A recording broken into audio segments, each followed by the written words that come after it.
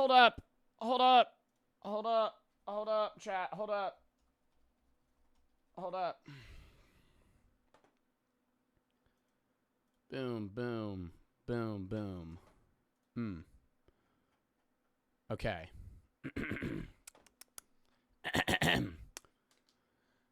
Hello, everybody flooding in. How's everybody doing on this fantastic Sunday, everybody? I'm in my pumpkin spice era, as you can see. Wearing a nice fall scarf.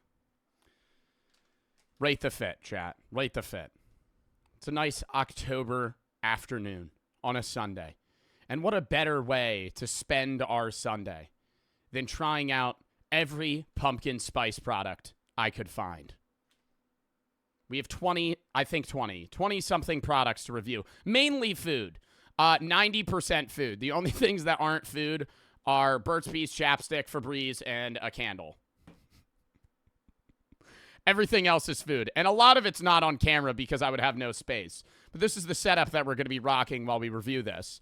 We are going to be rating our products. Number one today is going to be pumpkin spice review and then reacts. We're also doing reacts today. So for the people that are like, where's the fucking reacts? We're doing reacts. But I wanted to start out with this because I have some things that go bad quickly.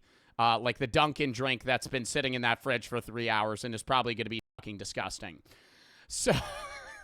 So we're starting out with this, then we're going to transition into reacts.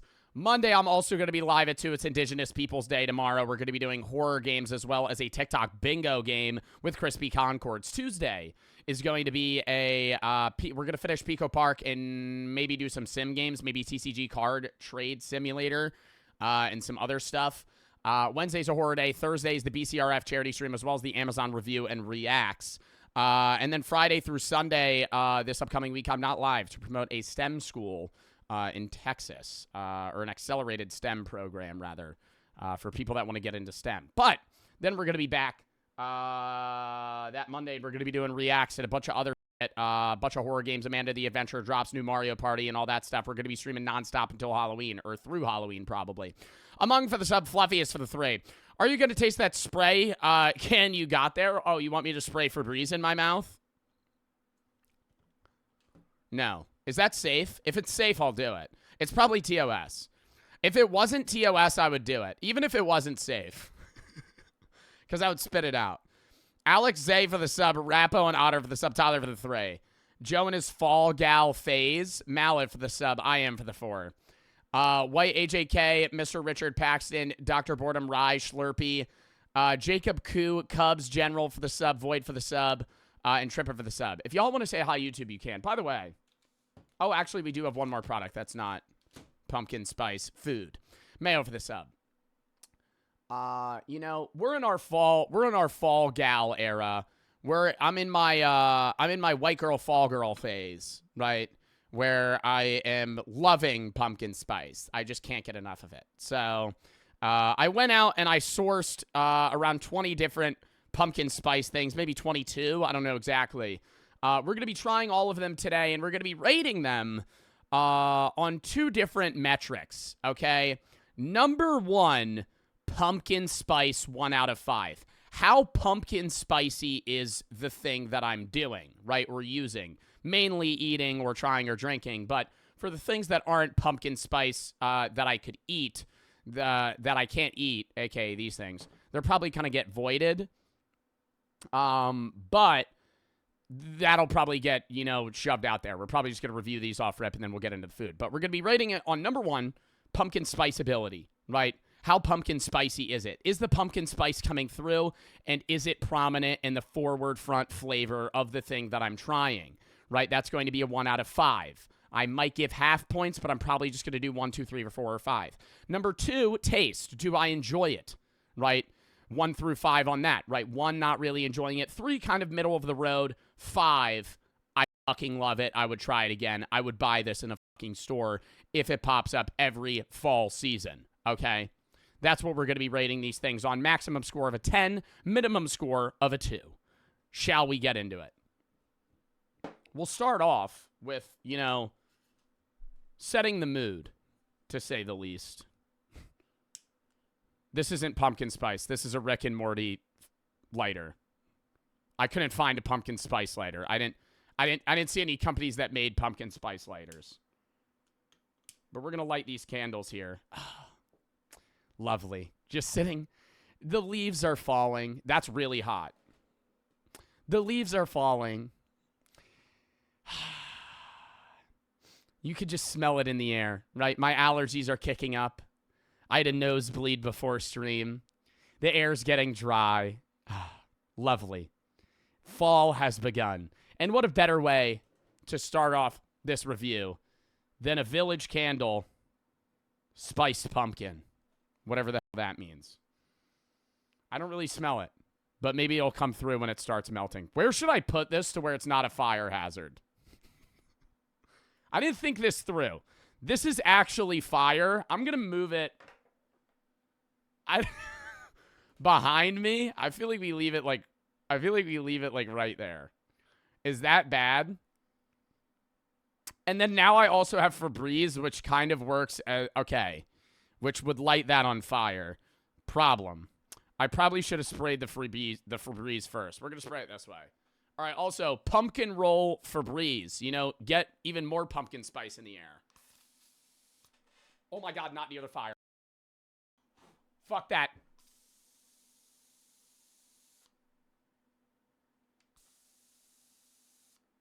It's just landing on me. There's no sprayability. I'm wet now. Oh my God. Hold up. Ugh. Ugh. Oh yeah, that's pumpkin spice. All right. Now everything's fucking wet. Oh my God. What a terrible way to start this, chat. Okay. Let's relight the candle. Fuck that. Fuck the pumpkin spice Febreze. I can't rate those out of 10 because I'm not going to eat them. But out of pumpkin spice smell, I'm going to give it a 4. The candle's going to get a fucking 2. But at least it's a vibe. All right. Let's start it up. Let's start it up. We're going to start off with something that is probably going to be fucking disgusting. I ordered this 3 hours ago. I'm not a good YouTuber. Okay, I didn't plan this out well. It is the pumpkin spice signature latte, iced pumpkin spice. It's melted. There used to be froth and way less. It looked less milky. I think it's a little watered down here.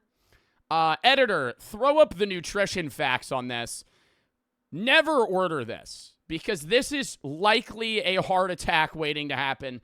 This is probably 150 grams of sugar, 3 pumpkin spice swirl shots, 3 vanilla shots, milk whipped cream, a caramel drizzle, and 1 cinnamon sugar shot.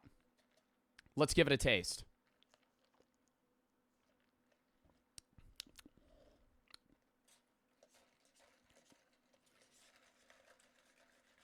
Oh, wait, I got to do it like I'm a fall girl.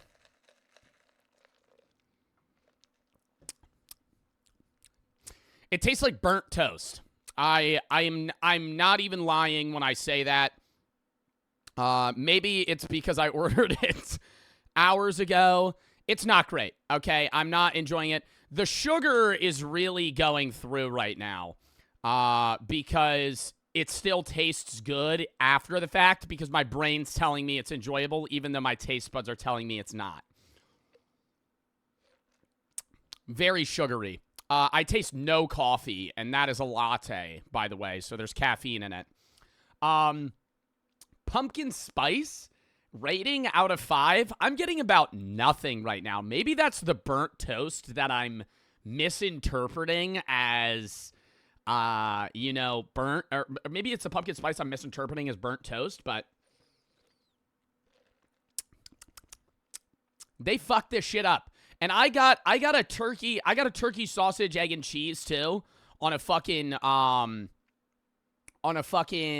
biscuit, and it was really good, right?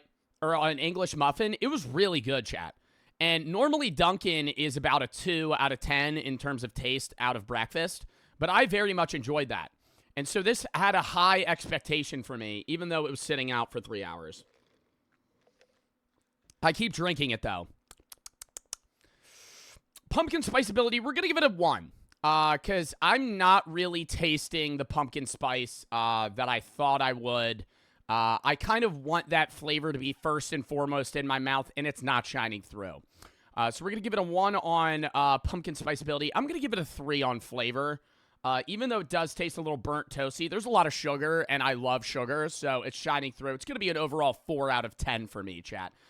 Get this the fuck out of here. What do I do with it? We're going to put it back in the fridge. I might drink more later. I probably shouldn't, but we might. Okay. Now, more from Dunkin is what Dunkin is known for, not muffins. Donuts. Donuts. I'm looking in the camera, so it's inverted, so I pointed at the muffin when I was supposed to point at the donut. Anyways, donuts from Dunkin, they have a pumpkin spice donut, except I'm a dumbass, and this is an apple cider donut. I didn't realize until I had already left the Dunkin and was on the way home. This is a pumpkin muffin. This is an apple cider donut. It was on their fall menu, chat. Get this scarf the fuck off of me. I'm sweating. It was on their fall menu. I thought it was I don't know why I'm with Brooke. I ordered the apple cider donut. And I'm like, oh yeah, I got everything. We're 10 minutes away. And she goes, why didn't you order the pumpkin spice donut? I'm like, I did. She's like, no, you ordered an apple cider donut. I was like, it was on the fall menu. She was like, that's the wrong thing. So, you know, we're going to include it in the review. But it's not pumpkin spice. It's apple cider.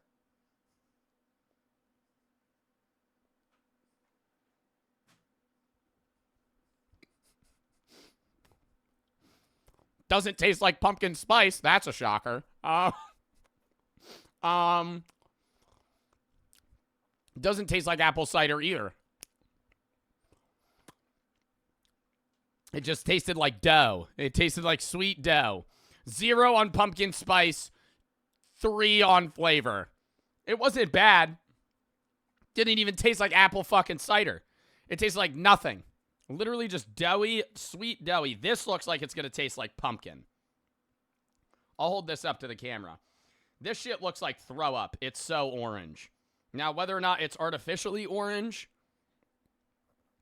or pumpkin spice orange, look at that.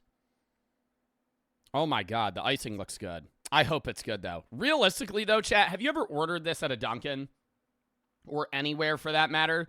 Like, who the fuck is pulling up? Maybe the pumpkin spice latte somebody's getting. But who the hell is going to a Dunkin' Donuts and being like, oh my God, it's October. I could get the pumpkin muffin. No one's looking forward to this. It looks good. Oh God, it smells like pumpkin spice.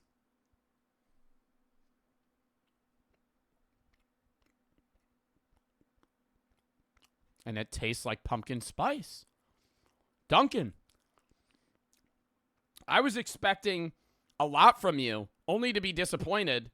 And then I was expecting this to be atrocious on all 3 accounts. This is very pumpkin-y. It looks gross. It kind of looks like vomit. It looks like somebody threw up in muffin mixture, but... or muffin batter. Now, I also have to say... I'm not really a fan of pumpkin spice.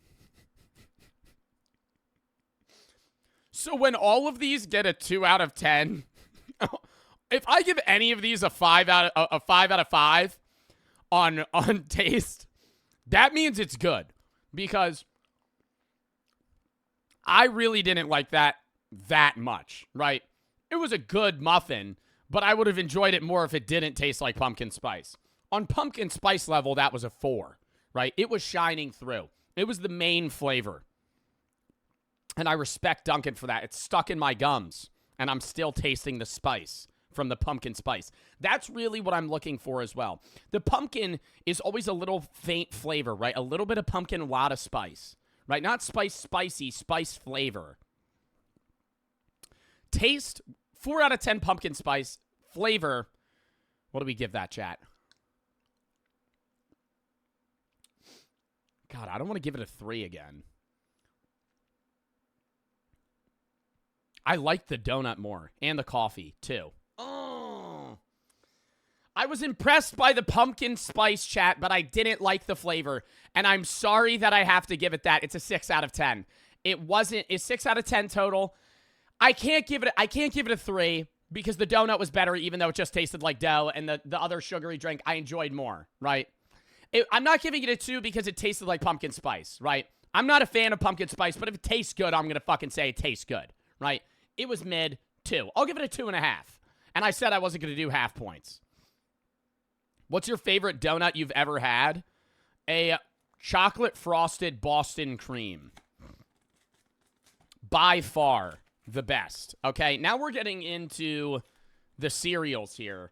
We have not one. Okay, this is becoming a fire hazard. That could have been bad. Cardboard on a candle. Not great. Let's close that. Let's move that out of the way. Anyways, we have not 1, not 2, not 3, but 4 pumpkin spice cereals. Kellogg's. Are all of these Kellogg's? Are all of these fucking Kellogg's? Is Cheerios Kellogg's? No. All of these are Kellogg's but Cheerios. So this is the same fucking company. They're not even competitors. They've just released Special K pumpkin spice, Frosted Mini Wheats, pumpkin pie, which, chat, we say that counts, okay? Pumpkin pie, fine, that's pumpkin spice. I'm rating pumpkin flavor here, okay? That's pumpkin spice in my book. And then we have Frosted Flakes pumpkin spice and General Mills Cheerios. Limited edition pumpkin spice Cheerios with oats. Lovely. Okay. We're going to start off with the Frosted Flakes pumpkin spice. I did bring... Let me not break these. I have 4 different bowls. Because, chat, as everybody knows, the milk matters, okay? The milk flavor matters. I can't taint the cereal. If I have one bowl and I pour the Frosted Flakes in it, and then I pour the milk, right? And then I reuse the same milk, gonna be a problem. I'm just realizing I'm an idiot. I could just drink the milk. Okay, we're gonna use one bowl here. I don't have a spoon. Problem. I don't have a spoon. I bought 4 bowls when I could have just used one and drank the milk. And I don't have a spoon. I need to go get a spoon. Chat! Count me down 30 seconds. I need to go get a spoon. Fuck!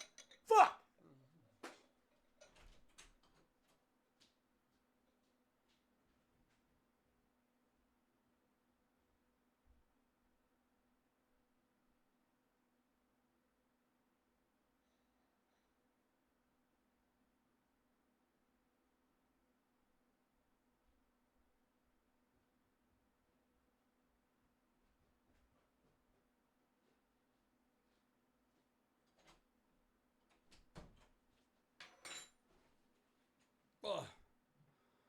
We're back. Blondie Zap Nova for the sub. Lol Evil X for the sub. Prime for the sub. Or for the 2 subs. PFN for the sub. Yummy for the 3.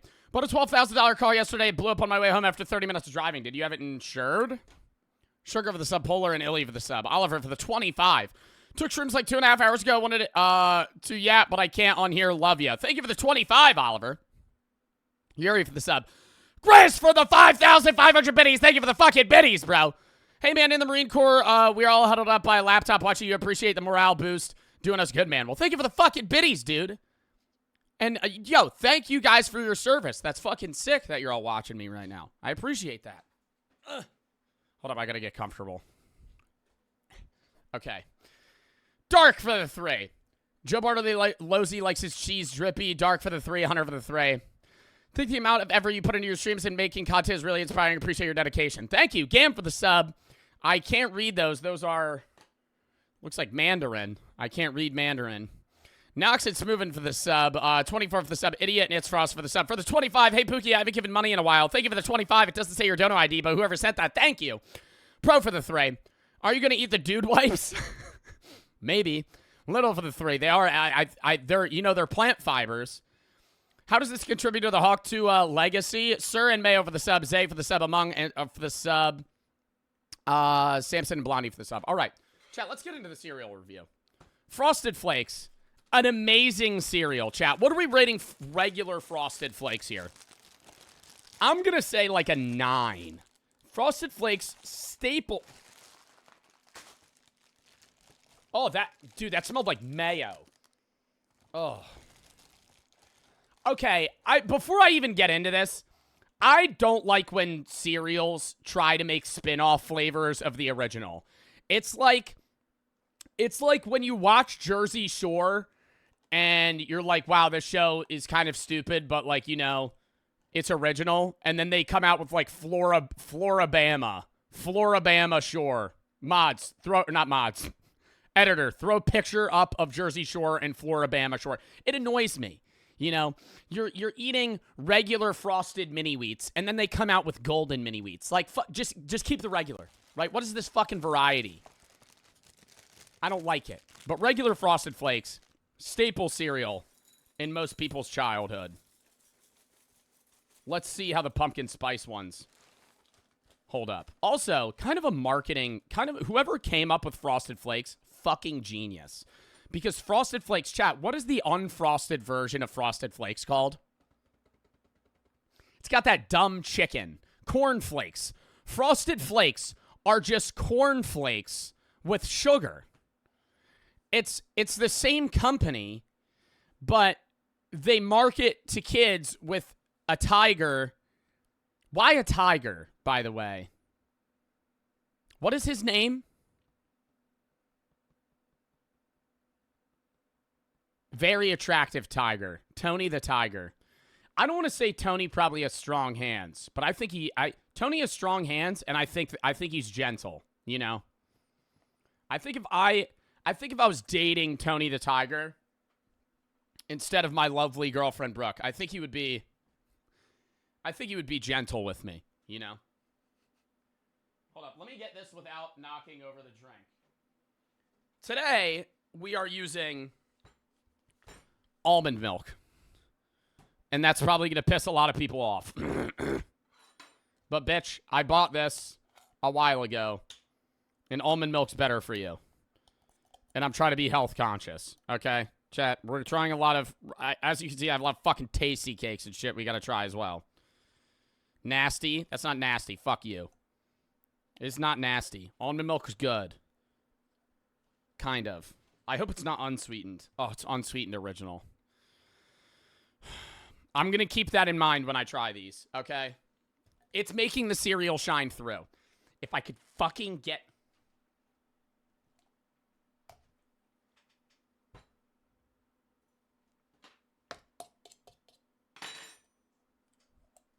Problem solved. They call me the problem solver. I think I just got a metal flake in the milk. Yeah. Hopefully it doesn't go through. Or hopefully I don't eat it, rather. Can I get this off the rim? Beautiful. Lovely. Lovely. Let's get it going. Okay. Frosted Flakes. I put way too much. I should have kept the 4 bowls. Chat, that's why I had the 4 bowls, is because I'm only going to do 1. I'll throw it in the trash.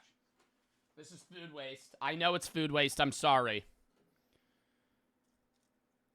I'm going to be planting 1,000,000 trees in Georgia to make up.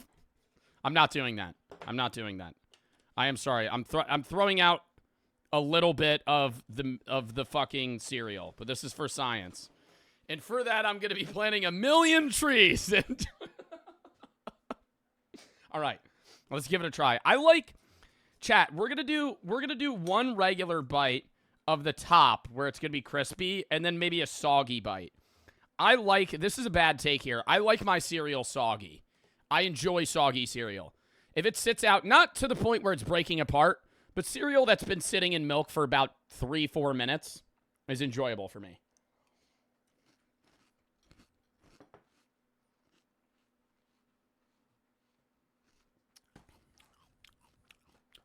Pumpkin spice. 0 pumpkin spice. None. It just tastes like Frosted Flakes.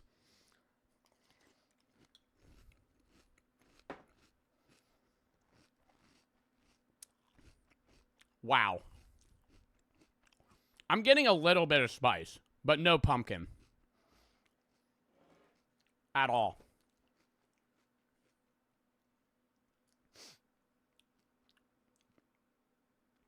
This isn't even pumpkin spice. Reading the ingredients. These are the only ingredients.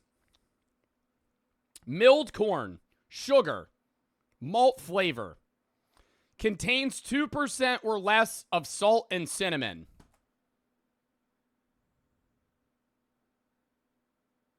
Where's the fucking pump? It says natural flavor too. Maybe that's where the pumpkin is. This is just a marketing scam.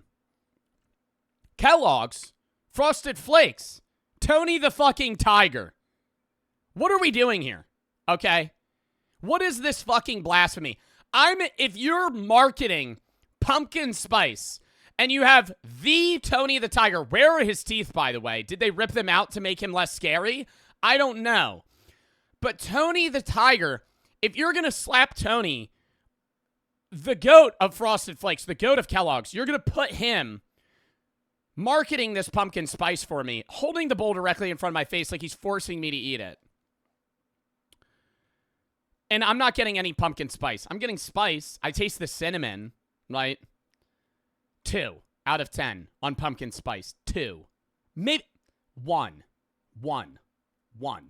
Because should I be able to give zeros? Can we swap and I'm able to give zeros?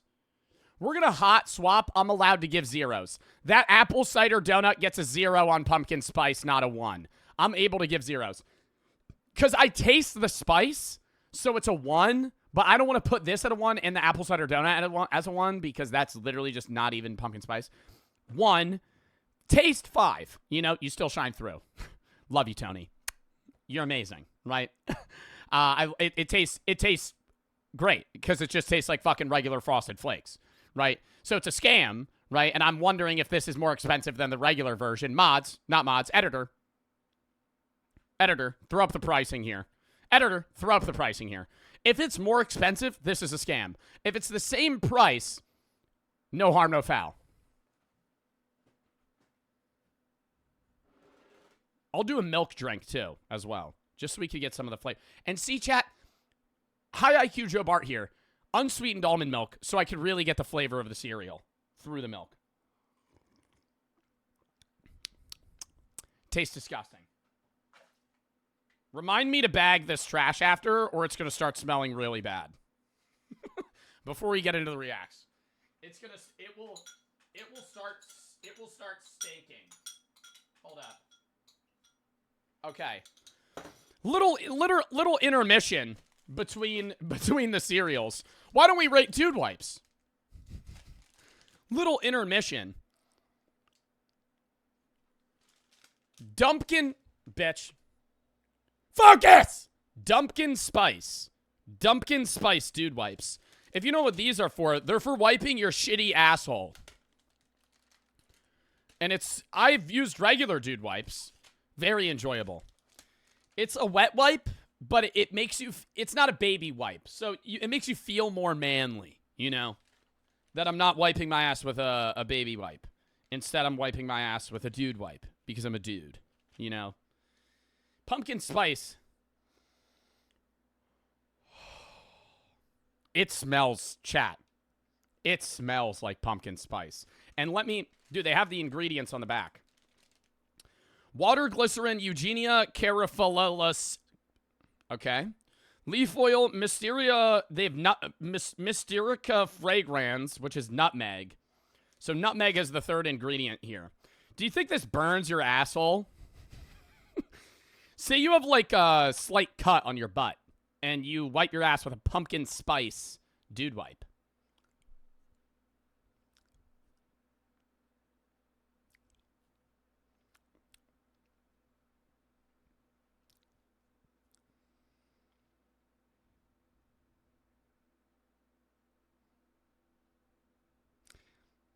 Not great.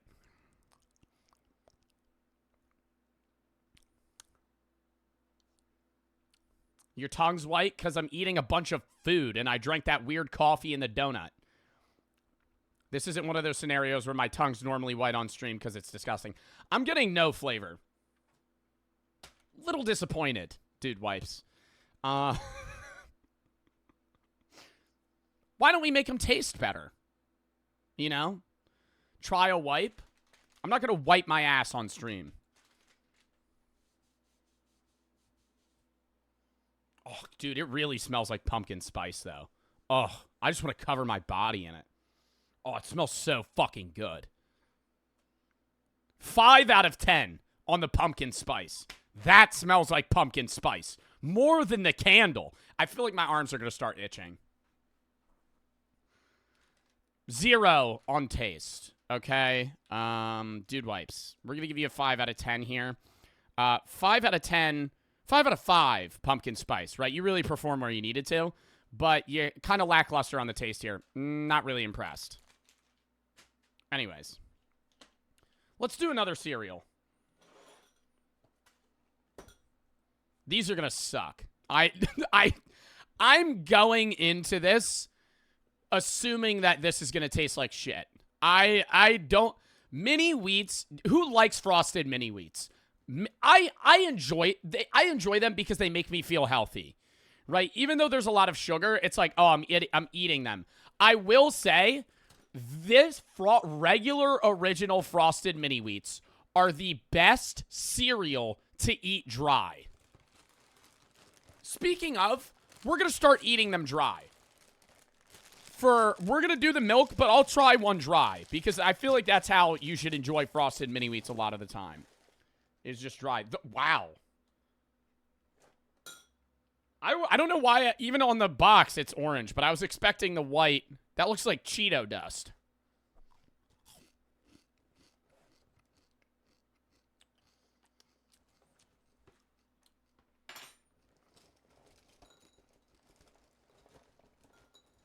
Visually unappealing. Really visually unappealing.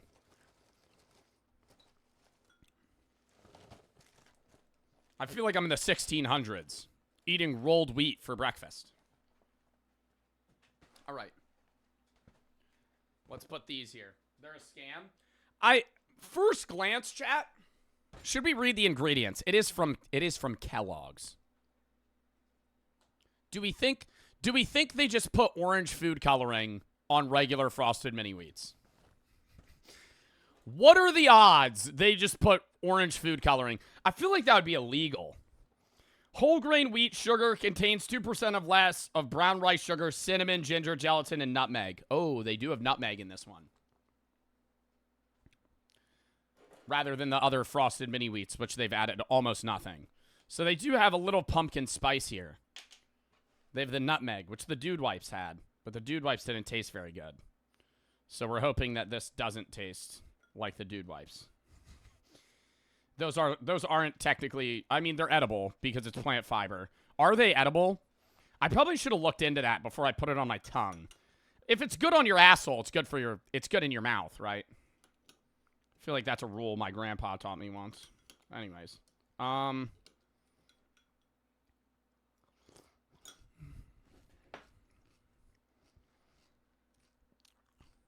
It has gelatin. I'm able to eat gelatin.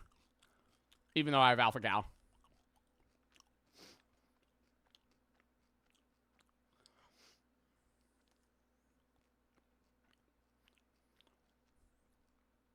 I mean, dude, they really just taste They really just taste... Dude, don't they look disgusting? Like, I don't know. Orange frosting. Like that... Am I wrong in saying that literally just looks like Dorito cheese? Moldy? They look gross. I wouldn't buy... I would rather buy the Frosted Flakes. Just because... I mean, obviously, yeah, they just taste like regular Frosted Flakes. These... I'm tasting pumpkin spice, right? I'm going to give it a 3 on... No, I'm going to give it a 2. Because it's not really... I'm not getting any pumpkin flavor. I'm just getting the nutmeg. That's the only thing that I'm tasting from this is the nutmeg. And so it's going to get a 2 on pumpkin spice rating.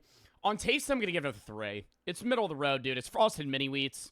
They're orange, which is kind of making me a little grossed out. And I don't enjoy that. I'll try the milk. Maybe I'll get a little bit more. Not at all. Yuck. All right. I don't know what their total score was. I give it a 2 and a 3. 5 out of 10. Frosted Mini Wheats. Congratulations. Another intermediate break between the cereals. We have Burt's Bees Pumpkin Spice Chapstick.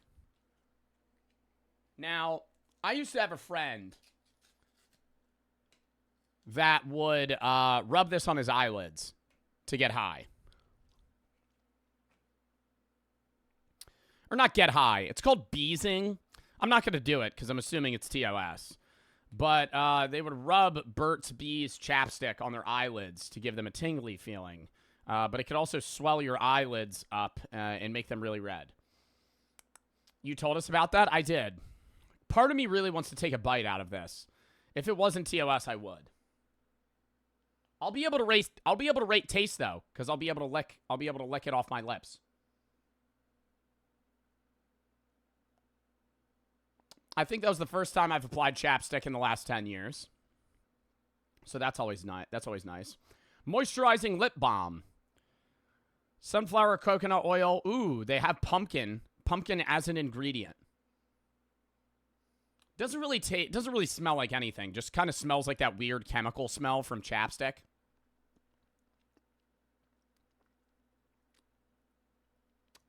No flavor. I'm getting... Oh my god, that had the Febreze on it. Fuck. I'm getting a tingly feeling on my lips. Will this swell my lips up? I don't know.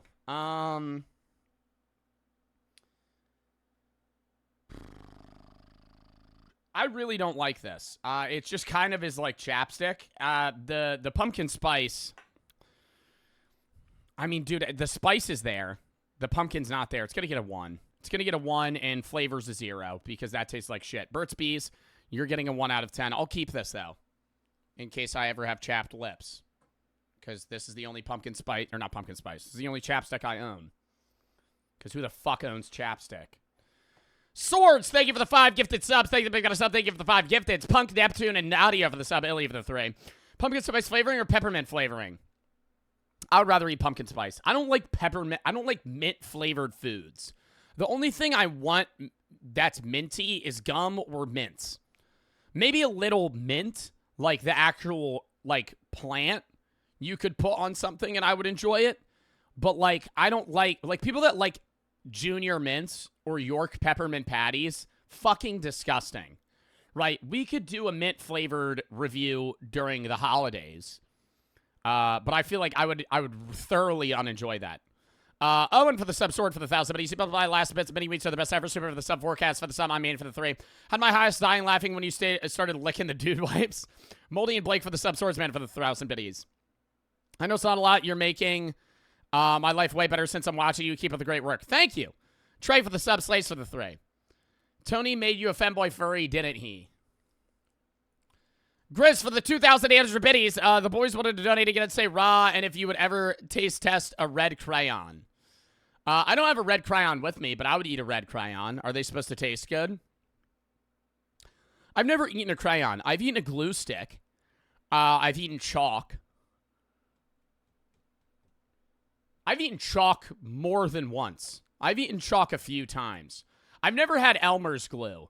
And I've been told that Elmer's glue isn't that bad. It's supposed to be non-toxic because kids will eat it because they're stupid. Swords, thank you for the 5 gifted subs. Thank you for the big sub. Thank you for the 5 gifted. The Dream sends Ross to T3 for the sub. Cole for the 3. Bro's eating sugary cereal, but is worried about the milk being unhealthy. For the 4, you're going to turn into the Pumpkin Spice Girl for the Canyon Meat video. The Meb and Benea for the sub. Samson and Blondie for the sub. Vivio for the sub. All right. Lock it in for the next one, chat. I kind of have high hopes for this. I don't know why, but I feel like Special K, whenever I've had Special K, if it says it's flavored something, it's always flavored that way. Even though this is Kellogg's and it's technically the same company, I feel like they're really going to do well here. Never mind, I'm not reading any ingredients that have any sort of pumpkin spice. Oh, there's nutmeg. Okay, real talk, I think they just change the branding and add nutmeg to these. I think I'm unraveling a conspiracy here. This is a scam.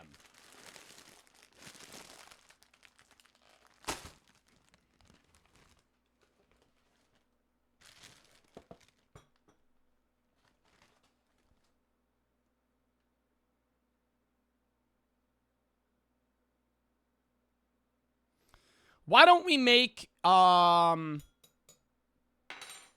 know, cereal bags a little easier to...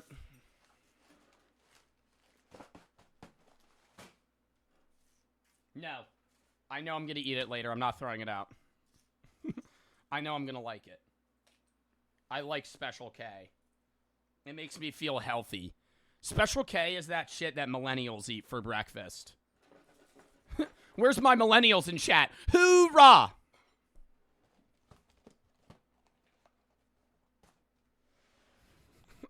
The 5 millennials in chat. I eat Special K for breakfast. I'm not making fun of you guys. What is this? What is that? And why do I only have one of them? Oh, no, there's a few. Is that vanilla?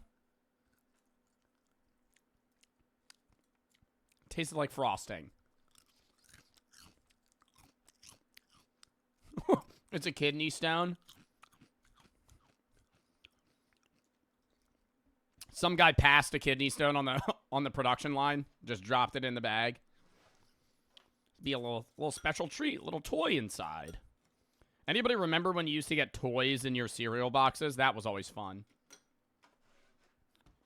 And now the times have changed.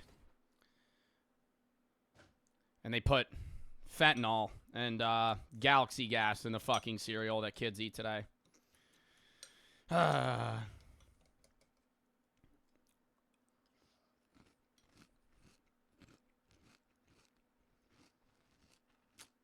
Remember box tops?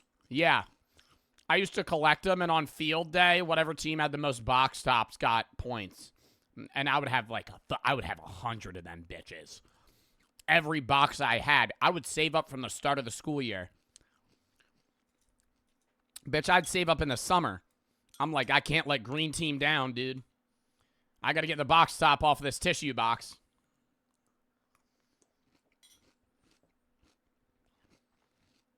Somebody said nerd. That's not a nerd. That's fucking dedication. No pumpkin spice. It just tastes like fucking Special K. 0. Literally 0. Like less than Frosted Flakes. Taste a 5. I love Special K.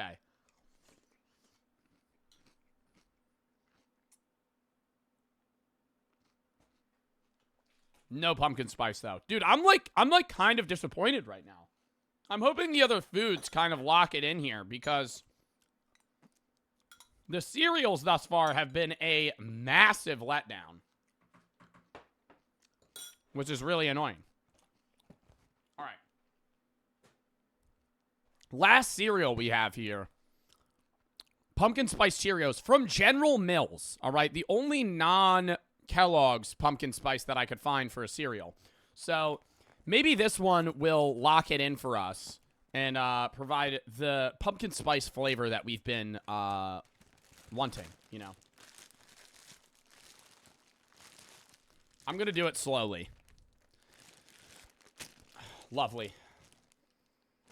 Smells like pumpkin spice. The ingredients are in Spanish. This side is in English. Lovely. Cinnamon's up there. Nutmeg's up there. Ooh. High hopes for this. They're a little more orange than the regular Cheerios are. It looks like they're covered in cinnamon. So maybe they actually will be pumpkin spice flavored. Spain mentioned. No, Spanish was mentioned. Spain was not. Datos de nutrición. Avena integral azúcar almidón de maíz. Jarabe refinado. Aceite de canola y girasol sal. Canela, fosfato, trisodico, nuez, moscato, clavo de olor. That's what I sounded like giving a presentation in Spanish, too. Hola, me llamo Jose. Me gusta trabajo.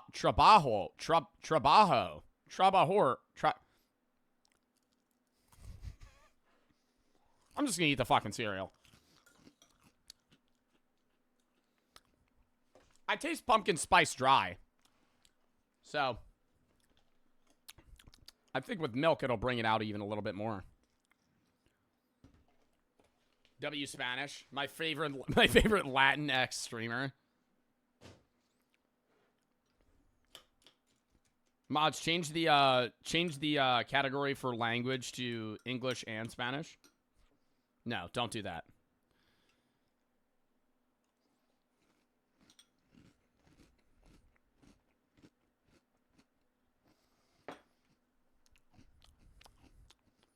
I'm so happy we're done with the cereals. I'm starting to feel nauseous from this shit. You ever eat too much cereal and you just feel like shit?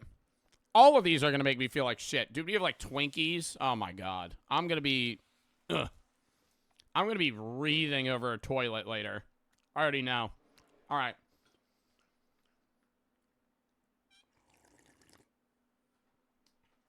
I taste the, brother.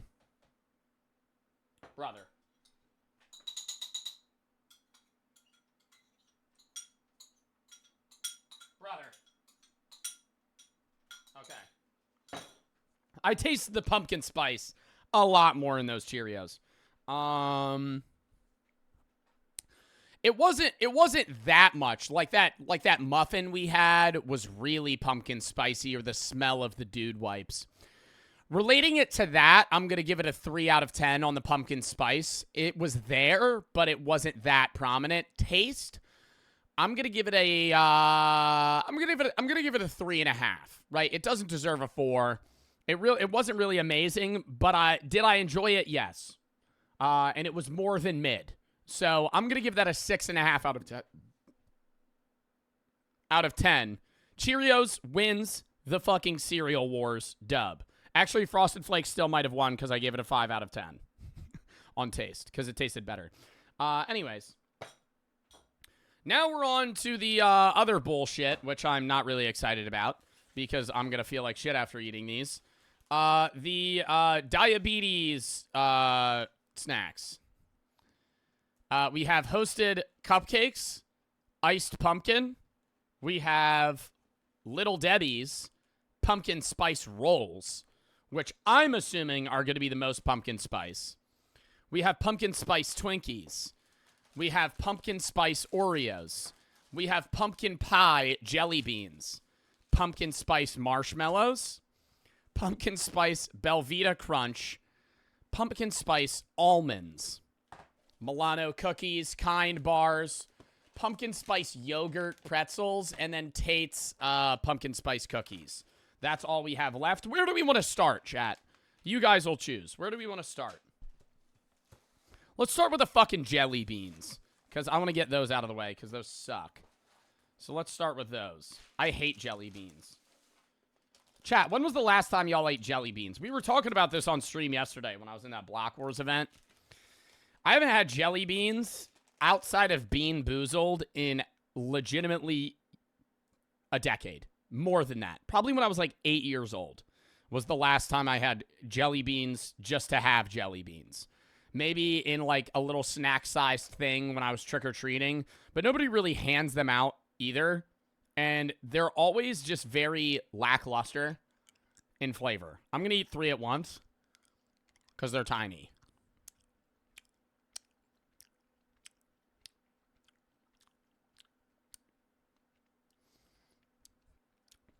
No lie, it tastes like Hubba Bubba bubble gum. No pumpkin pie. None. It literally tastes like I'm chewing bubble gum. Or what's that bubble gum that comes in that yellow wrapper that loses flavor and gets hard in like a minute? That's disgusting. I'm actually throwing those out. 0 on both ends. Those fucking jelly beans were actually horrific. Pumpkin pie jelly beans, get the fuck out of here. That did not taste like pumpkin pie at all. That tasted like, not juicy fruit. That shit tasted like double bubble. That shit tasted like Hubba Bubba fucking bubble gum, pink bubble gum. It chewed like it as well, and it was like it was left in the car too long. You ever chew gum that's been in the car too long and it's no longer gummy, and it's like you could chew and swallow it? It like doesn't maintain its elasticity. That was what it was like. That was fucking terrible. That was the worst thing I've had today. Next. Yeah, let's do the Oreos. Oreos never really let their viewers down. You know, they don't really let their supporters down. They're always kind of on par with whatever the flavor may be. Whether it be something simple like vanilla or something disgusting that you would question why would it be in an Oreo like Coca-Cola. All right, they're looking a little different than I thought they would in terms of icing. They smell like pumpkin spice and vanilla. The middle is very orange, almost brown. It's so orange.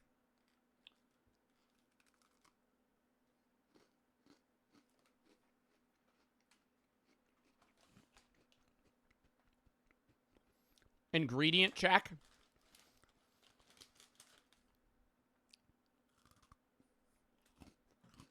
Not eating the whole thing. There's paprika in this. Weird. Pumpkin spice, it's really not much. It's giving me like a 2.5. Not a 3, not even middle of the tier, just a little below that. I taste the spice, but it's mainly sugar because Oreos are so fucking sugary. Taste is a 5. They're fucking amazing. I think the vanilla Oreos are better. Chat, what is better, vanilla or regular Oreos? I like the vanilla ones more, and the cookie they have is more similar to the vanilla ones, just with a little, you know, pumpkin spice flavoring. So, for that reason, I'm going to give it a 2.5 on pumpkin spice, but a 5 on taste. That might be our leader. That might be our leader. 7.5 total score. I don't know if something's above that, chat. Is there anything above that currently? Push-ups? I'm not doing that. Refund that.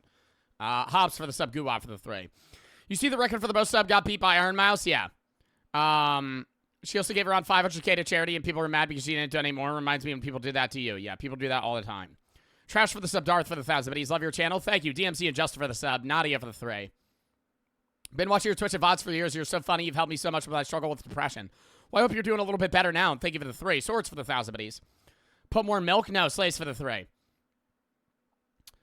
I want to say that me and my fiance watch you all the time. We have a 19-month-old, so we watch the VODs on YouTube. But honestly, you help us bond in a way. We were stressed out. We are only 20 and 21. I think it's funny when you say you're too young to have a kid right now. Love you, bro, and you help so many people. Sorry for the long message. Well, thank you for the 3. Slays for the 3. And I'm glad that you and your fiance like watching my content. I always say I'm too young to have a kid just because I don't think that I could raise... I think I could raise a kid now, but I'm 22. I wouldn't want to, right, if I'm being real. But when I was like 18, 19, if you give me a kid and you're like, hey, keep this thing alive, I mean, I could keep it alive. But would it grow up to be a flourishing person? Probably not. Yeah, now, yeah, I think I could raise a human being. But then, no, definitely not. Well, for the sub, but that's also me. Adam for the sub, please, and Hearts for the sub. Swords, thank you for the 5. Hobbs for the sub. All right. Next! Twinkies. Hostess Twinkies. Twinkies themselves are fucking fire. Anybody remember that era where they discontinued them for like a year? How long? Somebody Google how long they were discontinued. Because I remember watching like Rhett and Link videos where they were buying them on eBay for like fucking $100. And everybody was like, the Twinkies are gone. And people were freaking out, and then they brought them back. These are actually fucking terrible for you. I have to say as well. Like, actually terrible for you. Reading the editor, throw up the calorie information for 2 Twinkies. 2 Twinkies is a serving size, 4 grams of saturated fat and 30 grams of sugar. Wow. And they have cholesterol. How? No idea. I could probably eat an entire case of these, though. No problem. Very airy. Easy to eat. If I ever did a 10,000 calorie challenge, I think I would just eat Twinkies. Because this shit, oh my god, look how golden and fluffy they are. You ever see the video too, editor? Editor, throw up the image of Twinkies or video of Twinkies where they left it in a jar for like 30 years and it looked exactly the same. It didn't change. Pumpkin spice Twinkie. Wow. I'm getting pumpkin spice. The filling also looks like it has some level of pumpkin spice in it. It has these weird like brown flakes in it. I hope it's not rotten. As I say, I doubt it's rotten. I could probably eat this in 5 years if I left this out on my table for 5 years. Anyways.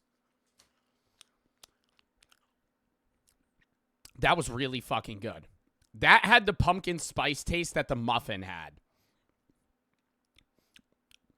4 on pumpkin spice. 5 on flavor. Is that too much, chat? Should we lower it? 9 out of 10 for the Twinkies? I don't know. No, I feel like that's deserved. I feel like that's well deserved. That was really good. That was really fucking good. It was as good as a regular Twinkie, but just different because it was pumpkin spice, right? It wasn't like other products where it's like reducing the quality because it's more pumpkin spice. It paired well with the regular Twinkie flavor and consistency. And for that reason, I'm going to give it a 9 total. Is it expired? I doubt it. I just bought it. Next! Little Debbie's pumpkin spice rolls. Okay, I don't know if this is fucked up. Doesn't Little Debbie kind of look like she would stab you in your sleep? Like the image they have of her. Like it looks like if she was like your kid, you would wake up in the middle of the night and she would be like holding a big kitchen knife, like one of those scream knives over your body, and she'd be like, "Oh, you're awake. Oh, you woke up. Weird. I was just checking to see if you were asleep," and then walks away. Pumpkin spice rolls. Oh.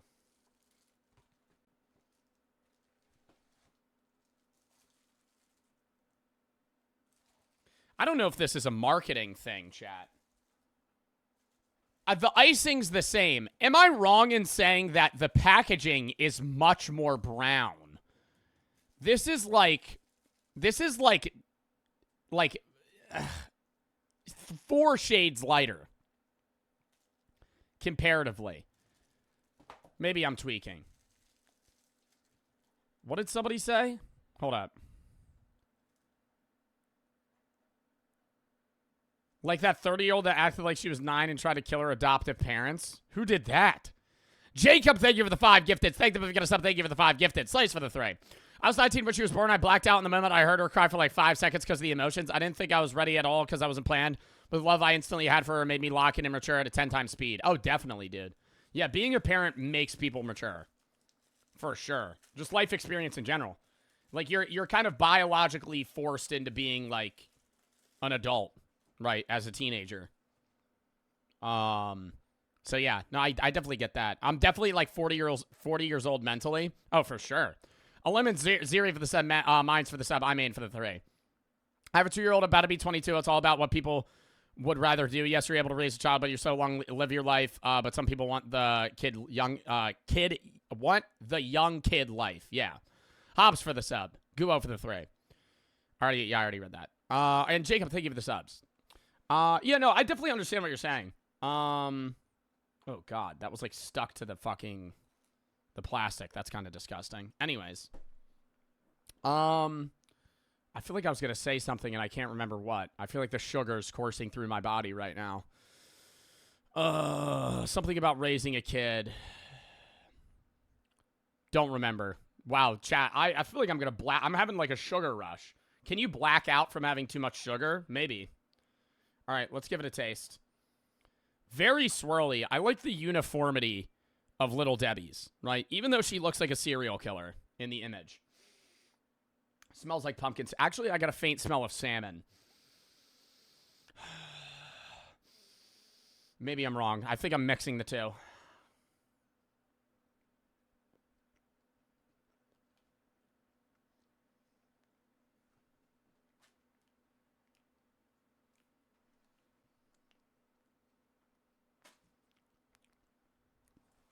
Little Debbie. Little Debbie. You let me down, okay? You know that icing that comes on pre-packaged cupcakes that you give to your classmates when it's your birthday in 2nd grade? And it's not really good icing. It's not like that buttermilk icing. It's like that ice cream that's like, or that icing that's kind of just like whipped cream. You know what I mean? It's like the shitty icing. It's like that. That's like the full center there. Yeah, it's like whipped ice. It's not good. It's bad. It's cream cheese icing. This is cream cheese icing? Or the icing that's... What is the good icing? I don't know what the good icing is. But the icing that I don't enjoy, where it's like too light, it's like fake, it's gross. That's what this tastes like. And I'm also getting like... I'm getting like a 2 on the pumpkin spice. I'm getting another 2 on flavor. Like, it's sugary, but it just reminds me of that, like, that joy that you had when somebody brought cupcakes in because it was somebody's birthday, and then you take a bite of it, and it's that shit icing. And your mood immediately tanks. It's not that buttercream icing, it's that boof-ass shit you get at, like, a fucking Walmart. No. 4 out of 10 total. Yuck. I did not enjoy that at all. Next. Milano pumpkin spice. Milano cookies are quite possibly an S-tier cookie in themselves.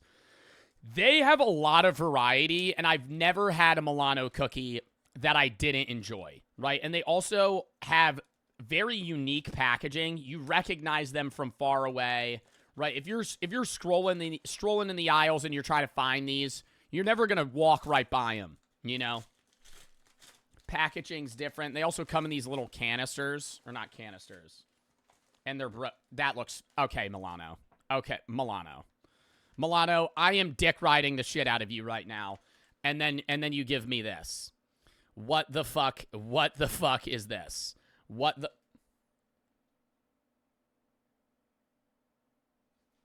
I was just gonna say, the serving size is like 2 cookies. I always just eat a whole thing.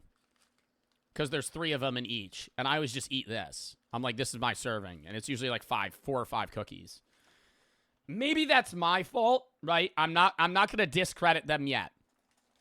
Because I could have like thrown it around, but all of them are broken. Like, mostly all of them are broken. And again, it's got that artificial Cheeto dust look to them.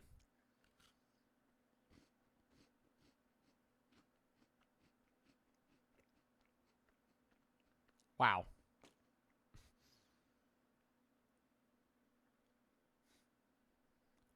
Milano.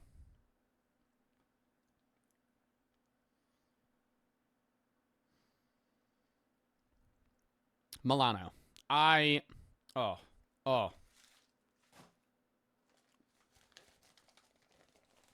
Bro, it has quite possibly the worst aftertaste. I need to drink, like, water or something. That actually tastes fucking disgusting. Like, on the aftermath. Off rip, you get no pumpkin spice flavor. Like, none. Like, it just tastes like a regular milk chocolate Milano cookie. So off the start, I was like, you know, this is going to get like a 4 or 5 on taste. But it's going to get a 0 on number 1 presentation, number 2, pumpkin spice. And then it hits you.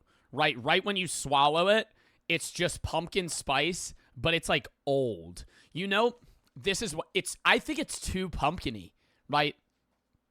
I don't want to say it broke the scale. You know when? Oh no, it's not pumpkin spice. You know what it is? You know when you're carving a pumpkin and you're scooping the goop out of the pumpkin, and I don't know if this is relatable. It makes me gag. Feeling the it's what I imagine hospital workers do, or have the feeling hospital workers have when they're helping, you know, a mom give birth, and then they hold the child and they're wet and like covered in placenta or whatever it is. Like that, when I'm scooping the goop out of a pumpkin, I get that, like, the smell is foul, and the feeling of scooping it is disgusting. Back to what I was saying. The smell when you're scooping the pumpkin guts out of the fucking pumpkin is the taste and the aftertaste of the Milano cookies. It's so dead on pumpkin that it's bad, right? Milano, you did a great job on emulating pumpkin.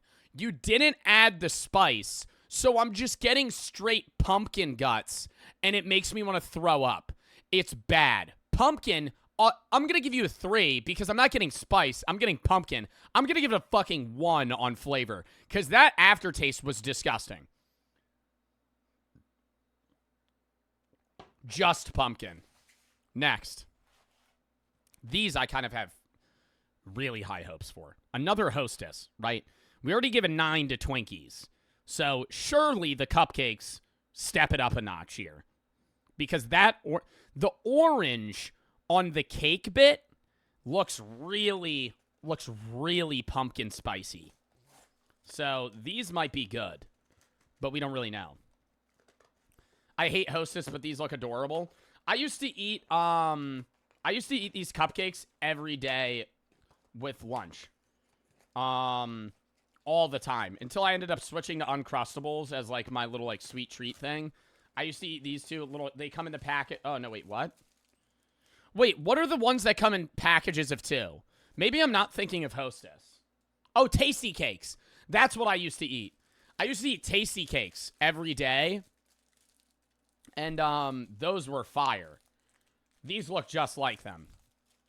Ding dongs. I did also used to eat ding dongs. Tasty Cakes. Zebra cakes are pretty good. Yeah, they are. All right.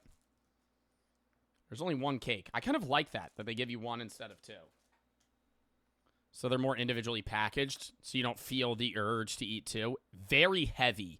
Do you see it sagging under the weight of my finger?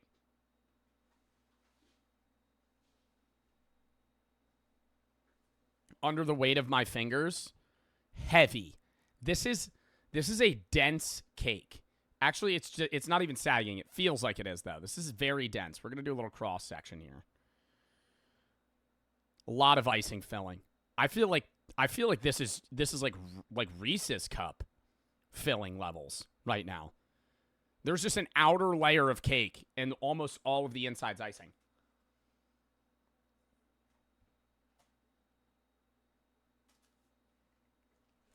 Oh my god. Oh my.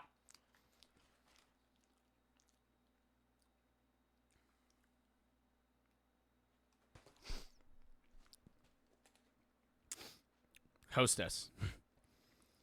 While you, as a company, definitely contribute to the mass amount of Americans with diabetes and obesity, you ate this shit up. I am not that big of a fan of pumpkin spice. But when I tell you, the pumpkin spice here shines through more than anything I've had, more than the Twinkies themselves. And that buttermilk icing on top with that little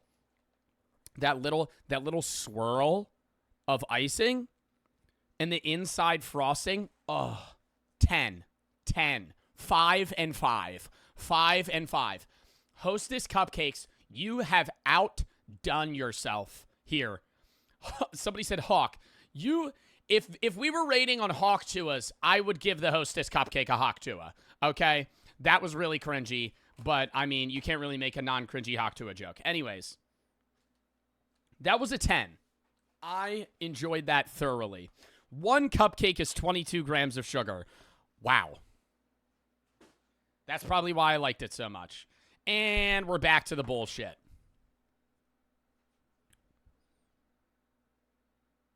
Planters.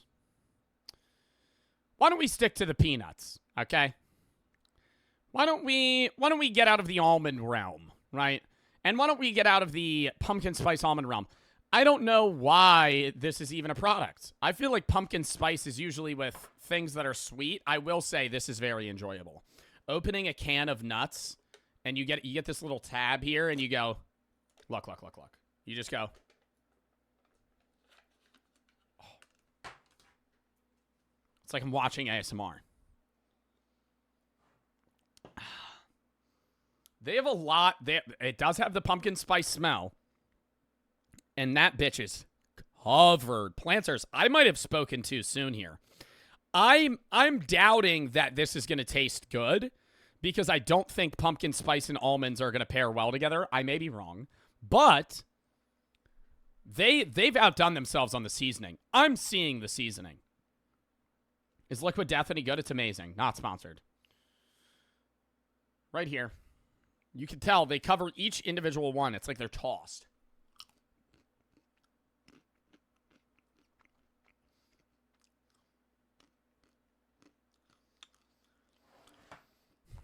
I'm like, this is a confusing flavor for me. Because when you think of pumpkin spice, you're usually thinking of like coffee or something like that. Like a specialty coffee drink or cookies. Like pumpkin spiced wafers are usually like more so what people are like recognizing. But it's weird to taste it on almonds. It's only 4 grams of added sugar per serving. 25 almonds. Anyways. Chat, where do we want to rank these? I wasn't appalled, right? It wasn't gross. Did I enjoy it as much as I would maybe like a sriracha almond or like a spicy pistachio? No. Right?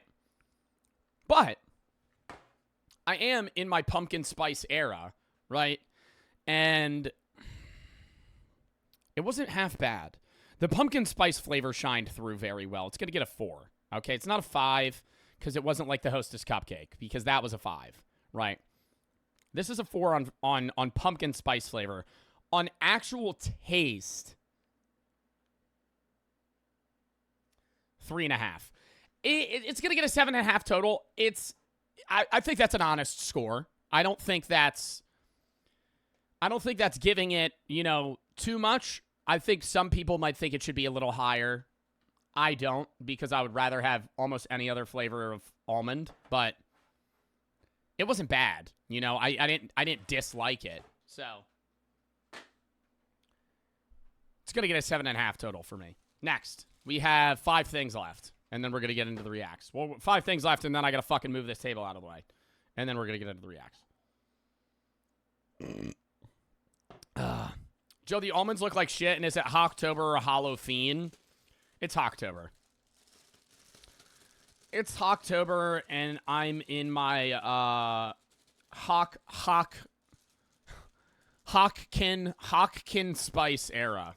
All right, next.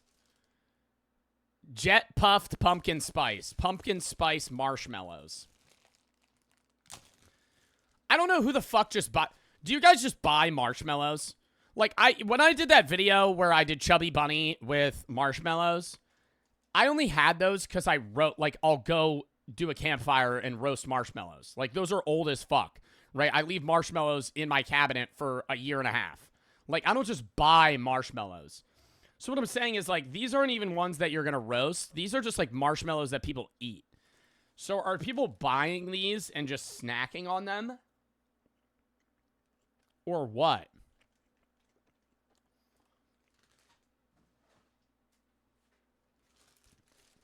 No. No. 1 and 1. This is getting a 2, and I would not be surprised if these sit in my cabinet for the next 5 years, because those are horrible. They have no sugar, I mean, they are sugary, but you don't really taste the sugar. You just taste, like, a little bit of cinnamon, which I guess you could call pumpkin spice, and they're in the shape of pumpkins, which I guess is fucking unique, but not really, because with modern technology, it's not that hard to do that. Anyways, Jet Puffed, massive letdown. That was a 2 out of 10. That was fucking disgusting. Not gonna make me throw up or anything. It's a marshmallow. It's not gonna make me gag. It's not like I'm eating fucking shit, but it was bad. I didn't enjoy it. 2. I love when you try food on stream. I love trying food on stream. I hope you guys enjoy it. Ali for the sub. Chimp and 4 for the sub. Brood Formidable for the sub. Diet for the 3. Do you think it's irresponsible to move out right at 18 with my girlfriend? We both have jobs. I farm and I work 70 hours a week. I get 30 an hour. I live in a small town with cheap rental properties. I'm asking for advice for what I do. I plan to do it anyway, but my parents and other friends are saying it's irresponsible and risky. We make around $3.5K a month after expenses.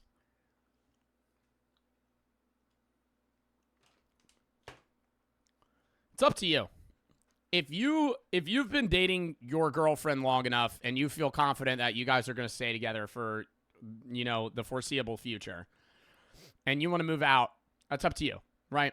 What I would say financially is that you're at a time in your life where the average person moves out of their parents' home after college at like 25, right? 24. If you want to move out and you feel comfortable doing so, you know, do it.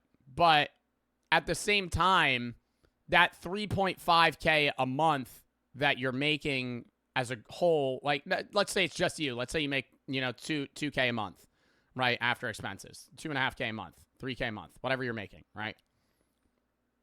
Instead of putting that towards rent, you could be, not financial advice, saving or investing that money, right? And then being able to put a down payment on a home or invest in whatever you feel, you know, is safe that way, you know?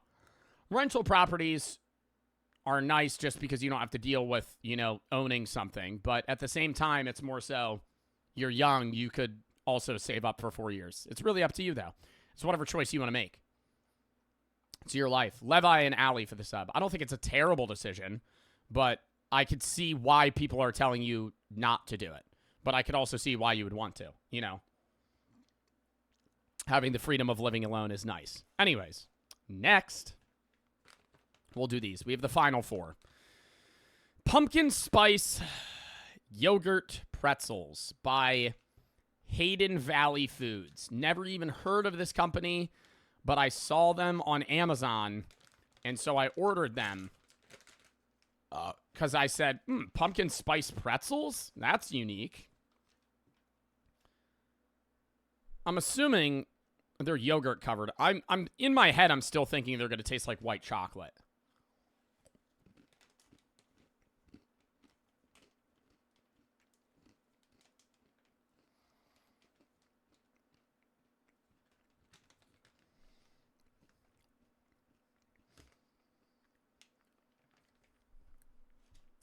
Pumpkin spice.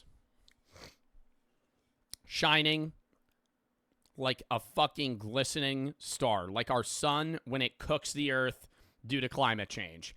It is there. It's there right in my face. Just like the cupcake was from Hostess, right?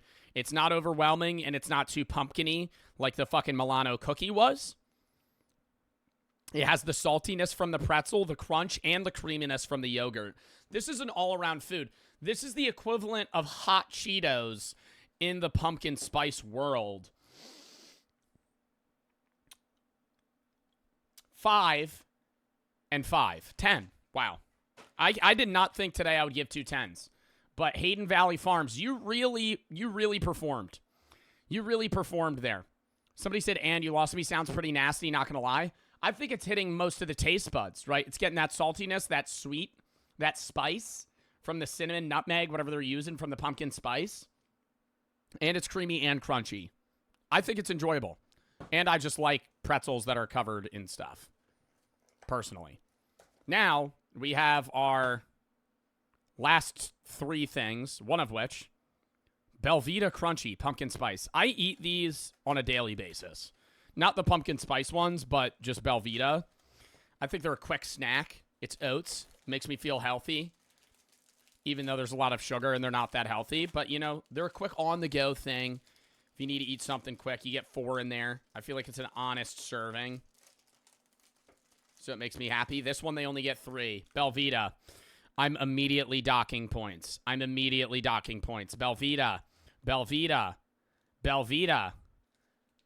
Belvita. Belvita. Chat, read this for me real quick.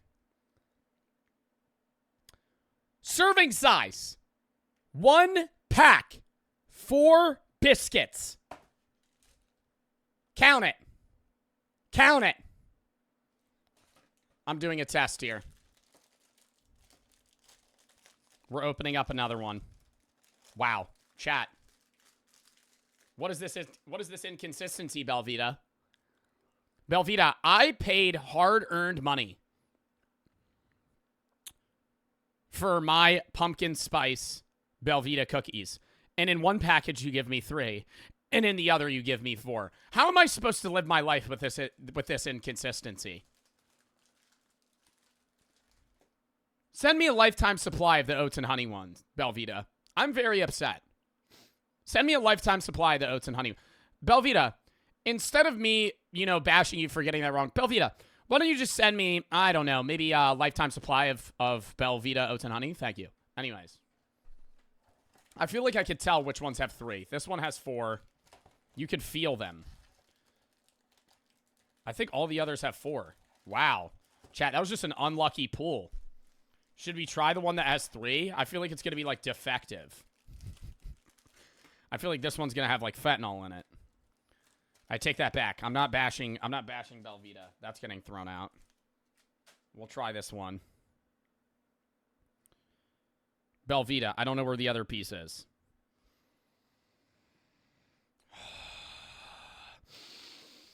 I'm getting the pumpkin spice. I'm getting the pumpkin spice scent.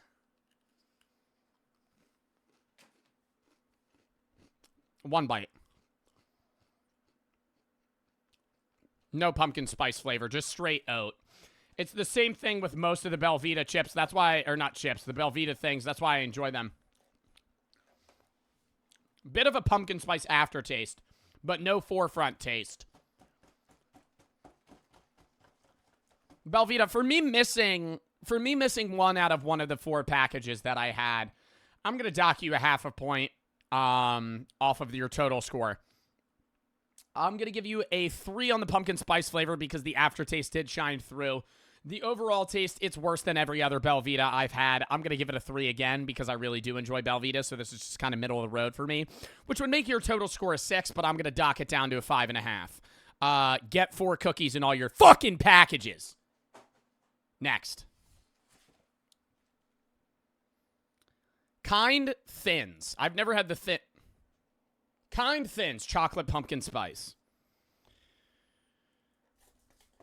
Never had the thin ones. I've had the thick ones. I've eaten these often. Usually at airports when 1 bar costs $12 because they upmarket, and then I do self-checkout and asks me for a tip.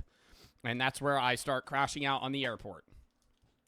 Because it's asking, who am I tipping? Nobody's there. There's a bunch of cameras. There's 1 worker that's sitting there on their phone. I self-check out myself, and then it asks me for a tip. And I always give tips, right? I've ranted about how if you don't tip, you're a dickhead. But oh my fucking God, no one's even helping me. And it's asking me for a tip. That's crazy. Why do airports do that? I don't know. Lazy as fuck. Like, what the fuck? I check out myself, and then it says, do you want to leave a tip? 13, 15, 18, 20, 22%. Get the fuck out of here. 0. Fat 0. And they're looking at you too? Yeah.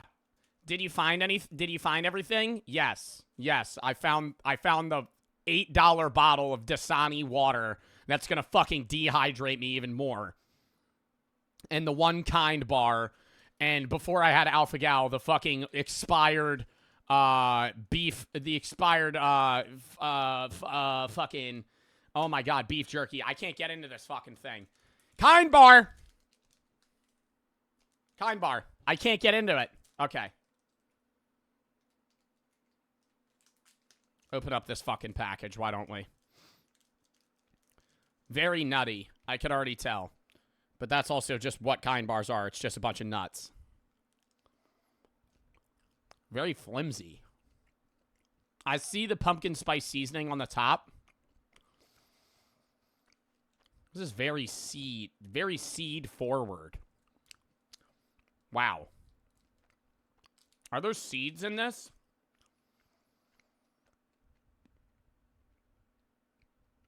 No. Chat, what the fuck are those small balls?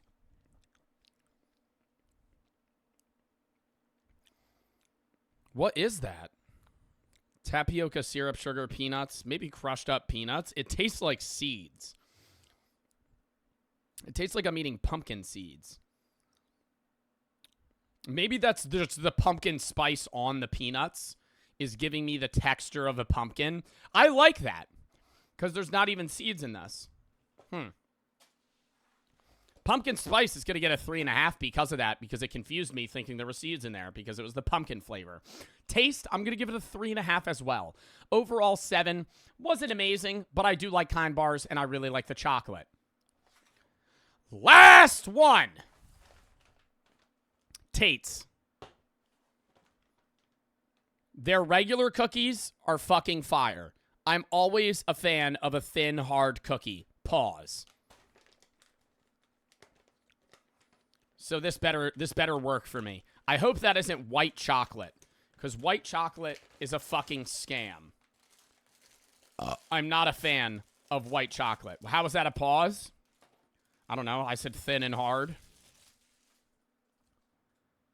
I'm not seeing anything on this. Tate's. Tate's.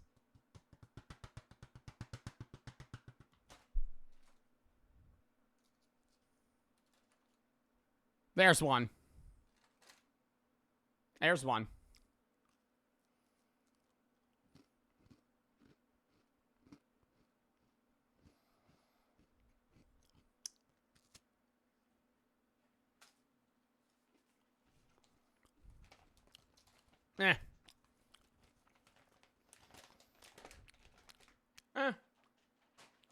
It's getting a little better.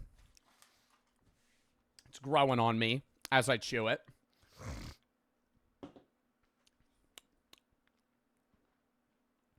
I don't know. I feel like a lot of the pastries and the cookies have a really thick pumpkin spice aftertaste.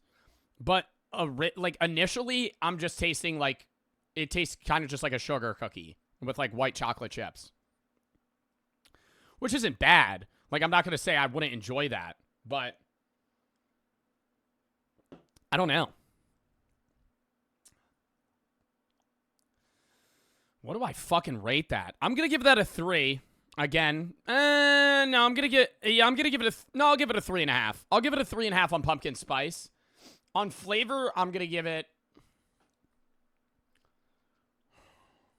It was good. I feel like I'm bashing it too much. I'm bashing it because I'm relating it to how I originally see Tate's chocolate chip cookies because I enjoy those. And I feel like that's unfair for me to do that. Because I would rate that a 5. I would give this a 4. So this is getting a 7.5. This is getting a 7.5. Tate's cookies. Congratulations. That means that our winners, the only 10s The only 10s today are both from Hostess. And then also honorary mention Dude Wipes for the 5 out of 10 or for the 5 out of 5 pumpkin spice. Really need to work on upping your taste game for your asshole wipes. Thank you. Make sure to have those taste better because they were kind of a letdown, right? Oh, the pretzels. Were the pretzels a 10? Wait. Did I give the pretzels a 10? Okay, these are the 10s. If you are a pumpkin spice fanatic, this is the official Joe Bart. Oh, no, the Twinkies were a 9. These are the only two 10s. The Twinkies were a 9. I was relating because Hostess did well altogether. I would still recommend the Twinkies. I would recommend a lot of things that we had. But if you are a pumpkin spice fanatic, these are the two things that I would recommend most for this October/fall, November into early December for the pumpkin spice fiends. This is the official Joe Bart recommendation. Hostess. Iced pumpkin cupcakes. And I don't even know where you'd buy these, but I got them on Amazon. Hayden Valley pumpkin spice yogurt pretzels. Very enjoyable. fucking stream segment. Thank you to everybody that tuned in and watched. And I'll catch y'all in the next video. Cut. Chat, we're still streaming. Okay. Now, I have the complicated process of having to clean everything up, which is going to take me 3 minutes. And then we're going to get into the reacts. We have a lot of reacts, too. That was also a nice segment. About an hour and a half. That's what I expected. All right. I enjoyed that. The next one that we're doing will be the Amazon review. We'll have this same table. That'll be this Thursday of all the Amazon products that you guys sent me. We'll be reviewing those. And a lot of those are disgusting. So it's going to be a change of pace. But we're going to do reacts today. Tomorrow I'm live at 2 p.m. doing it because it's Indigenous Peoples Day. We're going to be doing horror games and then TikTok bingo with Crispy Concords. Tuesday I'm going to finish Pico Park. Maybe do some sim games like TCG Card Trader. Wednesday's horror. Thursday is the Amazon review, the breast cancer relief, or not breast cancer relief, breast cancer research fund charity stream and reacts. And then the next charity stream will also be after that on November 1st, World Wildlife Fund. But then we're going to be gone Friday through Sunday because I'm promoting a STEM school in Texas. But we'll be back. I'm going to vlog that. And then we're going to be grinding content through Halloween. But yeah, we're not ending stream. But W stream segment in the chat. Flatty and C's for the sub. Final for the sub. IB and Spencer for the 3. Belvita slaps so hard. Bibalicious for the sub. Die for the 3. Solid non-financial advice. Leverus for the 3. My girlfriend and I just moved together. We're so much happier, and we're going to smoke this bowl in your honor. Have a good one, homie. My name is pronounced Levi. Oh, did I say it wrong? I think I said Levi. Levi. I give it the sub as well. Allie and Chimp for the sub. And congrats that you're living with your girlfriend now. Frost, Brood, and Formidable for the sub. Die for the 3. All right. Chat. Let's play some fucking Halloween music. What's a good Halloween song? What do y'all want to listen to while I clean up? T3 for the 3. My girlfriend and I have been watching for a while. One of the things that we do together allows us to spend time with each other. Never watch your streams, always watch your YouTube videos. But because of how enthusiastic she is about your streams, I came to watch it here, so I'm going to ask her, or ask this. Her name is Mia. Could you greet her on stream and say something nice to her? I'd like to screen record and send it to her. It would make her weak. Well, I don't know what your name is. I'm going to say your username. Mia. T3 Zenny. I don't know how to say your name. Your boyfriend. Your boyfriend. Don't know his name, but your boyfriend. Or her name, you know. I don't know. Her name, their name, you know. I'm not trying to assume. But Mia, your significant other. Do I want to say loves you very much? I don't know. I don't know if that's going to be awkward. I don't know where you guys are in this state of the relationship. Mia, your significant other was wondering, will you marry them? Will you? They want to propose. They picked out the ring, the venue. They have everything planned for the both of you. You guys could get married today. Let's just say you guys could get married today. What do you say? Yes? No? I love for the 3. You should play that Michael Jackson Halloween song. It's so good. What, Thriller? I can play Thriller while I clean up real quick. I gotta move this fucking table so I can sit down regularly. All right, chat, you gotta give me a minute. Listen to the fucking song.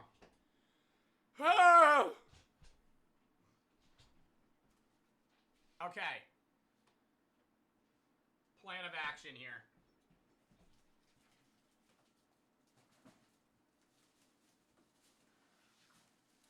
Gotta bag the trash.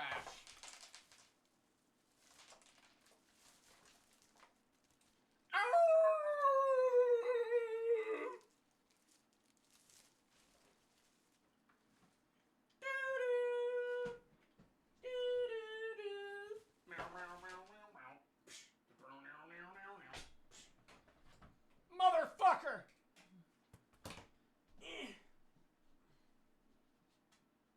Okay.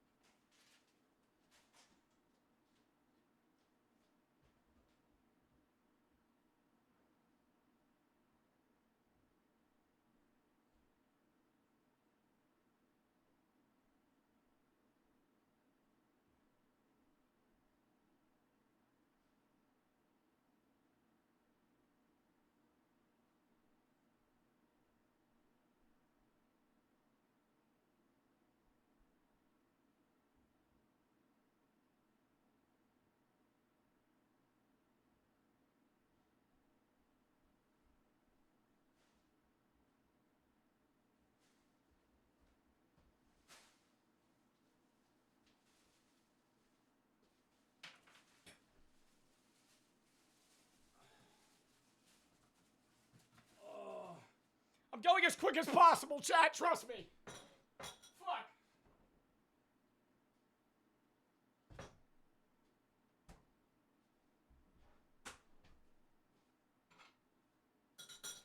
I did have a spoon. Oh my god, I had... God damn it. I knew I had one.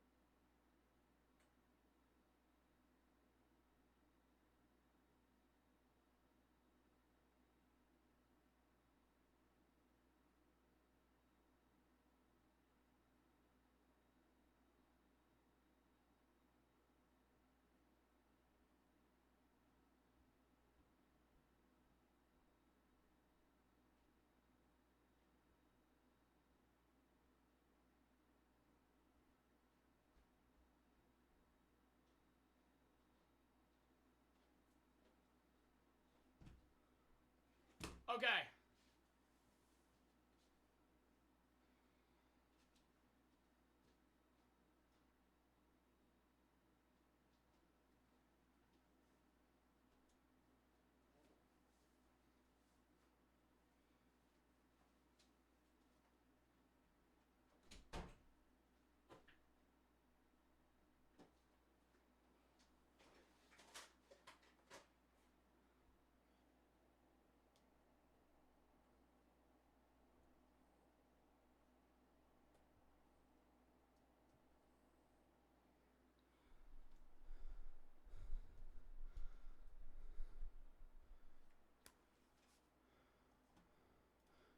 Are we good now? Does everything look back to normal? I was running. I still didn't put half the shit away. But I'll do that after stream. I didn't want to have you... I hate when streamers just leave for like 30 minutes. I stubbed the fuck out of my toe, too. Chasey and Tragic for the sub. Ella for the 3. You should play... I already read that. Oh my god. Somebody redeemed 10 push-ups. Oh, you're a fucking cuck.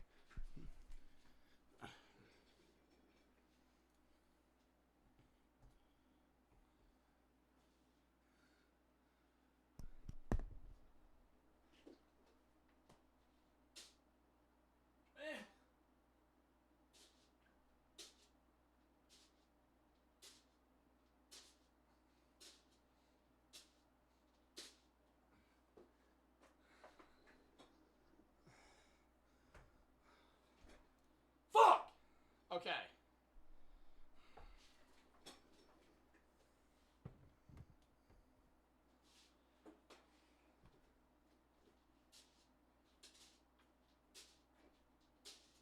Ow!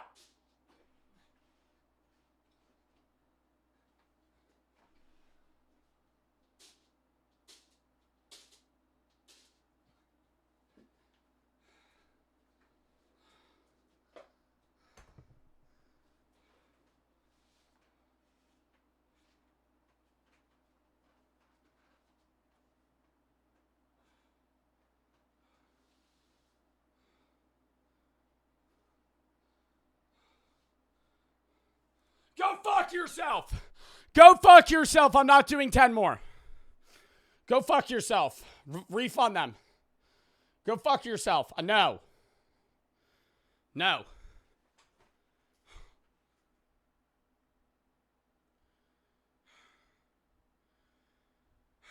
Colby and Sook for the sub. Chasey for the sub. EX and Tragical for the sub. You did 18? Oh my god. Oh my god. Oh my god. Oh my god. I'm doing 2 more. You can't see him. Bitch. What?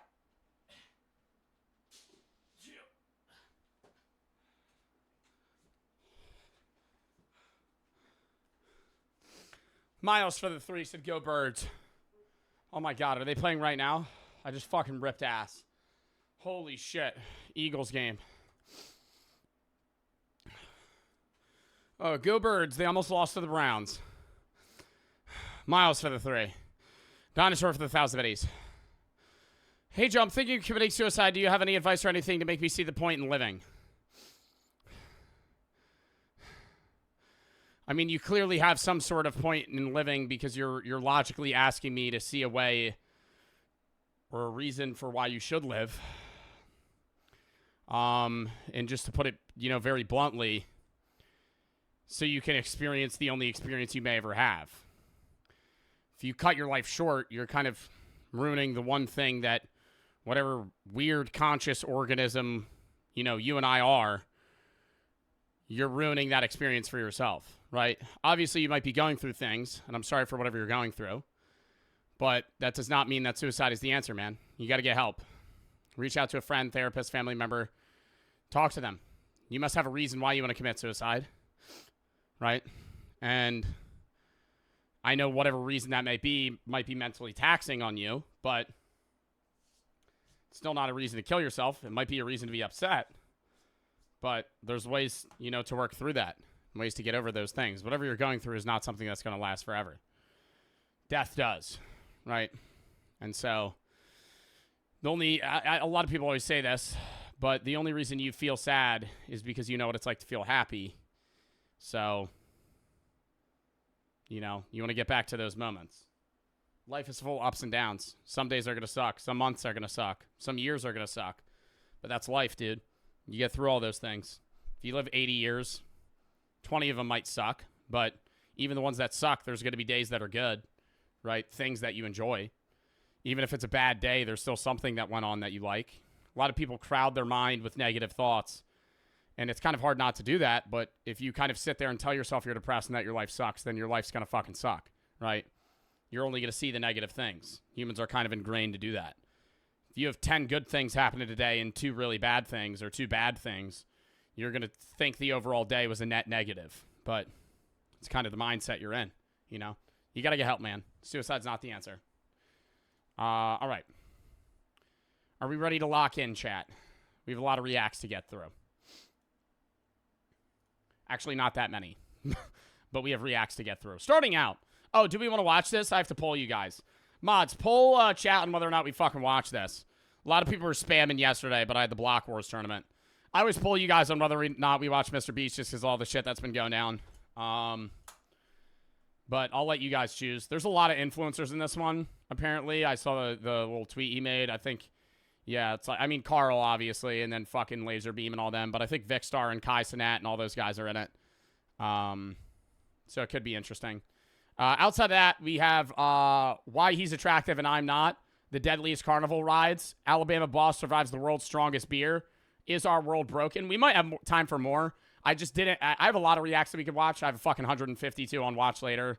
Just regular reacts, not even scary reacts or anything. We could add other. I have different playlists and stuff, but I have other videos that we could watch. I just didn't add that many because I didn't want to add 8 videos and then us to only get to like 4 of them because I didn't really know how long the pumpkin spice review would go. It went about what I thought it would, so I'm assuming we could get through all these, but we'll see. 67% are voting yes, 33% are no. It's only a 20-minute video. I kind of just was curious. I don't really want to skip around because it would spoil it. Yeah, Gideon's in it. Or Gideon. How do you say his name? I always forget how you fucking say his name. And I feel like an asshole because I always forget. Who the hell is that? Oh, Speed's in it? KSI's in it? Or not KSI. Why are they blurring their faces? YouTuber. We have a YouTuber. We have 3 YouTubers here. What 3 YouTubers did we invite? Gideon, Kai, and Speed. Who the fuck would not know? No way we just blurred Speed's face and we're just not supposed to know it's Speed. Snowy for the sub. The first way you said it? Oh, so I said it right. We are spending the next 7 days in this people are voting to watch it. Massive We'll probably skip around. underground city. How does this place exist? Although it may look like something straight out of the future, How does this place exist? this city is built inside of a mine dating back over 1,000 years ago. And with countless uncharted tunnels and chambers, who knows what horrors we'll run into. These are the stairs that descend into the Horrors.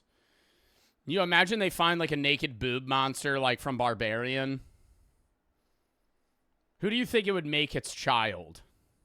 Probably Kai. I think Speed would get killed. If you've never seen the movie Barbarian, the main monster is like a naked incest monster. That's Carl for sure. Yeah, Carl or Kai. I feel like Carl would run. And no, I think it would try to make Kai its kid, and then Kai would run, and it would rip his head off.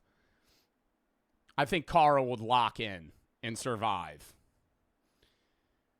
I think Kai would probably die.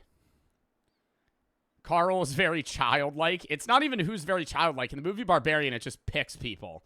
It usually picks smaller individuals as well, which is why I'm saying Kai and Carl. Because Kai's short. It's not going to pick Gideon. Gideon's like a bigger dude. Have you seen the new Amanda the Adventurer 2 release trailer? No. city. How old are these stairs? And you're done, Joe? Well, I don't really want to be the naked boob monster's child anyway.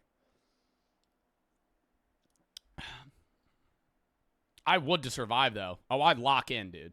Oh, I'd lock in. Older than us. All right, now that we're down here, look at how high up the ceiling. You sure? Hold up. I forget what the naked boob monster looks like. Barbarian monster. The mother is a titular main antagonist.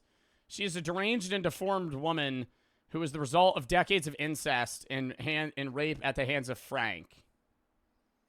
Okay, maybe not. Wow. Yeah, I don't know. Chat, you acting like that thing's kid to survive? I don't know, dude. She looks like a zombie. And she's like 7 feet tall. And like lives underground. Like literally lives in a cave.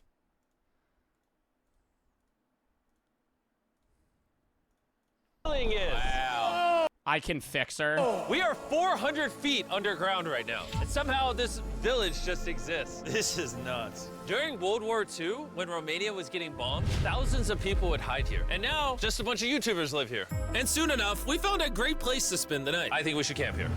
You're the boss. Our stuff is all the way up there. With our home base decided, we all went up to grab our bags. And using all of our collective brain power, we discovered the best way to get them down to camp. Woo! Oh, that's awesome. That's dead on. Whatever is in that bag is gonna break. They just hit Carl in the head and kill him. We just finished Carl down below! I got it, Jimmy. Hits him in the neck. fishing everything out of the water. Murders him. Our food for the challenge consists of bagged food, and we each brought a personal bag. What's in yours, Carl?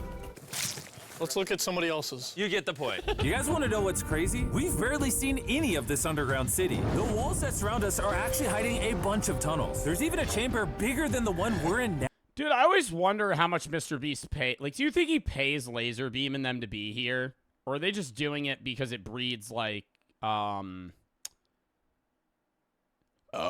growth for their channels?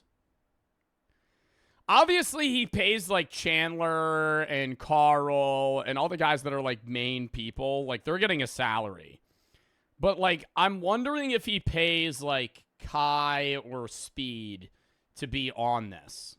Now. Where? What? However, Pays them a little. I feel like he does. what these guys don't I feel like, yeah, he obviously pays for them to go there, but, like, they probably profit more from just being in the video.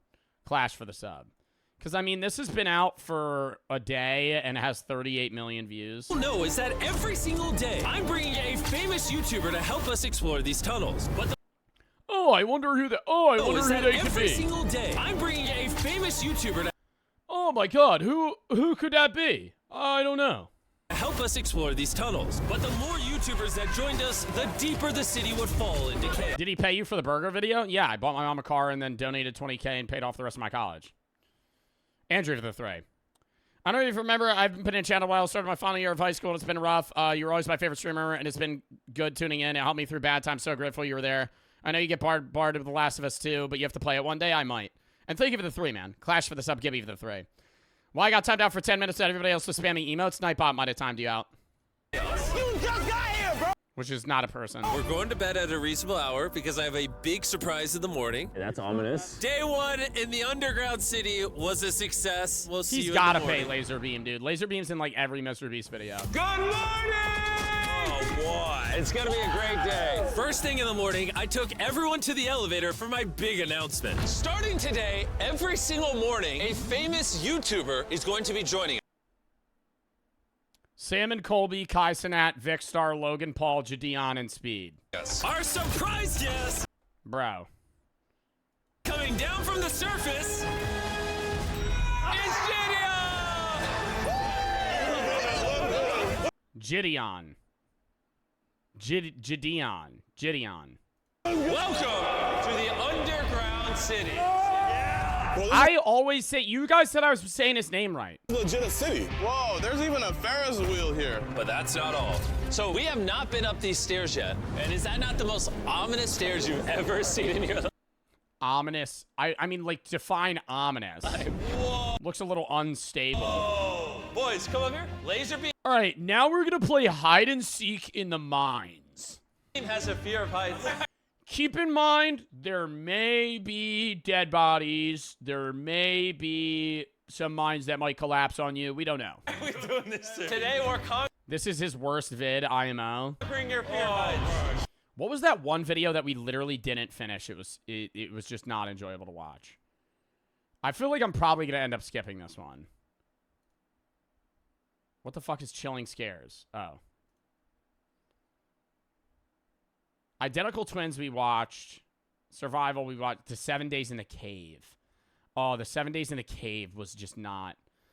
Like, that was just not entertaining. Oh my god. To me. Oh. How are you so calm? If I'm gonna die, I'm gonna die. I'm not gonna worry about it. Oh god. All right. I don't know. It's because, like, they put on a facade of, like, this is scary and we could get hurt. But, like, we know they're not going to die. We have a lantern to go explore. The ones where you win money are way better. I like the competition ones more, yeah. I feel so much safer now. Well, and there are some ones where they explored, like the island one where they, like, go to a bunch of private islands. Like, that one was cool. don't get too comfortable. That one was really cool. Because just around It depends what it is. the corner, we found this menacing door. Access forbidden. Whoa, what? Oh, heck no. It's got a booby trap. It's just a fucking C4. It's like it's just a landmine that's just at the front of the steps like we're playing BO2.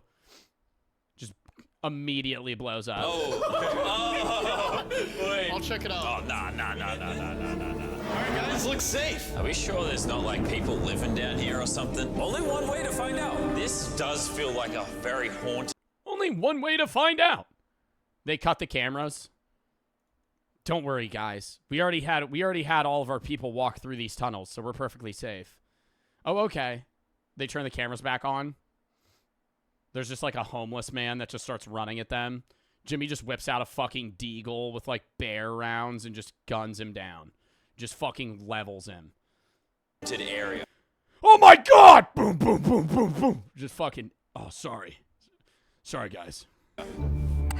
Dude, you said you cleared the mines. Oh, no. These boards either held up a sign that said "Don't enter" that someone ripped down. They definitely did. Or they're just here for decoration. I think they're here for decoration. Follow me. This doesn't look creepy at all. Hey, everyone. For 1,000 years, they've harvested salt from the salt mine. This is a dark chocolate... Why do they always voice it over? Hey, everyone. For 1,000 years, they've harvested salt from the salt mine. This is a dark chocolate sea salt Feastables bar. Hear me out.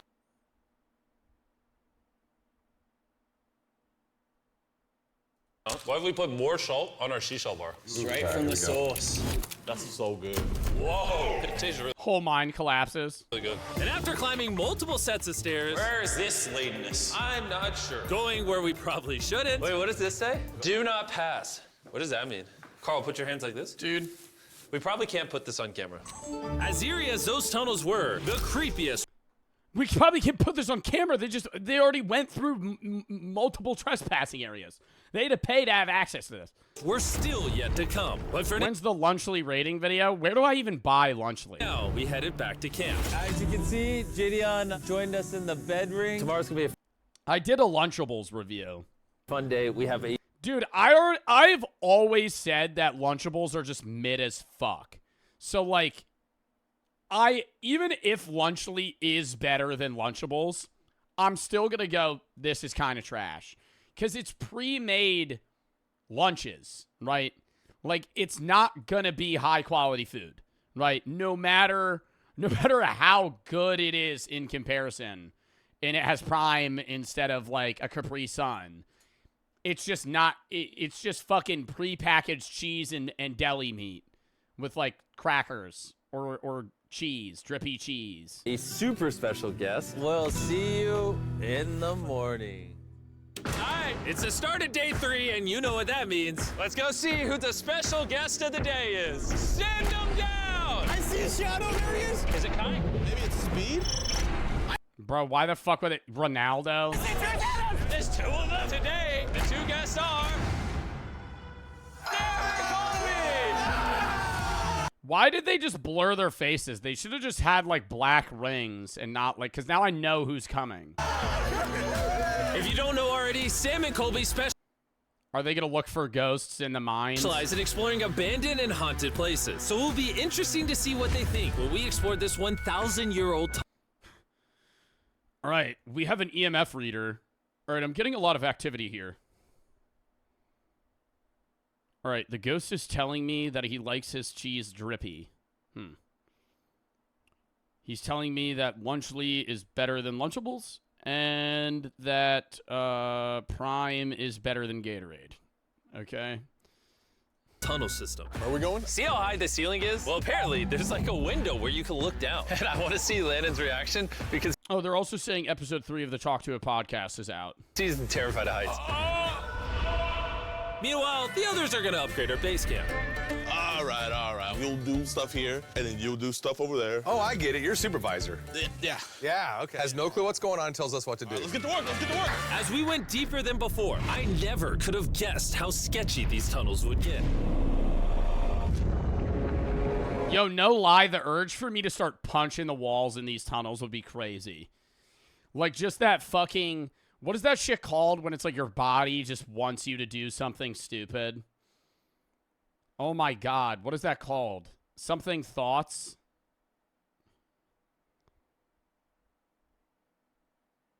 Impulsive, intrusive thoughts? Yeah, if you give me like a hammer and we're at the salt mine, I'm just... Bam! Just smack this shit out of the wall. I think Sam and Colby should lead the way because they have more experience. We love creepy holes, you know? That makes sense. Yeah, lead the way. You're getting further and farther away. I'm right behind you. Oh, we got 2 ways. This way. Carl! I got Colby so good. That scared the crap out of him. Anyways, we kept walking until we eventually came across this ominous staircase. This is sketch. Oh, there's just a gigantic... Chat, my friend asked me this the other day. You're at your friend's house, and Carl standing there reminded me of this. It's the middle of the night. You wake up to go to the bathroom, and your friend is on all fours, upside down, with his head twisted, going, and starts walking towards you.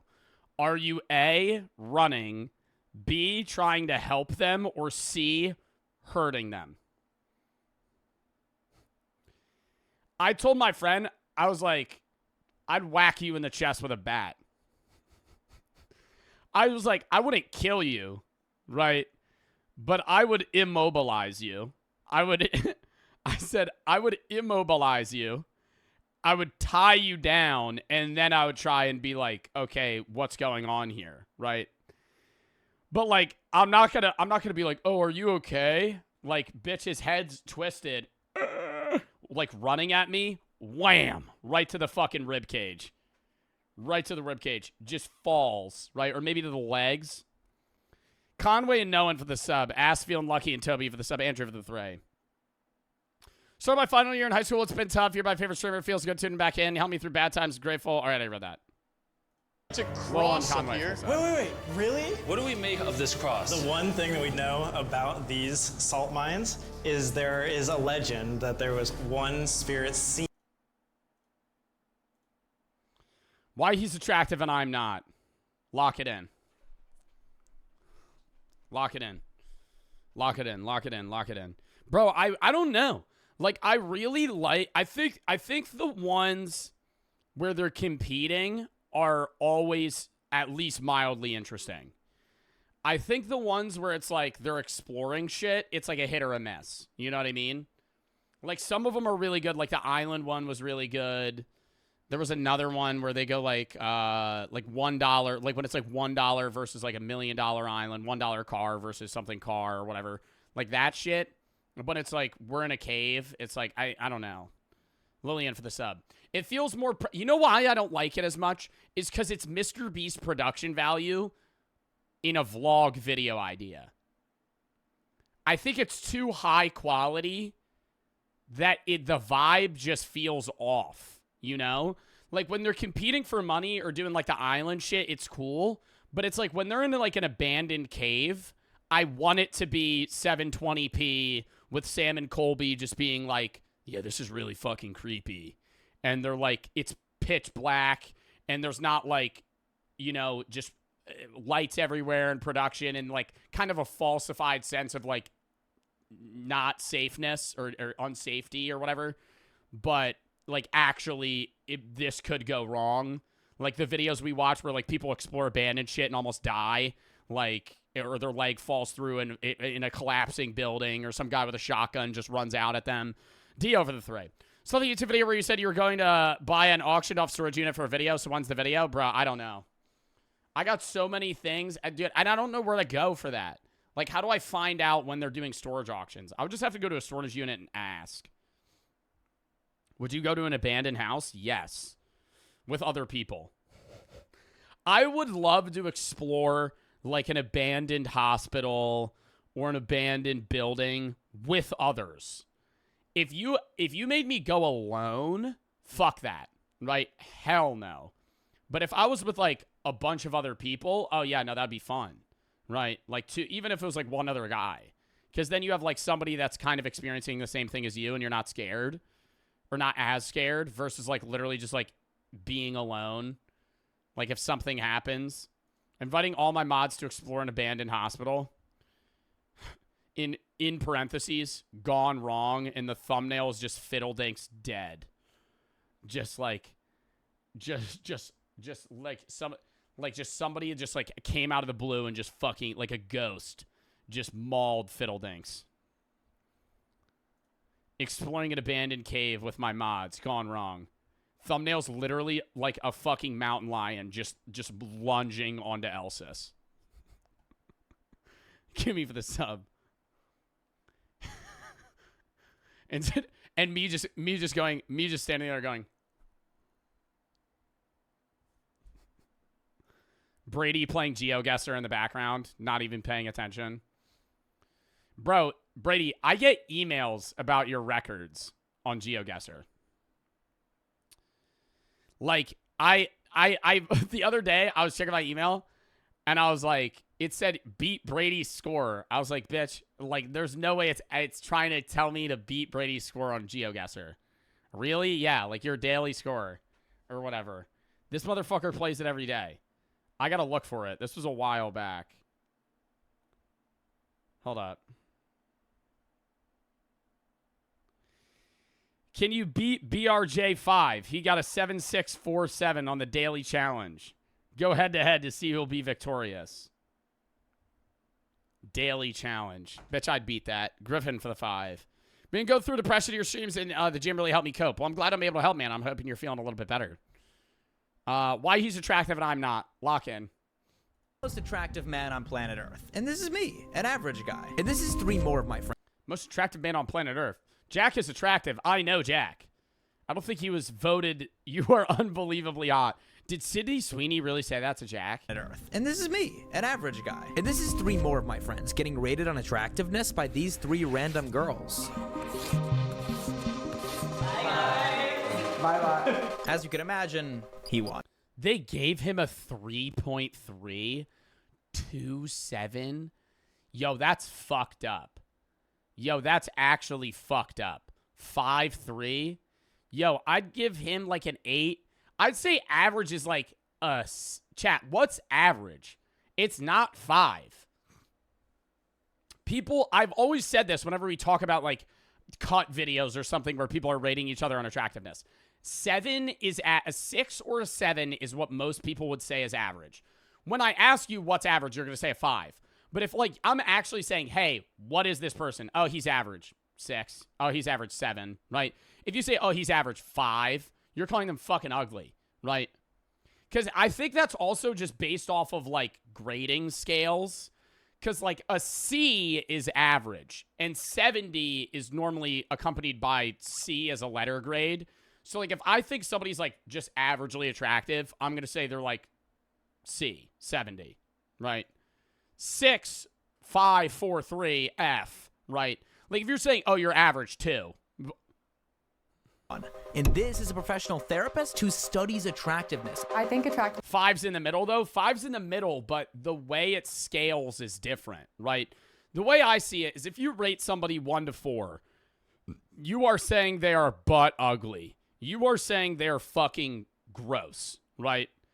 5 and a 6, you're saying they're unattractive. They're not ugly, but they're unattractive. A 7 is average. An 8, 7.5, you're a little above average. 8's good looking. 8.5, hot. 9, smoking. 9.5, gorgeous. 10, perfect. That is perfect rating. He won. And this is a professional therapist who studies attractiveness. I think attractiveness is a science, and I think that we... Attractiveness is a science in what way? Facial symmetry is the only thing that really coincides, I think, with what people think is attractive. The more symmetrical your features are, the more people find you attractive.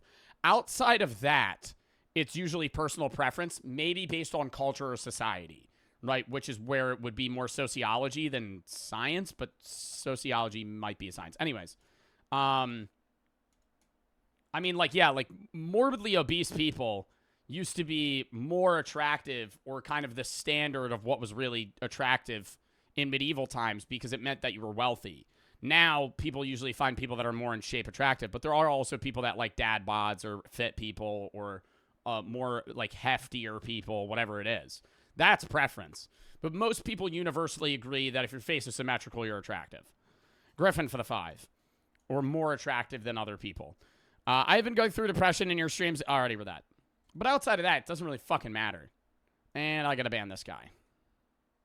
You can increase your friends' scores. So that by the end of the video, the girls will actually start rating them higher than Jack Neal, who's probably the best looking man in the United States. But can science actually explain what makes people more attractive?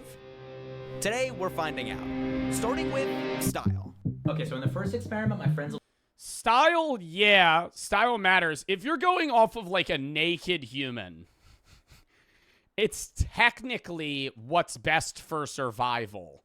You biologically look at someone and go, will they live long enough to have kids, raise those kids, and and help with survival, right? Because we're animals, right? That's why people usually, that's like why stereotypically women find tall, muscular men attractive with a full head of hair, because that means that they're healthy, fit, and strong, right? And they're able to fucking take care of survivalistic needs. Outside of that, society's changed, right? And, like, you know, style does matter. They'll be changing their style. I hired a professional stylist. What you wear. You could be an attractive guy, but if you wear ugly-ass clothes, people are going to think you're ugly. To come in and make all of them look better, but Jack Neal will be staying exactly the same. I'm actually so jealous of you, and you look great. Let's see how this changes things in this round. We'll see if my friend's scores get... Yeah, he looks more drippy. Yeah. Yo, that bumped my man up right here. Another 2 points. I like that polo. Looking fit. Making his muscles flex a little more. More casual, calm, country fit. Any closer to Jack Neal this time to find out how much fashion actually influences your attractiveness. Bo shares a I love nerd shirt. That's perfect for you. The girls have a list of regular dating questions to pick from to...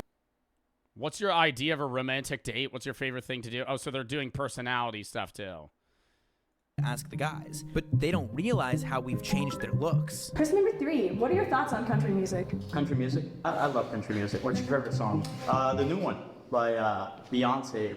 Oh, I see what you mean. Regardless of what we're changing, in each round, we still gave the guys the chance to try to riz. Question number 4. What's your favorite movie? Oh, easy. The Notebook. Oh, so easy. Oh my God, Fault in Our Stars. Oh, yeah. Most definitely. Most definitely The Notebook. What's like a movie that would be like stereotypically like it's My Secret Life of Pets. Oh my God, Despicable Me 3.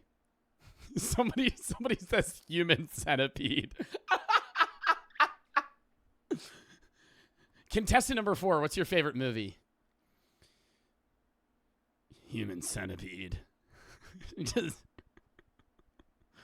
Human Centipede. What do you like about it? Oh, I don't know. I mean, you know, I'm fucking just really creepy. I just like the idea of the experiment. I've done similar experiments myself. Everything Killer Vomit Slaughter Dolls. Is that a real fucking movie? Bodies, Bodies, Bodies. Hubie Halloween. Cocomelon. That's not even a movie. Napoleon Dynamite. I feel like that's kind of like a... That doesn't really bump you up or down. Maybe up. If you say your favorite movie is Napoleon Dynamite, I don't think many women would be like, ew. What's like a movie where they'd go, ew? Fast and Furious. Rise of the Planet of the Apes or Godzilla. If you told a woman your favorite movie was like, yeah, dude, Fast and Furious, definitely. The FNAF movie, Godzilla's fire. Yeah, it's a good movie, but it's like, it's just like basic.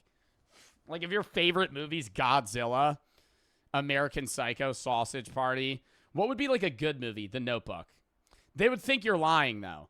Like if you walked up to, if a woman was like, what's your favorite movie? And you're like, The Notebook, they're not going to take you seriously. Gnocchi and Define for the sub boogie for the 1,000 biddies. I never understand these types of videos. What do you mean? Alfie for the 3.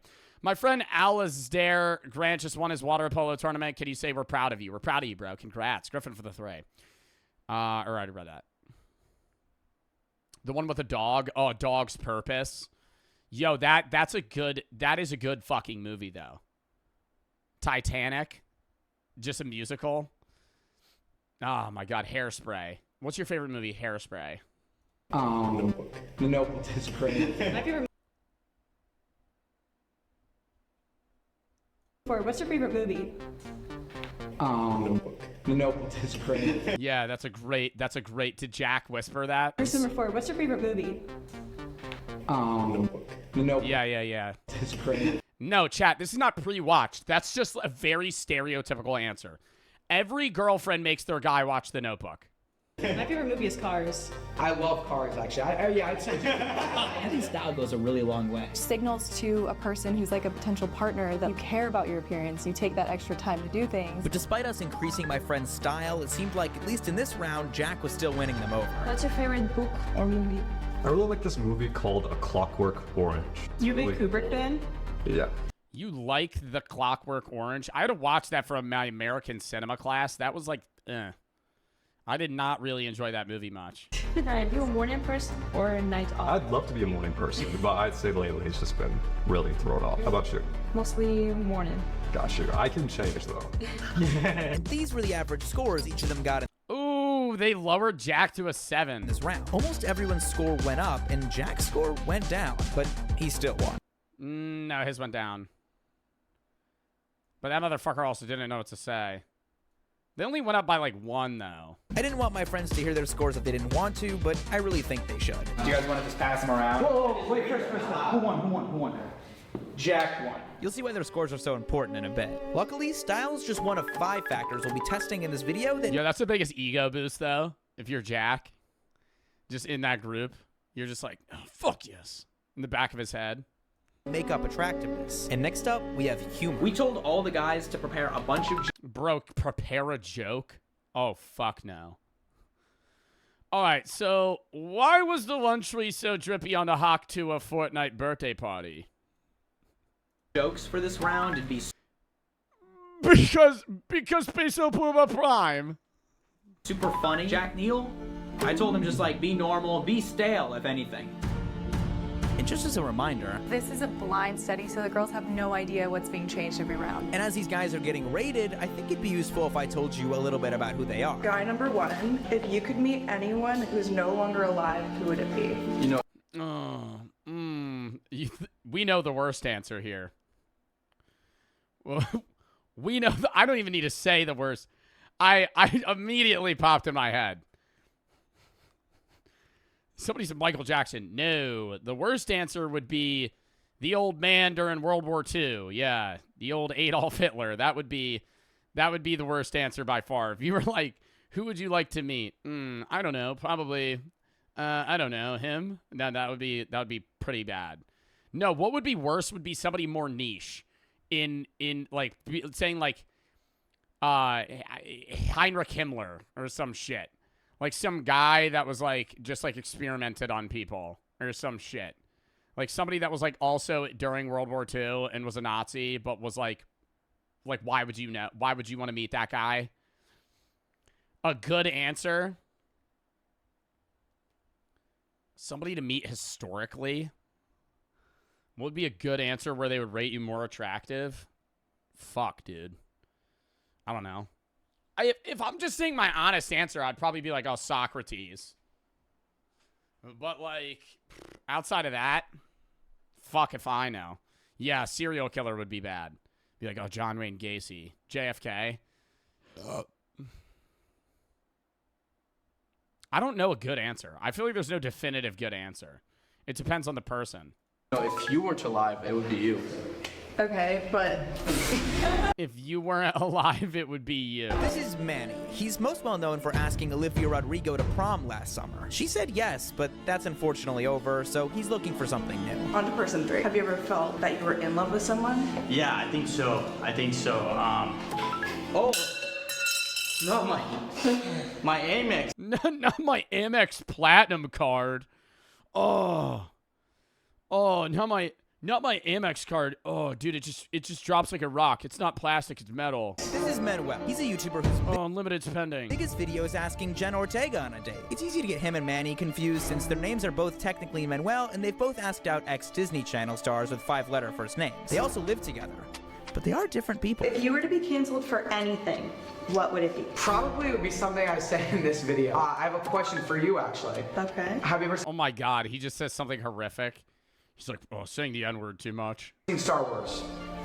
Because Yoda only won for me. This is Hudson. He's also a YouTuber who's asked every other YouTuber on a date for videos, but he's never been on a real one. And these are some of my closest friends. Tell me a joke. Are you a hot dog stand? That's the joke? You have to answer the question. And Jack Neal's Jack Neal.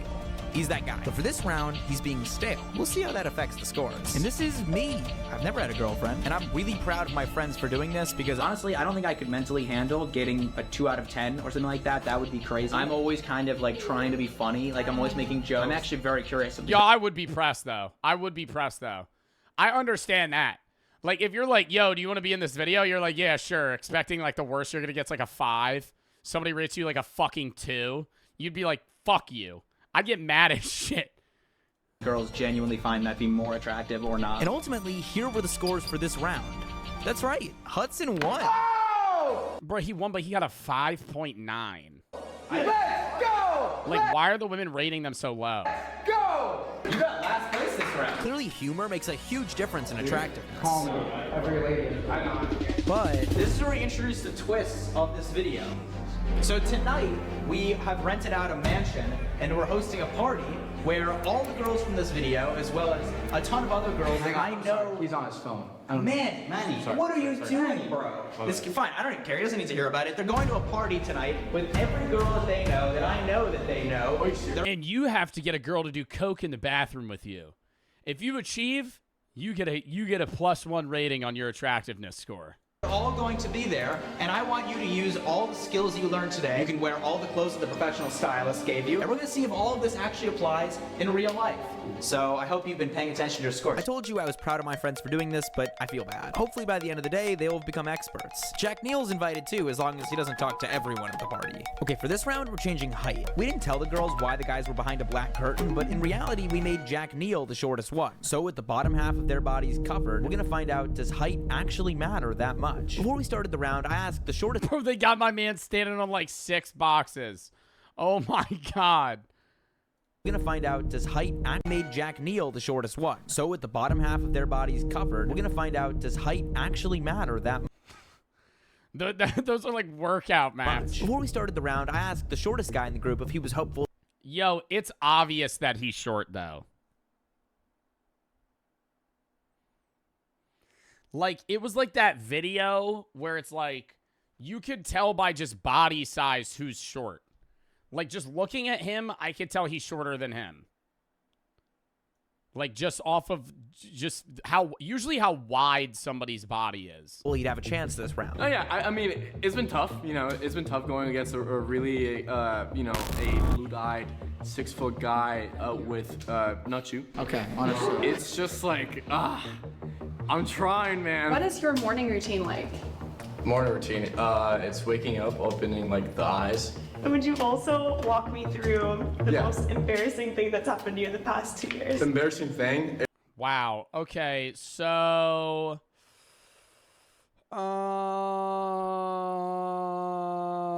wow, chat. I can't even.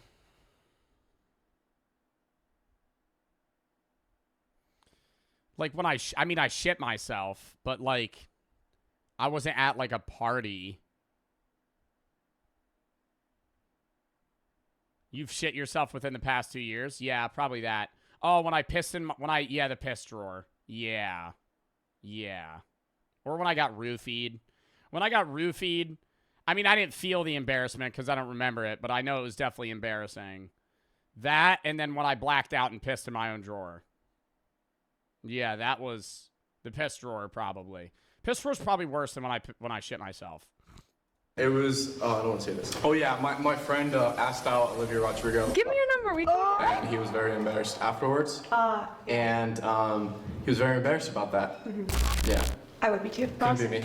Thanks. What's interesting about this experiment is the girls could make a special connection with one of the guys that could skew the result. It would be hard to know whether the connection the girls made with them, though, was aided by the variable we changed. Do you think people are good at explaining why they are attracted to someone? If you could repeat one day of your life over and over and over again, what would it be? It's gonna sound a bit cheesy, but Oh, the day I met you.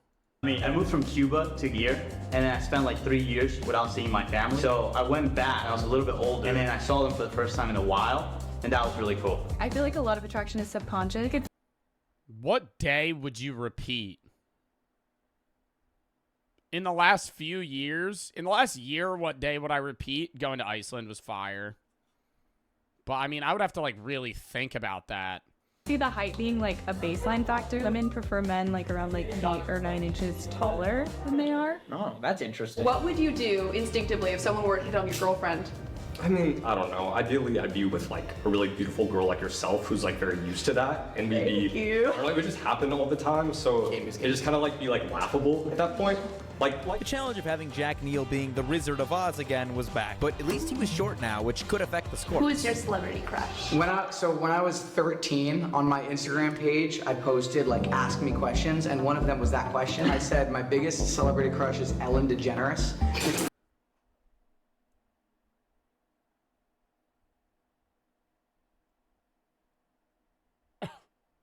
That had to be a joke. Ellen DeGeneres is like 80 and a lesbian.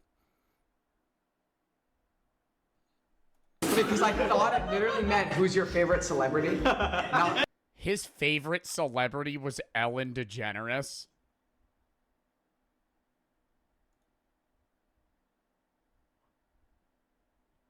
Out of any famous person, bro. Out of any famous person, she's 66? Bro, she is not 66. She is old as fuck. Oh, she is 66. Bro, I thought that bitch was like 85. Oh my God.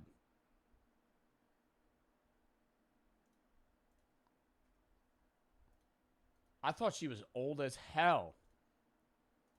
I feel like his confidence is just going up ever. Yeah, I know. He's getting way better at this. realistically, celebrity crush. Are you a celebrity? No. Although the guys had a good round in improving their confidence, here were Celebrity crush when I was a kid? I remember the first time I watched, when I was like 7 and I watched Shark Boy and Lava Girl for the first time. Yo, it was like a song, it was like a movie song played. I was like, damn, dude. I remember I used to like dream of being Shark Boy in Shark Boy and Lava Girl. Megan Fox. Yeah, going later, Megan Fox from Transformers. But I didn't really watch Transformers much. I'm trying to think of like a show that I watched when I was a kid and I watched Shake It Up with Zendaya. Or oh my God, yo, the goth girl from Victorious. When I was a kid, yo, what was her name?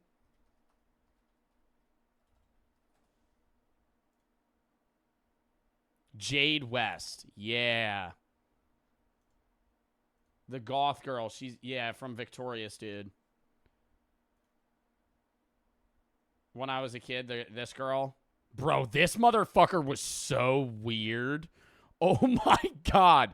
Yo, this is bringing back memories. How creepy that fucking doll was. Like, why did they have this in the show? The fucking puppet. Fuck, dude. Robbie Shapiro. Yo, anybody remember St. John Van Cleef from fucking Victorious. And they used to have the pear phone. And I used to watch these memes where it was like, if somebody calls me St. John Van Queef one more time, I'm going to kill everybody in the school. I would be like, wow. I was like, dude, people would make up like the fake tweets that they had from like St. John. For their scores from this round. Clearly, height wasn't as big of a factor as we thought. Jack Neal won, but Manny got second place, and this was by far his best round. But in this next round, we're getting deep. All 4 of these guys are YouTubers or TikTokers, and they're all like slightly famous in their own right. And Jack Neal is actually the most famous of all of them. But in this round, he's gonna say he has a completely normal in their own right. And Jack Neal, all 4 of these guys are YouTubers or TikTokers, and they're all like slightly.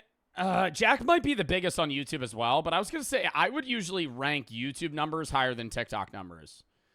Like, if somebody had 1 mil on YouTube or 5 mil on TikTok, I would say the person with 1 mil on YouTube's bigger.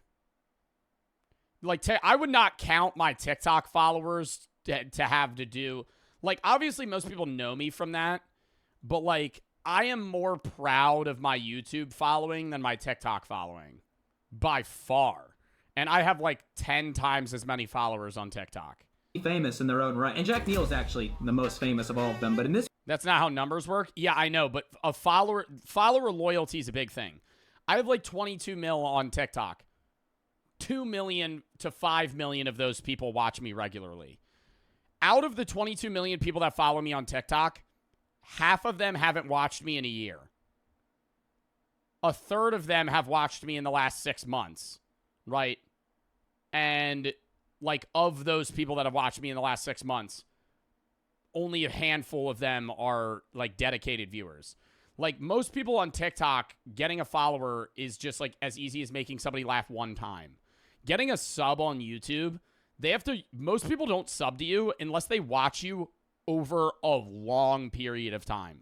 Like, half of my YouTube views are from non-subs. To get a sub on YouTube, they have to watch you concurrently for like 3 months, and then they one day realize like, oh, I'm not even subbed to this guy, and then they hit sub, right? That's why like people are always like, make sure to subscribe, because they try to fucking shove it down your throat that you need a sub to them. Sleazy and Mayo for the sub, Deadly for the sub, X Sigma and Neoki for the sub, Define for the sub. This round, he's gonna say he has a completely normal job, while the other dude, like half of the YouTubers I watch, I probably don't subscribe to. You're going to talk about like in my free time. Like I watch like random accounts that go over like gaming shit. I know them. I don't sub to them, but their videos pop up on my feed. They're big influencers. So we'll see if the fame and seemingly money is going to affect how they're rated in this round.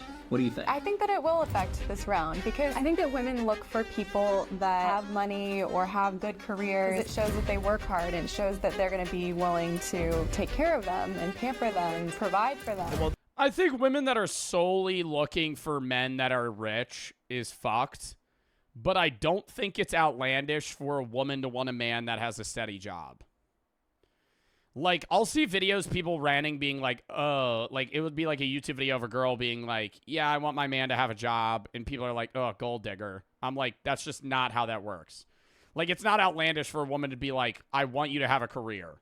Like, I don't want you to, like, be unemployed and have no job for the last 6 months. Like, that's not outlandish.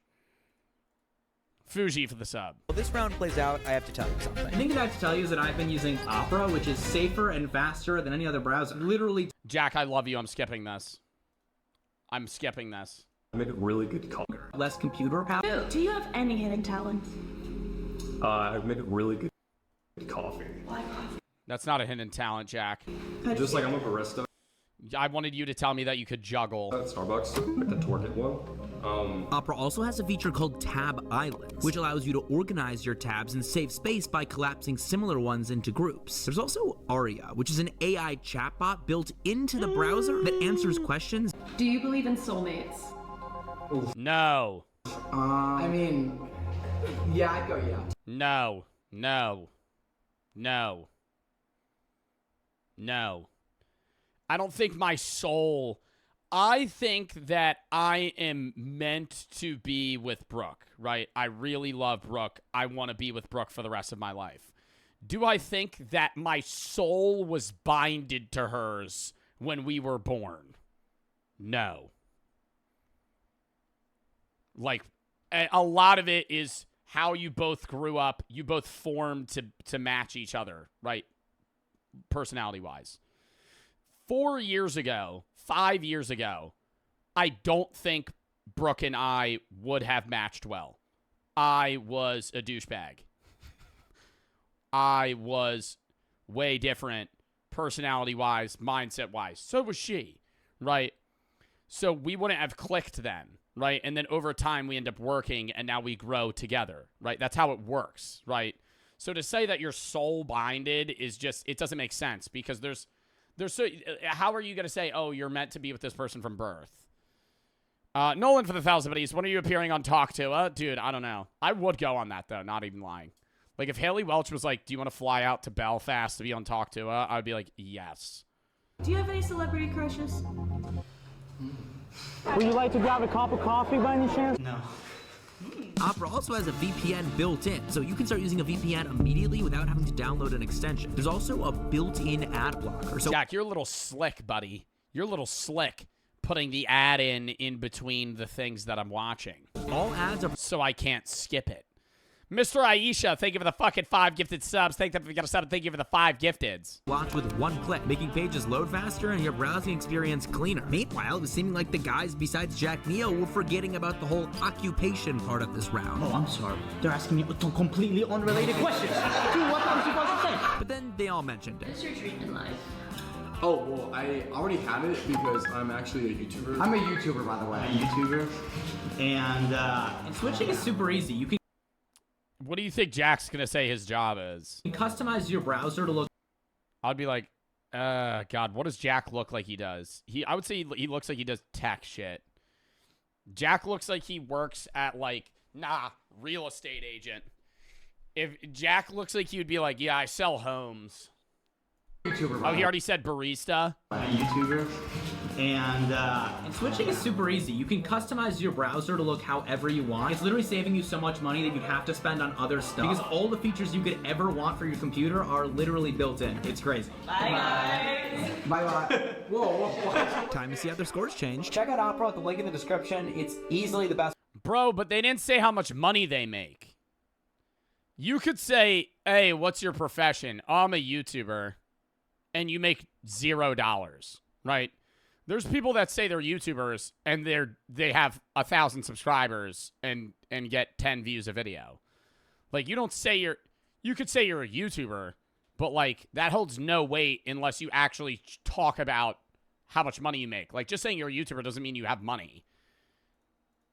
Best web browser. There's literally no reason not to try it. It's free. Thanks to them for sponsoring this video. And these are the scores for this round. This time 8.3. I'm Manny one. I'm not sure if it's because of the job thing or if it's because the tall girl to the left of him gave him a 9. She's coming to the party later, so I'm sure he's hoping he'll have the chance to talk to her again. We've saved the most important round for last. So for this test, to make it as even as possible, the girls won't even be hearing their real voices. We're not only having them behind a black curtain, but they're also going to be speaking into a voice modulator. Man one, what's something that always cheers you up when you're feeling down? Yeah, so definitely for me. What's something that cheers you up when you're down? I don't know. Probably watching a movie while eating a watermelon while I'm high. It's definitely spending time with family. I have a theory that Jack Neal could still win the personality round because he is the most confident in general because he's good looking. What's your idea of like the most romantic date? What's your favorite country? Mine? Yeah. You know, I like to Rimini, Italy. We can fly to Italy, get a jet, probably get some pasta, some spaghetti. The reason, too, for this round is because Spaghetti. We're not changing anything about what they say. They're really all getting to try their absolute best. You see, I'm something of a magician, inventor, and chocolate maker. I think I have the phobia where... What are you fucking... What is this, Charlie in the Chocolate Factory? What are you, fucking Willy Wonka? I'm somewhat of an inventor. It's like a lot of dots and like an object. What is your guilty pleasure TV show? I love watching... Guilty pleasure TV show. What does guilty pleasure mean? Does that mean it's weird that you like watching it?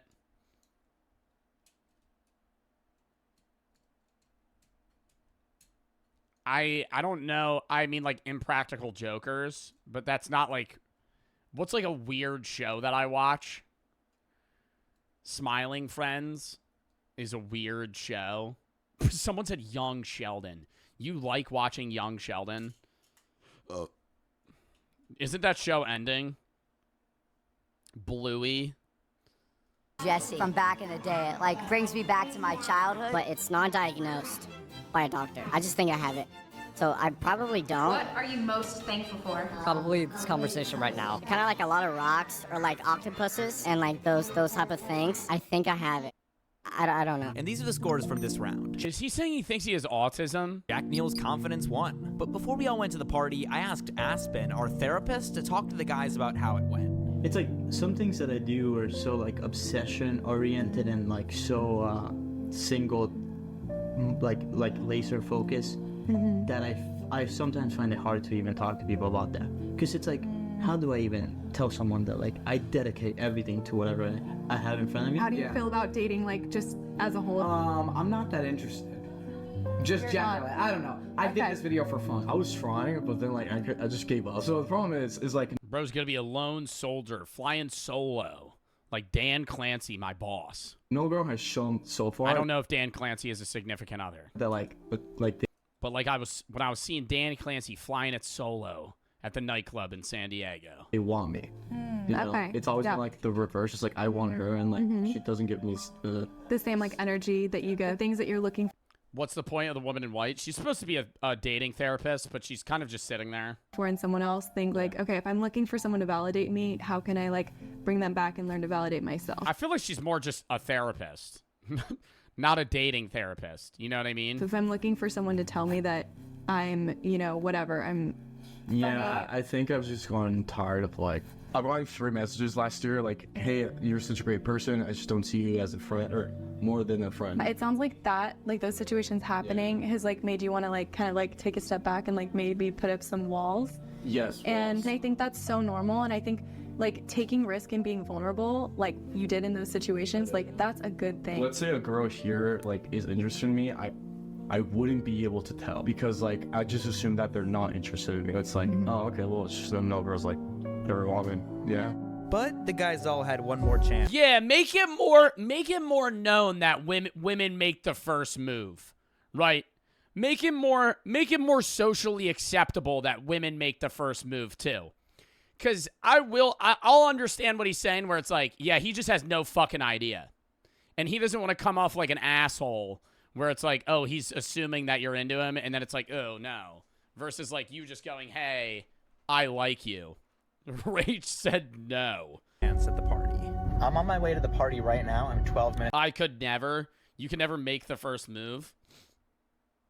Newsflash. Most guys would immediately be like, if you made the first move on a guy that found you attractive, they would probably shit themselves. They would think that they're in heaven. Right? like actually. Like they would be like, what is happening right now? Like Minutes away. I'm not gonna lie, I'm a little bit frazzled. After everything that my friends have gone through today, they've learned so much, I've learned so much. This has been incredibly educational, but there's only one way to put it to the test, and it's at this party. A party with the sole purpose of testing my and my friends' Riz. What could possibly go wrong? Nice, cool. Hey, by the way, are you you from Star Wars? Cause Yoda only won for me. Yeah, how do you... So should I? I don't know. It's really up to you. There's a chance guys turn you down. But statistically, if a woman asks a man out, there's probably, I'm just spitballing here, say an 85% chance that guy's going to say yes. If a guy asks a girl out, it's probably 40-60, 50-50, right? You got a 1 in 2 they say yes as a guy. You got a fucking 8.5 out of 10 chance, 85% that guy's going to say yes if a girl asks that guy out.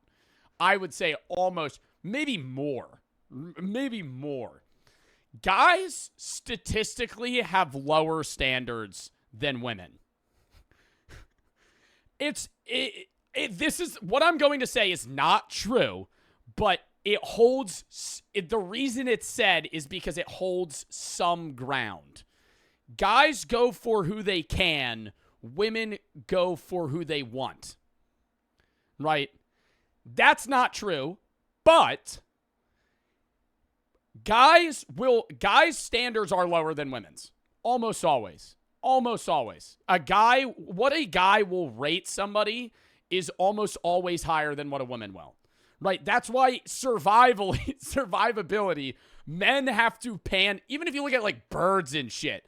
You ever see that shit where they're doing dances? Editor. Where they puff out their fucking chest and they're going, just praying that something hits. Like, I'm not saying, oh, like that means that your guy doesn't love you. It's just that, like, guys are dumb, right? Coming from a guy. Guys are dumb. They can't read social cues well. They don't know who's into them. Women are better at it. Are you single? Your face is very symmetrical. I'm not sure if anyone has told you. I'm very glad that you're here, to be honest with you, because I was looking forward for you being here. Manny ended up talking to her all night. He didn't know it yet, but he'd actually end up hanging out with this girl afterwards. He won't let me show any pictures of it, but all I can say is they're talking. The question of the story is, do you think that all of these tests actually taught you anything about It how to actually resolve? did. No. No, not at all. No. But I'm happy for him, and I hope it goes well. Subscribe if you want to see me get rated next. That was a W vid. I enjoyed that. Jack, love your content, bro. W Jack Gordon. Love and Ryland for the sub. And Jolie for the thread. I got midterms tomorrow. I'm trying to do my work right now, but I'm about to crash out over music theory. Can you scream at me and tell me to do my work? My eyes twitching. I'm about to lose it. Do your music theory work, and Jolie. I definitely said your name wrong originally. Go do your work. You got midterms tomorrow. Why the fuck are you on the Joe Bart stream? Gumbar for the sub. You can watch the VOD later or the YouTube video. You're the best creator. You got me through hard times. And thank you for being the light in the dark times. Well, thank you for the 3, and I'm glad I've been able to help. And Mr. Ashy, thank you for the 5 gifteds. All right, next video. Hold up. Next! The deadliest carnival rides. To the Papa Meat channel. How you doing? How you doing? Come on and sit on down because today we're talking about carnival rides. Or state fair. I feel like carnival ride deaths are definitely more brutal than amusement parks. Even if the rides aren't as scary in terms of height or velocity, you ever been to a carnival? How rickety the rides are? Like, I've been on carnival rides where there's, like, noticeable rust, and it's like, and it's like, you start spinning, and you're like, dude, if one bolt goes loose right now, I am flying 500 fucking meters into the second story of a fucking home, and I'm getting decapitated. Rides. It doesn't really matter. Bad, crazy rides. You know, earlier this year, we talked about the horrors of amusement. And they also, like, put that shit together on the spot. Like, they don't ship it. They have to, like, assemble it. Parks. The kind of crazy things that can happen at places that are supposed to bring so much joy. Well, take away all the production value and make it a caravan of nobodies, and by God, you got yourself a carnival. It's carried by a truck. They don't assemble it. I feel like they should. If it's carried by a truck, I feel like something would break on the way. Of nobodies, and by God, you got yourself a carnival. Long are the days of the carnival being something that's full of mystique with freak shows and those elephants that roll on a ball. Those are circuses. That's a circus. With fun games and So the mirror rooms at carnivals are really the dumbest shit in the world. Oh my God, and those scammy-ass games. You ever see the one where you're supposed to stand up a bottle with, like, a stick? Editor. And you put it up, but it's on, like, a slanted platform. It's impossible. But the guy that runs it has done it 1,000 times, and he's had hundreds of hours of practice, so he goes and puts it up, right? But then you watch him do it. It's so easy, so you're like, oh, I could do it. It's only $10 for one try. Oh. And I win a stuffed animal that's worth $40. Then you do 10 tries, and you just fucking lose money. funnel cakes. No. I've also seen ones where it's like, You have to, like, knock down all of these pins with, like, a ball, and you pay $10. And last time I went to a carnival, I was with Brooke. We did it. And I tried, like, 3 times, and he ended up, like, giving the guy with, like, his, like, 4-year-old son just, like, the free doll. And I was like, the fuck is that all about? He's like, you want to know the secret? The guy leans into me. He's like, give me $50 and I'll give it to you. I'm like, so what's the point of the game? Now, so the carnival games are just a front for me to bribe you so you let me win and you put the pins closer to the back so I could hit them off.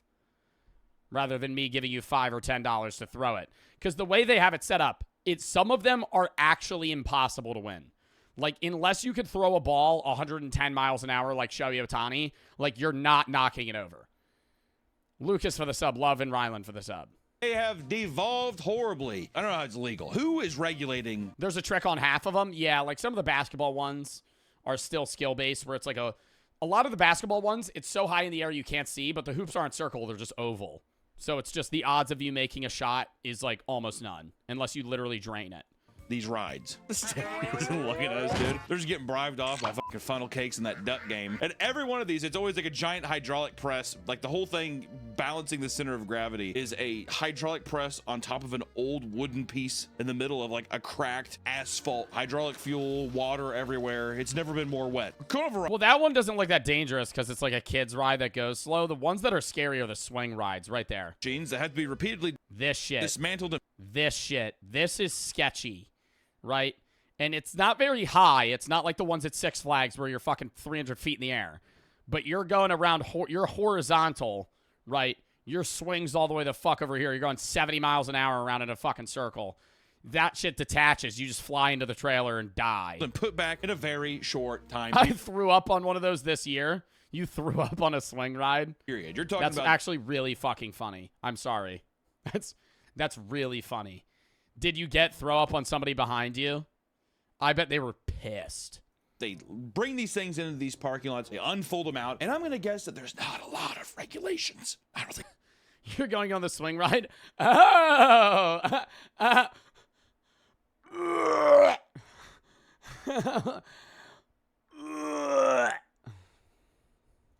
It's very safe. While your typical... Why do you swear so much? It adds spice to the sentence. Amusement park may seem more dangerous because of the scope and size of the rides. These things are constantly inspected and tested to ensure that the ride is safe as can be. But on the other hand, carnival rides are these giant traveling death machines that have to be repeatedly dismantled and put back up in a very short period of time. Someone was on one and they threw up on me. That is terrible. Luke is in love for this sub. In a place for maybe a week, maybe 3 days. You fold it all up like a giant goddamn transformer cube, move it across state lines, and just keep doing that over and over again. And I'm gonna guess that I don't think that they probably do it right every time. I think, you know what, sometimes they might have had a little bit too much to smoke, a little too much to drink, a little forgetful. Okay? They might be in town for only 1 week before moving off to the next location, having to rebuild it once more. This not only puts a lot of the wear and tear on the equipment, but more importantly, makes carnival rides more prone to human error if the ride is not reconstructed properly. Let me just tighten that up there. Over 2,000 people are injured by carnival rides each year. The bolt was loose? I thought it was going to be substantially more. But to be fair, the amount of people showing up... Wait, how many are injured per year? Over 2,000 people injured from carnival rides each year. I feel like it would be like 20,000. But not that many people go to carnivals anymore. I'm pulling that out of my ass. I have no statistics to back that up. But I feel like carnivals are just fucking stupid. Like, people would rather just go to an amusement park. Each year, I thought it was going to be substantially more. But to be fair, the amount of people showing up to the carnival or state fairs, you'd have to assume is dwindling. There's no way it could be something... Because why not just go to a fucking Six Flags, right? The rides are better, the food's better, it's cheaper, and you don't get scammed at the games. Like, actually. Like, it's you have to pay a lot. Like, Six Flags is not cheap. Like, it's probably like $50, $60 just for an entry ticket. But, like, there's way more rides, and they're safer and better. Scarier. More thrilling. Stuff like that. thing that's people are like, because people are dumb. I went to a Six Flags yesterday. I haven't gone in years, dude. I want to go for Fright Fest. We gotta go so bad. I gotta get back in there in the state fair. Not to mention there are so many videos of horrible things happening at these state fairs and carnivals that it's practically acts as its own advertising to not show up. Like that clip of the ride that almost toppled over. Luckily, a bunch of people stepped in and stabilized the ride by jumping on it. A carnival ride is out of control. You've gotta be kidding me. A carnival ride is out of control. In almost all these situations we're gonna find here, almost always and it's always a really tan white guy with a wife beater smoking a cigarette that handles the rides. He's just fucking sitting there, just long going, get on. Just flicks a lit cigarette into a fucking patch of dry grass. All right, start it up.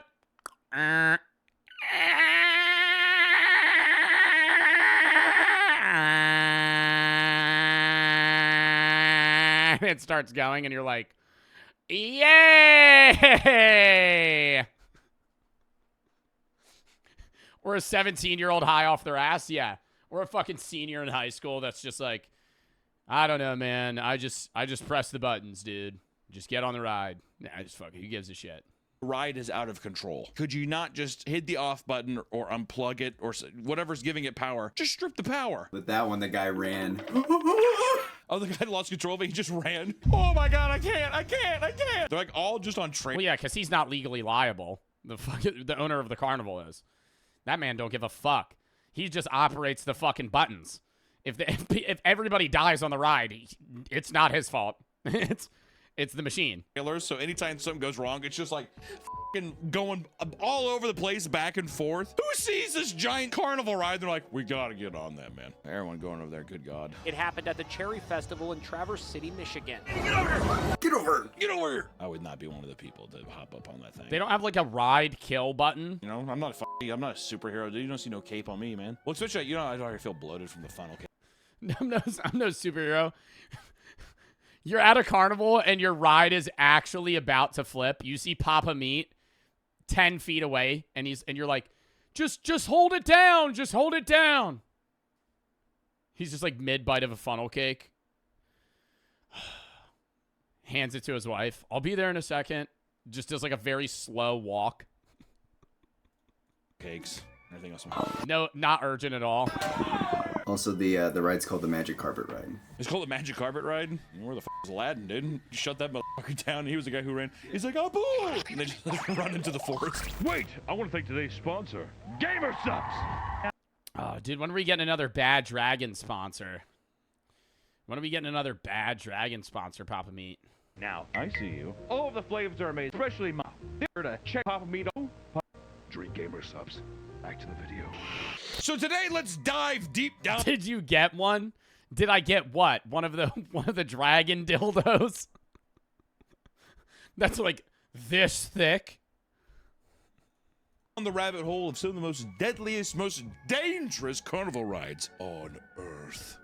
Not on any other planet. Let's start. You didn't say no. Off with the Ohio State Fair Fireball Ride. At the Ohio State Fair in 2017, the popular ride Fireball malfunctioned and led to 7 injuries and the death of a young 18-year-old man. Gonna say this now, ladies and gentlemen. A lot of young people death. And I'm not laughing. Well, because those are the people that go to carnivals. I mean, like, nobody...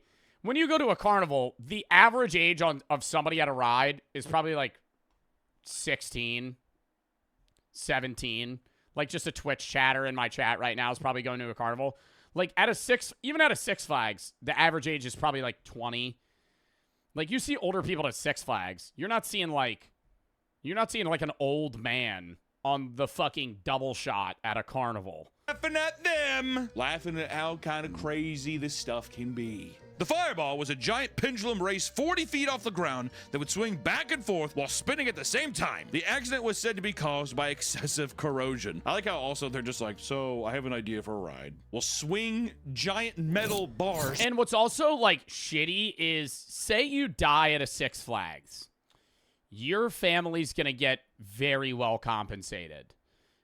Likely. I would assume. Just because Six Flags makes a lot of money and it's a big conglomerate chain. Carnivals are like broke. Like, Carnivals is like a band of people that are driving around the United States to do pop-up shops of sketchy rides. If their rides are just casually breaking often, they're probably not going to have that much money to give to your family when you fucking get decapitated on the slingshot. Like that. What's it attached to? An F-150. You're like, well, what else can you do? Well, f it. Let's have it. It's going to be spinning the whole time. Will we ever keep it indoors? Nah, we'll just leave it out in the rain all the time. All the time. A video taken by an attendee shows a group of seats attached to the pendulum breaking off mid-ride, causing multiple people to be flung 20 to 30 feet into the air before plummeting to the ground. It's a hard video to watch. You know what's weird too is every time I see one of these videos, I'm always like, why the f would you get on this ride? Every time I'm like, you could not pay my fat ass to get on this ride, especially with the guy who's just like, buckle up and be safe. I'm never scared of Six Flags rides, though. Like, I've been to like 2 or 3 carnivals in my life, and I will say I'm scared. Like, I have adrenaline on Six Flags rides, but that's from me being like, oh, this is going to be a drop, right? I'm not, like, actually scared of my life. Whereas when I go on a carnival ride, and it's one of those ones that spins you so you get hooked to a, like the momentum and the gravity is pulling you to the side, and then it goes fully vertical, and the only thing holding you in is a seatbelt. Like, you're not strapped in. It's just a little seatbelt. So if the ride were to just randomly stop, your whole body would plummet onto a fucking 1-inch thick piece of leather. The Jersey Devil ride at Six Flags. Is that what it is? Oh, no. That's just a roller coaster. Chat, what is that ride called that spins?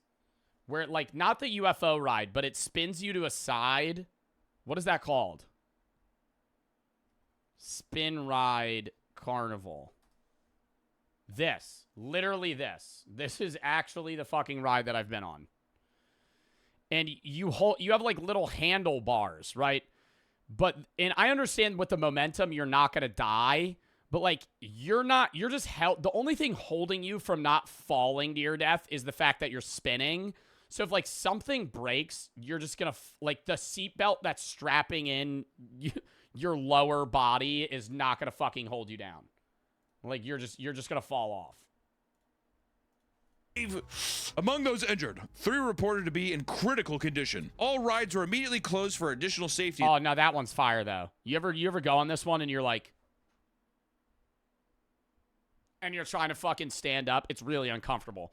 Where you're, like, literally stuck to the side and you're, like, head sideways. And you start having a mini panic attack because you're like, I can't fucking move. And so you start going...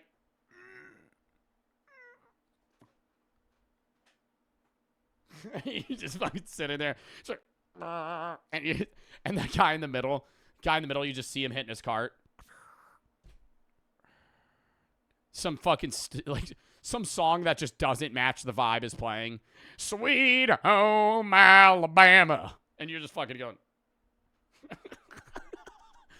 Like, you're about to pass out.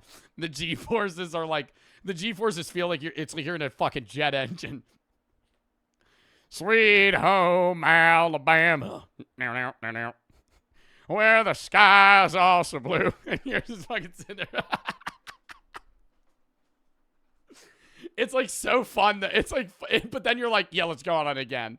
Inspections. You're like, thank God the ride's over. 10 minutes pass. You're like, you want to go on the UFO ride again? Life is a highway. I fucking just suction cup to the wall. The incident created a wave of fear amongst park goers, and carnivals across the country began shutting down rides that were similar to the Fireball or were made by the same manufacturer. The G-Force ride at the Orange County Fair was shut down due to its similarities to the Fireball. Likewise, the Beach Blaster ride at Belmont Park in San Diego was also shut down. The G-Force and the Beach Blaster, the Fireball, come on, dude. Like, they're just like, sorry, buddy, take down the G-Force and the Beach Blaster. It's a goddamn death trap. Or we could talk about the 11-year-old scalped at the Cinco Cinco de Mayo Carnival. This one's actually pretty tragic. I think they're all going to be tragic, Nick. 11-year-old Elizabeth Gelreath was scalped, blinded, and nearly killed after the ride in the King's Crown at a carnival in Omaha, Nebraska. Scalped, blinded, and nearly killed. Elizabeth attended a Cinco de Mayo carnival with her mother in 2016. Wait, have we heard about this? It chose the King's Crown to be her first ever carnival ride. It was her first ride? Yeah. Oh my God. First ride is even worse. Holy shit. And you know she was so scared and everybody was like, no, just go on the ride. It'll be fun. She's like, okay. She's like excited. God. Elizabeth! The King's Crown ride consisted of a series of crown-shaped seats that would spin at high speeds, similar to the spinning teacups ride at Disneyland, dude. At one point, Elizabeth's long red hair became entangled in the mechanisms. As the ride continued to spin, her hair and scalp were being slowly peeled off her head. You know what's too is you know she was screaming in pain, but people were just... And everybody else is sitting there also on the ride just going...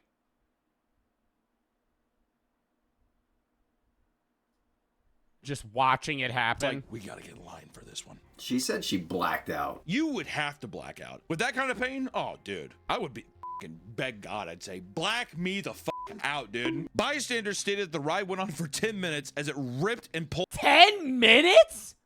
At Elizabeth's scalp. Eventually, her hair was severed, freeing her, but Elizabeth suffered critical injuries to her head. Even the muscles that were connected to her eyes were seriously damaged as well. Her fucking hair got ripped so hard that it blinded her. Because of this, she couldn't see or speak and had to communicate through the squeezing of her hand while in the hospital. You know the expression, you get dealt a bad hand? This is a hand covered in diarrhea. That is unbelievable. Elizabeth described the feeling to her mother, saying that it felt like her head was smushed. Elizabeth had to undergo several skin grafts, head surgeries, and an eye surgery, and multiple blood transfusions. Despite the tragedy, she was in high spirits and even insisted on making a public appearance alongside her mother. Elizabeth was praised for a surprisingly positive outlook, stating, "My scars don't define me. Nobody's scars should define them." Scars don't define me. Nobody's scars should define them. She is taking this way better than I Oh my God, way better than I would.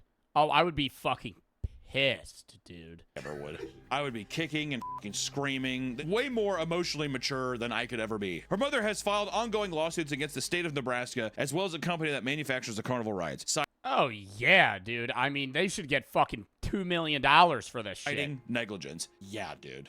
Yeah. How do you allow some spinning part? How do you allow it? I'll tell you why. It's because the guy running the machine should have no business touching any of that equipment. I don't think I've ever been to a carnival where... Yeah, I've never... Yeah, that is true. I've never been to a carnival where the guy manning the ride makes me feel safe. Where I'm like, he knows how to put this together and take it apart. Or I'm just like, you know, I never really say this, but these It's literally, oh my God, like a stained tank top. carnies look very respectable. Isn't that right? And he has like a fucking belly button ring that he's like flicking. He's like doing like cigarette tricks with it. Open it up to his mouth. But we move on to a teenager who died at the church carnival. A 16-year-old girl passed away after being flung from a ride called the Sizzler. I think with the amount of injuries that are happening at these carnivals, I think it should be a... Do they have roller coasters at carnivals? No, right? They only have like spinny things. They have like spinny rides. Maybe I've never seen a roller coaster at a carnival. It's always just these like amusement rides where it's just like something that whirls you but also spins on its own at once. Legal to have. Mine had a coaster. Have any goofy names. I think it should just be Yeah, I don't know if I would get on a roller coaster at a fucking carnival. Ride 1, Ride 2, in that order. Ride called the Sizzler at St. Thomas Aquinas Church Carnival in East El Paso, Texas. The Sizzler was a popular spinning ride made for all ages. During the ride, the woman was ejected from her seat and was struck by a metal barricade. Her friend who sat beside her was also launched out the ride. Okay, I wasn't laughing. It's just the idea. You can't put launched in there without being cartoonish, okay? That is fucking horrible. Being flung and then just being immediately smashed by a fucking barricade. The girl died at the hospital soon after, and her friend luckily survived and did not receive any life-threatening injuries. So at least thank God. But an investigation began, but there was no... Bro, but you know how upset you would be? Like, you go to the carnival with your best friend, you both get flung off the ride, and your friend dies and you don't. No word of legal action being taken by I mean, like, you'd be happy you're alive, but I'd be like, the fuck, dude? The victim's family. Dude, Don't worry. The guilt the girl has. I don't think she'll have guilt. I mean, maybe survivor's guilt to a degree, but not guilt in the sense of like, oh, it's my fault we went on the ride. This isn't the last that we'll hear of the Sizzler, because we go on to when the Sizzler took another life. The same ride in 2019 while attending the Deerfield Township. Dude, this is like recent shit. I thought it would be like 2001 or like the 90s. 2019. I mean, that was like 5 fucking years ago, but still, like, I was expecting most of these to be like, yeah, 1995, they just didn't screw on the bolts on the fucking whoop-de-washer, right? And it just fucking killed everybody. Harvest Festival, Haley McMullen was thrown from a ride called the Extreme Super Sizzler. They made it more powerful. It's a goddamn Dragon Ball Z transformation, dude. Similar to the normal Sizzler, it is a ride consisting of several suspended cars spinning horizontally at high speeds. All of these ran with 4 lawnmower batteries. And a guy brought it up literally at his F-150, and it's like, don't worry, we took 7 minutes to prepare this when we got here. Have fun. It is important to note that while the ride was equipped with safety bars, there was no seat belts. Well, the bar should hold you in. Oh, they never have. Dude, and the only time they have seat belts, it's like, you need more than a seat belt. Do we have any seat belts? It's like at Six Flags or any other amusement park, if the ride goes in a loop or where you're like more than just like at a certain angle, they have to put a whole chest cage rather than just a waist cage.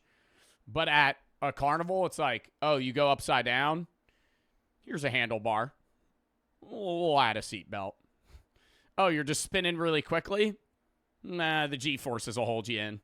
You got the bar. You got fat thighs. You'll be all right. I don't know about you, Stick Bug. Good luck. After being thrown out the ride, Haley tried to get up from under the ride's operating platform, but was repeatedly struck in the process. This led to serious brain injury. So she was flown from it, tried getting up, and just kept doing it. She was airlifted to the hospital as soon as possible, but died an hour later. The inspection reports that were released seemed to show that the ride was in full compliance with safety regulations. Bro. Oh my God, full compliance with safety regulations, so they're not even going to get anything. So she fell off the ride and possibly would have lived if she stayed down, like, and laid on the ground, but then got up and it whacked her in the head, fell, got up, whacked her in the head, killed her. Kill it for the 3. Can you tell Fiddlecock I said hi? They ignored me, which I don't think is very nice. Boogie for the 1,000 buddies. What ride would you never go on? Monkey and Ryan for the sub. XL for the 3. I don't know about you, though. So we have average carnival ride costs like $2 million. My friend was in one once and a light fell off. I don't know about the USA, but here the average carnival ride costs like $2 million. The average carnival ride costs $2 million. How much does the average carnival ride cost in the U.S.? How much does the average U.S. carnival ride cost? No way. Cost to make. The country fair in Austin, Texas grossed $300 million in one season. Okay, well, that's not telling me how much the ride costs. The average carnival ride costs anywhere between $90K to $300K. I feel like $90K would be like the little cheapo ones. The average roller coaster can cost anywhere between 10 and 30 million. That makes way more sense. Even some more than that. Like King to Ka probably in fucking Great Adventure probably costs like fucking $100 million. Like that coaster's insane. Love and Lucas for the sub. Ryland for the sub. And for the 3. I already read that. All right. We need to do more with these carnival rides, dude. They're getting off too scot-free. What are the safety regulations? All right, guys. You have to be able to pick her up and put her down in about 9 minutes. Can you do that? Live in La Vida Loca at the carnival here. Or we could talk about the Carnival Tower. Oh, I didn't say what ride I would never go on. I don't know ride that I would never go on. One of those ones where you're just on like a little bungee cord thing and you have to like jump off a platform. Slamming onto the ground. In 2022, during a traveling carnival in India, 16 people were injured after a malfunction with a drop tower carnival ride. These always scared the shit out of me. Looks like a weird flying saucer. I almost expect those motherfuckers to just... The drop carnival ride, I'm always... I will always say I'm worried that it won't slow down. The hydraulics don't work. I've seen some of these carnivals in India, though, where like people are sleeping in tents under the roller coaster, and I'm like, Jesus, dude. You know what I mean? After rising 50 feet into the air, the carousel tower plummeted down and slammed onto the ground. The impact was so intense that the passenger seats bounced into the air from sheer force.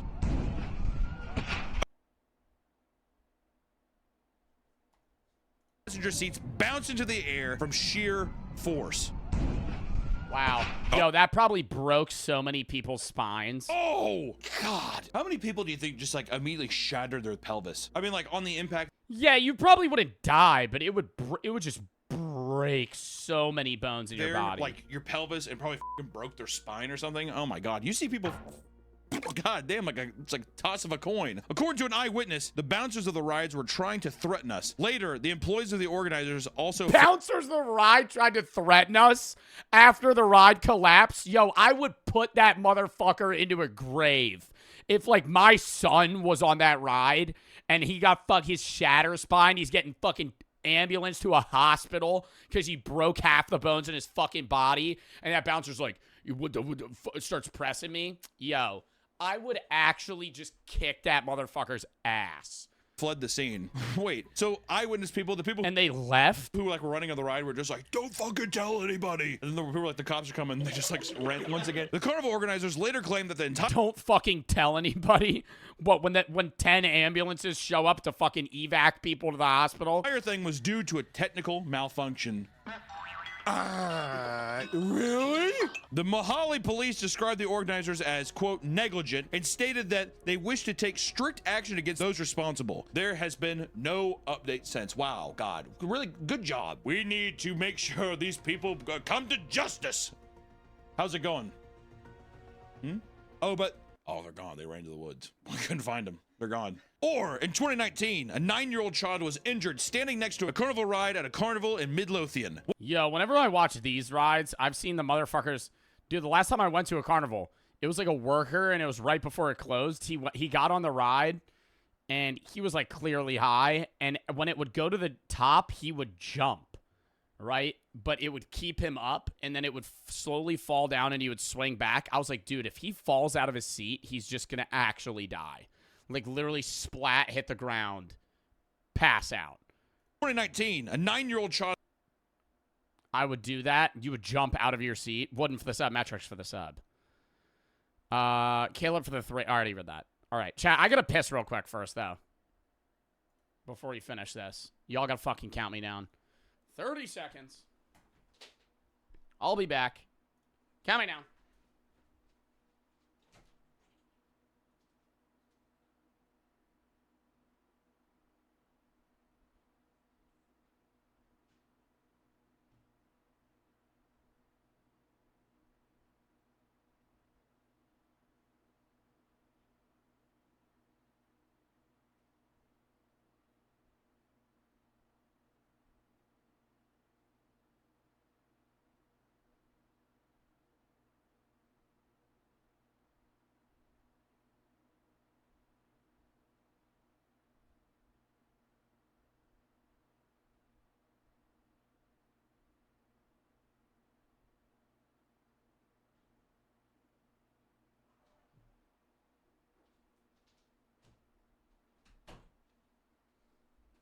Ugh.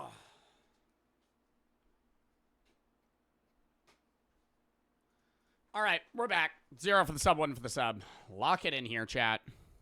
Was injured standing next to a carnival ride at a carnival in Midlothian. One of the rides, the Ferris Fury, which is a giant swinging ship with 2 large heads on either side, smashed into the neighboring ride. We have also something called the Viking's Voyage. It's like a giant boat. Yep, that's what it is. One time someone was going... I feel like that is a ride at every carnival and every amusement park. That's like the one ride that... I feel like it's just because it's simple. But it's the one ride that's everywhere. That and the swing ride. I've never been to any amusement park or any ride-based thing that doesn't have either some sort of swing ride or that little Viking ship. Just because I feel like they're the simplest thing. They're probably the cheapest to make, I'm guessing. And people just enjoy them. I leaned his head off the side. He did. Oh, circus wheel. There's been places that don't have circus wheels. Like, most carnivals don't have, not a circus wheel. What is it called? Is it called a circus wheel? That's a circus wheel, right? I don't know. That. A lot of carnivals don't have that.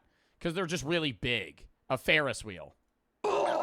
You could just see the throw up trailer all the way across. And then, like, the fucking, like, 16-year-old kid working the, like, ticket booth thing, he was like, and he popped open this little shelf underneath. He just grabbed cat litter, and he was like... The force of the impact caused the ride's giant pharaoh head to break off, fly into the air, and land directly on top of the child. That's just, once again, bad luck. Almost comedic. Exactly, it's like... According to a witness, we were sitting behind the head when it fell off and hit the kid. We looked down and it was laying on top of him and his head was full of blood. What a fucking haunting quote. Wow. Also, I feel like they could have been a little more respectful. Yeah, he looked around, that kid's face was just covered in blood. Can we get out of here? I want to get stopped by the Dippin' Dot stand. I mean, I would probably say I would probably be very blunt too. If that shit happened and a news reporter was like, what did you see? I'd be like, we were on the ride and that fucking pharaoh flew off and crushed him. Hit his skull off. There was blood everywhere. I'm not going to be like, oh, it killed him. Paramedics transported the boy to a local hospital to treat his injuries. The case is now under investigation. Look at that big... Oh, he didn't die. Ass head too, dude. When I saw this picture, I thought the kid was still under there. Like a Looney Tunes cartoon. Just my luck. Or in 2023, a 10-year-old boy named Huntley Daniels was severely injured after being flung off the Moby Dick... Oh, the old Moby Dick? I've been on this before. Ride at Antioch's Taste of Summer Festival. Dude, I'm not gonna lie. I would go on a ride named Moby Dick. I like Moby Dick. I like the story. Captain Ahab. Yeah, that ride kind of sucks, though. The Moby Dick ride is actually kind of ass. Because you just go you literally just go. For like 20 seconds. The Moby Dick ride locks down each attendee over the shoulder and rotates clockwise, gradually increasing in speed. Actually, you know what? Never mind. After seeing the picture of it, I wouldn't do that. This is just like the Magic Carpet ride. That one looks scary. It's a long row of seats. You're not getting me on that motherfucker for real. According to Huntley, the bar that locked him in kept rising higher and higher with each turn. Oh shit. That's the problem with these things, dude. You cannot yell for help. Especially me as a kid. Anytime I was... Yeah, because it's so fucking loud. And there's always... Yo, and motherfuckers screaming on rides. Oh. You know, you say... Ah! Bitch, this is me on an amusement park ride. Oh, shit. This is me. This is me going on the scariest roller coaster I've ever been on. Having a conversation as we're going up. Oh, fuck. Damn. Like, I'm having fun, but I'm not going, like, yo, it doesn't annoy me because it's like what you're expecting at an amusement park. But I'm always like, who's screaming? Because it's never anyone I'm with. Like, it's never any... You're not nonchalant, bro. So nonchalant. Bro, it's never anyone I'm with. Like, I mean, I mainly go with, like, guys. I'm not trying to be stereotypical here. It usually sounds like a woman screaming. But, hell, sometimes if I scream, I sound very high-pitched. I'm just saying that's just... Even then, like, I've gone to amusement parks with women before, and they're also just like, oh, fuck. Oh, shit. And they're just smiling. They're never like, ah! Ah! Okay, I said it doesn't annoy me. It kind of does. It doesn't annoy me because they're not next to me. But if I was sitting directly next to a motherfucker that was screaming, bitch, I would be like, the whole ride shaking. I'd be like, bro, chill the fuck out, yo. Like, I'd be like, relax. Relax. It's like, we're fine. It's like, I was afraid. You're the fun police? Fun police? Fun police? Fun police? Fun is me going, oh, damn, and just smiling. They're screaming like they're gonna die. They don't sound like they're having fun. They sound fucking horrified. Horrified. Going, ah! And then they get off the ride. They're like, I hated that. How am I the fun police? They sound like they're having a terrible time. The moms, I don't think I've ever seen a mom on an amusement park ride. Have you guys seen a mom on an amusement park ride before? I've seen like dads, like old dads. I mean, I haven't been to Six Flags in years.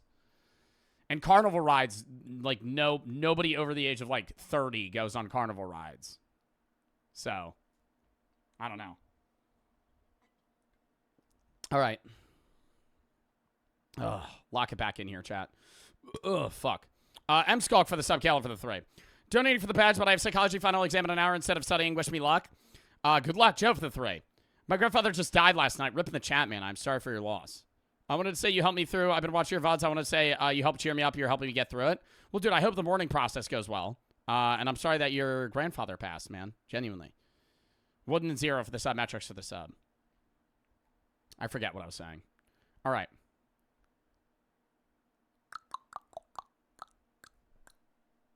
All right. Lock back in. Lock back in. And I was like, Mom! My mom would just laugh. Mom loves seeing me in anguish. And what should I learn on the guitar? Freebird. You're welcome.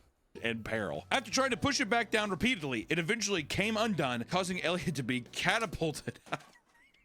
It's not funny, but it's the verbiage of being like catapulted. He's like, oh, it gets undone. He's just,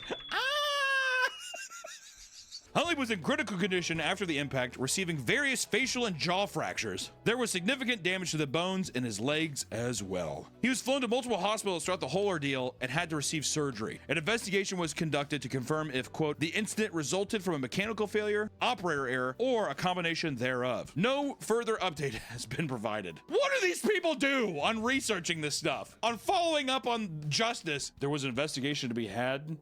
We're getting down to the bottom of it. In time. A lot of time. It's like it's the Moby Dick ride, dude. If it was like a Disney park ride, I'd be like, well, of course they're gonna throw you through all kinds of loopholes and stuff. The Moby Dick State Fair ride, dude. The Carnival ride, word. Or in 2017, How much do you think the families receive? Really depends. Depends how badly they were injured, what ride they were on, what carnival they were at, whose fault it was.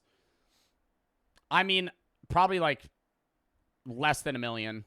Even if your kid dies, probably like 500K. 15-year-old girl in China passed away after being at a carnival. Not much. Thrown off the Travel Through Space ride in China. You can't fucking have a kid get thrown off a ride called Travel Through Space, dude. This feels calculated, is what this feels like to me. This is a ride that moves at very high speeds and it rotates 360 degrees vertically. During the ride, the young woman's seatbelt breaks and the safety bar meant to hold her in place was not tight enough, which sends her spinning around 360 degrees as she holds on desperately to the bar. So it flung her and she was being spun like a disc. This resulted in her slamming up against the pair of iron bars. Bystanders came to her aid and took her to the hospital, where she unfortunately passed away. The woman's family reached a compensation agreement with the park for the wrongful death of their child, which she received essentially 127,000 USD. And apparently, in December of that's not worth it for your kid to die. 2016, the ride had passed inspection once again. I don't think these motherfuckers are really looking. I think they're just like, oh, bright colors, cool. Like, I'd get 127K if, like, you fucking shattered your leg, right? Like, the ride fucking broke your leg. Like, bad. Like, fucked you up, right? But, like, dead? Go. Administrators ordered companies operating the Travel Through Space ride across the country to immediately suspend its use. Well, this is a heartwarming... 100 mil? No, I would even say that's too much. If your kid dies at an amusement ride, I think you should be financially compensated between $3 and $10 million. Like, if I was at the court and I said, and you were like, yeah, this ride killed my kid, I'd go, you owe them $5 million. I think that's fair. Fair, obviously fair in the sense of like, your kid's dead. How do they repay you? Bro's putting a price on a kid's life. I'm not putting a price on my kid's life. I'm saying what I think is a fair compensation for what occurred. Video, dude. Apologies for all the child mutilation and death. I thought when we were going to read this, it was going to be a lot more drunk adults doing some stupid stuff. When in fact, it's literally just the negligence of people being like, are you strapped in? What? And the guys, how much does it cost to have a kid? The average cost to raise a kid through high school, I believe, is $250,000 in the US. Already walking away. It's so or not through college, through high school. I think I said high school. In 2024, through college, way more. 8-year-old child fell off a carnival ride in Waco, Texas during the Extraco Event Center. It is not specified what... Raising a single child 18 with a normal education is probably $300K. That doesn't mean they're going to pay you $300K. Your kid's dead, right? It's not like, oh, your 2-year-old child died. We're going to give you the equivalent amount of money that it would have cost you to raise them. What fucking logic is that? They're repaying you for killing your kid. Ride the young boy was on, but the police found him with his ears sliced open from top to bottom. Well, they found him with his ears sawed in half, basically. It was expected that the child would need surgery by a pediatric plastic surgeon. Although the ride is unknown, the fault of the injury is more so linked to the ride operator, 38-year-old Cody James Harkness. Wow, dude, that is like actually the guy I envisioned in my head working at a carnival. The ride operator was determined by the police officers to be under the influence of some type of combination of drugs. That's odd from a carny. That's odd from a carnival ride. That's really? Harkness already had previous convictions for drug possession and drunk driving, which didn't help his case. He was charged with intoxication assault while operating a ride. The condition of the boy is currently unknown. I hope he's okay. This feels like the last, the official beacon of like, if you've done everything wrong in your life, you can still put in a job application at a fucking carnival and get a job. How is that? But you got your wish. Drunken person. I don't think that was my wish. I don't think I was wishing for that. And I feel like, yeah, no, carnivals, you really probably don't make much. You're probably getting paid minimum wage and you have to travel all the time. I don't think I was like, oh, please make it be a drunk guy hurting a child, please. In 2024, at the Matama Festival in Vigo, a middle-aged man was crushed to death on a ride known as the Grasshopper. The ride consists of a ring of carts that raise up and down while spinning in a circle. According to an eyewitness, one of the arms... That just looks like the off-brand Planters peanut guy. The ride broke off while it was in the air. This caused the passenger compartment to fall on the ground, trapping the man between the seat and the railing. Oh my God. Firefighters used special equipment to free his body from the machine, but it was too late. The man died at the scene of the accident before he could be taken to a hospital. I wonder how long he was sitting there for. Was it something when they were just like, the fire department's on their way? They couldn't do anything, so it was like 20 minutes, you know, an hour, who knows? In 2017, Eugene Maharaki passed away from a fatal head injury after falling off the cha-cha. I feel like carnivals should have this equipment on hand. Am I crazy? Like, if you run a carnival where you're assembling equipment and shit happens often, not like death, but like injuries, you should have like some sort of equipment to be able to free somebody in case they get trapped. Ride at Rye Easter Carnival. The cha-cha ride. You're crazy not for that take, though. It is a low-to-the-ground ride that spins around on 2 axes, gradually increasing in speed. Eugene was placed on one of the outside seats, which were specifically meant for adults and bigger children. As the ride sped up, Eugene slipped out from under the safety bar and was flung onto the side of the ride, striking his head. Because, God forbid, the operators can just do their job! It's so frustrating. This child should be alive, but he's just like, I don't f***ing care, dude. You buckled up or not. After being sent to the hospital, it became clear soon that there was nothing that could be done to save him. After being on life support for days, his parents eventually pulled the plug. An investigation began, and the restraints on the ride were deemed to not be compliant with the Australian standards. Evidence was slowly being gathered that suggested that Lucas Kohler, the man operating the ride, should not have been working on the ride on his own, as he was not trained enough to do so. No. Like, it's the first day. I mean, not trained enough to do so, but that's not his fault. I mean, like, that's whoever put him on that job. Like, if you're the employer, that's not the employee's fault. If it's like, oh, you're deemed unfit to run this ride, well, like, they put me here. Yeah, you don't mind if I fucking work the cha-cha day? I love that one. Did they put him down? No, it's not, bro. You don't call you don't call pulling the plug out of a human putting them down. It's just, if they're only surviving on life support and they will never only be able, if they'll only be able to survive on life support and machinery, you pull the plug and then they just die naturally. When I was a kid, the coroner offered Whitting's... Putting your pet down is when you give them a lethal injection and they basically fall asleep and their heart stops. It's different. There are countries that'll do that, but in the U.S., pulling the plug is just, hey, you're on life support that's keeping your heart pumping or your lungs breathing. We're just going to pull the plug and you'll die. Sean for the 3. Papa Beats a walking dub. Bub for the 1,000, but he's Trip and Plain for the sub. They're also usually asleep. If you're on life support, you're probably not awake. Not for the sub. You're unconscious, either in a coma or something, and the only thing keeping you alive is machines. 24 for the 3. Sleazy for the 3. Or they're brain dead. People could be brain dead, but their body could be alive, and they have to also choose to pull the plug there. Not for the sub. Some people don't because they're, like, attached. I understand it's, like, a morning thing, but sometimes there will be, like, you'll be the power of attorney of your grandfather or somebody that got into an accident and they're brain dead, but their body's still alive through like machinery. And they'll be like, they'll spend their whole life savings keeping that kid alive or their grandpa alive or whoever it is. I think it's sad, but in that situation, you have to pull the plug on them because they're brain dead. They're never coming back, right? They're dead. Glow amusements, protection from self-incrimination in the event that they provide. Not anymore. It's mostly lethal injection. I mean, if they're pulling the plug on somebody, they're probably not just going to let you suffocate in a painful way. It'll be like something where they just hype you up on drugs and then let you just suffocate. Evidence against the claims made. Even so, they refused. God damn, dude, they're a ride or die. They're a ride or die for Lucas Kohler. They're like, he has worked. If you get lethal injection, does it hurt? I mean, no. For prisoners that get it, it's usually something that would just make you fall asleep and then you die. Like, they're going to give you a concoction of drugs that's going to basically make it painless. Worked here for 3 weeks, but Lucas Kohler is the sharpest egg we have. He's like smoking crack in the back corner.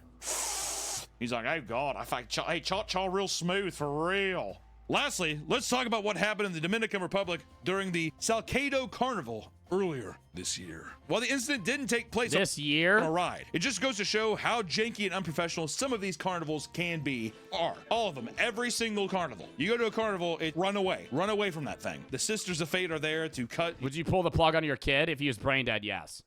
Your strings of life immediately, okay? During the event, a set of fireworks. They're dead. They're dead. If you're brain dead, you're clinically written off as dead. You are not coming back. You're dead, right? If your heart stopped and you came back, you're alive. Or if you're in a coma and you can come back, you're alive. But if you're brain dead, they'll keep you on machinery if you request and pay for it. But the government has written you off as dead. The government knows you're dead, right? You're not coming back. Inexplicably explode. How are you brain dead? If your brain stops functioning. What do you mean, how are you brain dead? It's the same thing. It's like the argument against if you don't have a functional brain, you're technically not alive. And that's kind of an argument that people will make for abortion, that in the first or second trimester, it's not technically killing a human because there's nothing that's alive, right? Just because a heart is pumping doesn't mean something's alive, because if you have a heart, if your body is working, but your brain is dead, then you're not alive. You are dead, right? Your body might be living, but the you that we're attributing a name, a personality, and a being is dead, right? So if that doesn't exist, then the argument is that there's no human, right? Pima for the 3. My local theme park in Stockholm had a roller coaster derail in 2023, killing and injuring multiple. It was my favorite ride. Dude, that's fucking insane. Not me and Amy for the sub. Without question, just exploded. And it was reported that the fireworks were mishandled and directed at the attention. Your brain can't be alive without a heart, right? Yeah, your brain can't be alive without a heart, right? Yes. You need a heart to, you would need your heart to be working to be able to have a brain, because you need pumping to have a brain, but you need a brain to also have that work, right? Your brain is the central focus of your body, right? Like, if you don't have a functioning brain, the rest of your body doesn't work. They could keep you alive on machinery and make your heart pump artificially, but if you're brain dead, the rest of your body is gone, right? It's not functioning. If you don't have a functioning brain, your body does not work, right? Technically. Attendees before getting set off. These look like bazookas heading towards the guest, don't it? You better believe it, Bubba. Like, just because you have a functioning heart doesn't mean you have a functioning brain, right? But if you have a functioning brain, that usually would mean that you have a functioning heart and body. But hey, but keep your fucking menthol cigarette off that wick, man. He's like, people dancing in full body costumes were suddenly engulfed in flames. It's only funny because it's just full body costumes. And just immediately they're just like, yeah, all these costumes, 100% cotton. You know what? It's kind of itchy or whatever, but it's great. And they're just begging to be lit on fire. Amidst the chaos, bystanders. Wait, did I say that right? You need a brain. I'm confusing myself right now. You need a brain to have. I need to rewind here because I was literally so zoned out. I'm like, am I saying that right? It's only funny. You need a brain to have a functioning. No, you need a heart to have a functioning brain. Right? Oh my God. I know. I literally had it and I've lost it. You need a brain for everything. Yes. If you were brain dead, you're dead. If you don't have a brain, you're not alive, right? Just because your heart's pumping doesn't mean you're living. That's the argument. Boom. I made it make sense. I'm adopted for the three. Did you see C-Bum win his last Mr. Olympia? No. Venom for the sub. It's just full-body costumes. And just immediately they're just like, yeah, all these costumes, 100% cost. You need both? Yeah, but they could artificially keep your heart alive. They can't artificially keep your brain alive. If your heart stopped, but you're on machines and your brain's still alive, you're legally alive. But when you're brain dead, you're legally dead. You know what? It's kind of itchy or whatever, but it's great. And they just begging to be lit on fire. Amidst the chaos, bystanders rushed to grab water and ice trying to put out the flames. And it was reported that over 15 people, 10 of which were being young children, were extremely burned and had to seek immediate medical attention. Because God forbid we can go a day in a carnival without a child just fucking passing away. God forbid! The people of Mexico collectively donated 3,600 square centimeters of skin grass in order to provide aid for those affected. And that's fucking cool, dude. People are just like, I got enough skin, dude. You want my fucking skin? Here, take it. I feel like I would try to donate mine, but they'd just be like, put it back. They're just greasy, fat skin. Dude, all tatted up. He walks in, I'm willing to donate some of my skin. No. No. A 4-year-old getting this on the... Yeah. 5 children have died from the incident. Of course. The youngest of which being a 5-year-old. Wow. The world's awesome. The man hailing the fireworks was Elvis Santos. He did not have the proper experience or authorization to work with pyrotechnics. The carnival operators, Nick, have broken me. I'm a broken man, I feel like, having to fuck with these carnival operators. Elvis Santos was put under house arrest and charged for his part in the detonating of the fireworks. I don't know how the fuck you could live with yourself, but, you know, there it is. In conclusion, this is just the layer of skin off the top of a giant bowl of pudding of carnival accidents, okay? It doesn't matter how fun and how many bright lights are on a machine. If it's attached to an F-150 or operated by a man that you're almost positive is high on meth, don't get on it. Don't let carnivals lure you in with shitty carnival games and funnel cakes, dude. And it's also, like, not that cheap anymore. Carnivals get, like, pretty expensive. And it's not like an all-inclusive ticket usually, like Six Flags, where it's like unlimited rides for $60. Like, you pay for tickets to go on rides. And there are too many times. Luckily, I'm still here. Do not let them win. If you have a child that you are taking care of, if it's your child, your friend, you know, my niece, my nephew, keep them away from carnivals. Because it is a dark, dangerous place. When I say this, I'm going to say this with my chest. I don't trust a single person that works at a carnival. I would disagree with that. I think some people at carnivals are functionally able to handle the rides that they do, but not maybe more of the complex ones that are like, you know, the ones where people are dying. But like bumper cars, like, you're not going to die at bumper cars. All right, that was a W vid, though. Next! Alabama Boss survives the world's strongest beer. 67.5%. That's not even beer anymore. Alabama Boss. Someone sent this. I don't know who sent this, but if you have any videos you want to watch, games you want to play, video session, give tab. So I find most of the videos to watch games I play. So if you have any videos you want to watch, games you want to play, video session, give tab. So I find most of the videos to watch games I play. Today we have 2 more videos for the rest of the stream. Tomorrow I'm going to be live at 2 p.m. EST for Indigenous Peoples Day. We're going to be doing horror games in TikTok bingo with Crispy Concords. Tuesday, going to be finishing Pico Park, maybe some sim games like TCG Card Trader Sim. Wednesday's horror games. Thursday is the breast cancer research fund charity stream, as well as the Amazon review and reacts. Then I'm gone Friday through Sunday to promote a STEM school in Texas. We're going to be vlogging that at the F1 event as well. And then I'm going to be back, and we're going to be streaming a bunch until Halloween, or through Halloween. And then I'll probably take like 2 days off after that. But, and then we have a charity stream for World Wildlife Fund on November 1st. But yeah, lock in. Hey everybody, I'm Alabama Boss, and in this box, I have the world's strongest beer. I'm fast forwarding to where he gets to it. It's $100 for one bottle. That's insane. I mean, it says warning. This beer is strong. It's called Snake Venom. Chat, would you try a drink that's called Snake Venom? Probably not. Do not exceed 35 milliliters in one sitting. Bottle. Oh, so you can't drink the whole... Oh my god, yeah, you couldn't drink the whole bottle. Wait, that's not even a beer then. You open the bottle of beer, expecting that you're going to drink the whole thing. But if you drank that whole bottle of beer, that would be equivalent of like fucking 10 standard drinks, 12 standard drinks. Number 11,204. Brewed and bottled in Scotland by Brewmaster.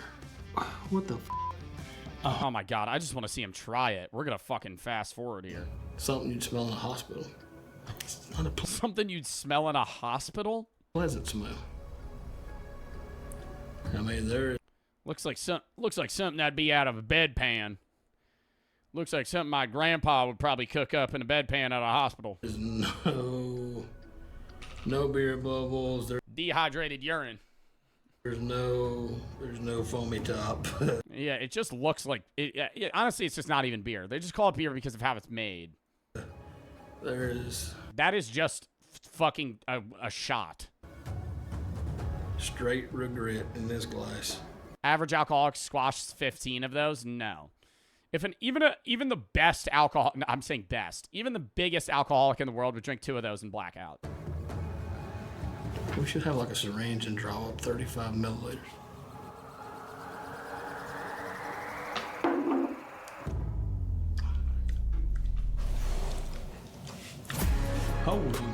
Holy give me some water.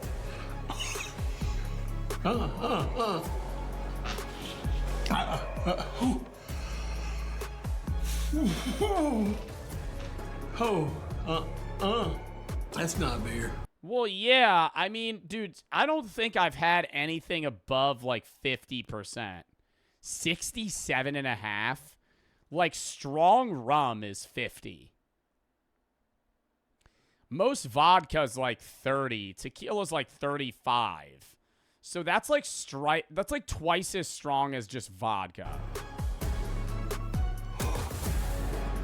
Just bring me a straight Everclear. I've never had Everclear. I know you're supposed to dilute Everclear though. Like if you drank like 90% Everclear, you could like actually have intestinal problems. Because you could run a car on Everclear. Another. Too much. I poured too much. He's drinking more. Second taste, do it for the vine. This was from 2 months ago, and he still has do it for the vine. Satan's ball sack. All right, just drink the whole thing. Yeah, there's no way it's good. When should you drink this? Never. One more taste? He does 3 shots? Oh my god. Yo, fuck that. All right. I'm not going to watch that whole video. Next! I'm adopted for the 3. I already read that. Is our world broken? This might be a little bit philosophical. I don't know for sure. It's a Kurzgesagt video. Being a human in the 21st century often feels frustrating. We're clearly at the high point of our species. Never have so many of us lived so well, been so healthy and well off. At the same time, life is incredibly hard. More than 15,000 children died yesterday. 700 million people. Wow. Dude, I always do think about, like, where do you think the world's going to be in 1,000 years? Like, if we look 1,000 years back, they were way less advanced than us. Do you think we're going to be, like, as scaled? Like, do you think when we're all dead and it's the year 3000 fucking 24, do you think they're going to look back and look at us the way we look at people, like, during the medieval ages? Or before then? Like, the year 1000? What empire was the year 1000? What existed in the year 1000? The Holy Roman Empire in continental Europe. The Muslim world was in its golden age. Babylon was abandoned in the year 1000. Dude, like, are they going to look back at us and be like, fuck, man, these people are stupid? Because, like, if I had a conversation with somebody from the year 1000, like, they're not dumb, but the average American is way smarter than somebody that was alive in the year 1000. Just on base knowledge. Even if you're stupid, like, they just knew less. Like, they knew more about survival, but less about, like, just stuff. People live in extreme poverty. Even within rich societies, there's loads of unfairness and daily struggle. We are divided, unable to solve our problems while creating new ones, destroying our world in the process. In many ways... No, the U.S. government, or just society in general, lets problems get to their absolute worst before solving them historically. We don't like to deal with anything until it's basically impossible to fix it, and then we try to figure out a solution. Like, I wonder with, like, climate change and just everything, are we going to let it get to the point where, like, everything's dying and storms are getting... Like, at what point do, like, 9 hurricanes have to hit Florida in, like, 3 months for people to be like, okay, yeah, maybe we should try and do something? Miles for the 3. American Empire will be long gone in 1,000 years? I disagree. You think 1,000 years from now the U.S. won't exist? I feel like the countries that exist now will exist in 1,000 years. Not all of them, but I think most countries will still be a thing. If anything, I think 1,000 years from now, more countries will combine into one weird conglomerate of, like, political ideology, right? Like, if countries start to align politically in how they function, then I could see, like, yeah, Canada and the U.S. combining, or Mexico and the U.S. combining, and then it just being, like, one thing that's not necessarily run by, like, oh, one ruler, but it would still be, like, segmented or, like, compartmentalized, like, governors. But it would be different. Super Earth, like, districts. Yeah, kind of like, yeah, like the Hunger Games. But not in the whole, we're going to put teenagers against each other to kill each other. The vibe is that we live in dark times. It's so easy to feel disconnected and powerless in the face of problems too big to solve. We ain't making another 1,000 years. I mean, even with... humans are... I don't think all of society might make it in 1,000 years. I think a lot of people, realistically, even if the nukes drop, right, there would be a very small-knit group of people that would live, right? Say the whole world gets fucking bombed. There would be 100 people in a fucking shelter that would survive. And yeah, they'd make a lot of incest babies, but they would reformat everything. I don't know. I think not, unless like a meteor literally kills every single person on Earth, I think it would be like Fallout. Yeah. Like there would be people that would live. And so the state of the world fills many of us with doom, hopelessness, and sadness. We feel it too. It's one of the most... It is really sad to think, though, that realistically, not even realistically, definitively, every human or human ancestor-based thing, because like 50,000 years from now, your descendants will not be human.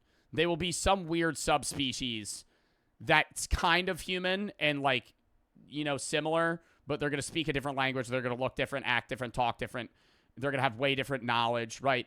Somebody said not true, like, at all. Explain, Miko, rather than just saying not true, like, at all. You're just saying not true, like, at all. Literally not explaining anything. Anyways, it's weird to think that at some point, all of life will cease to exist. Because at some point, the universe will end.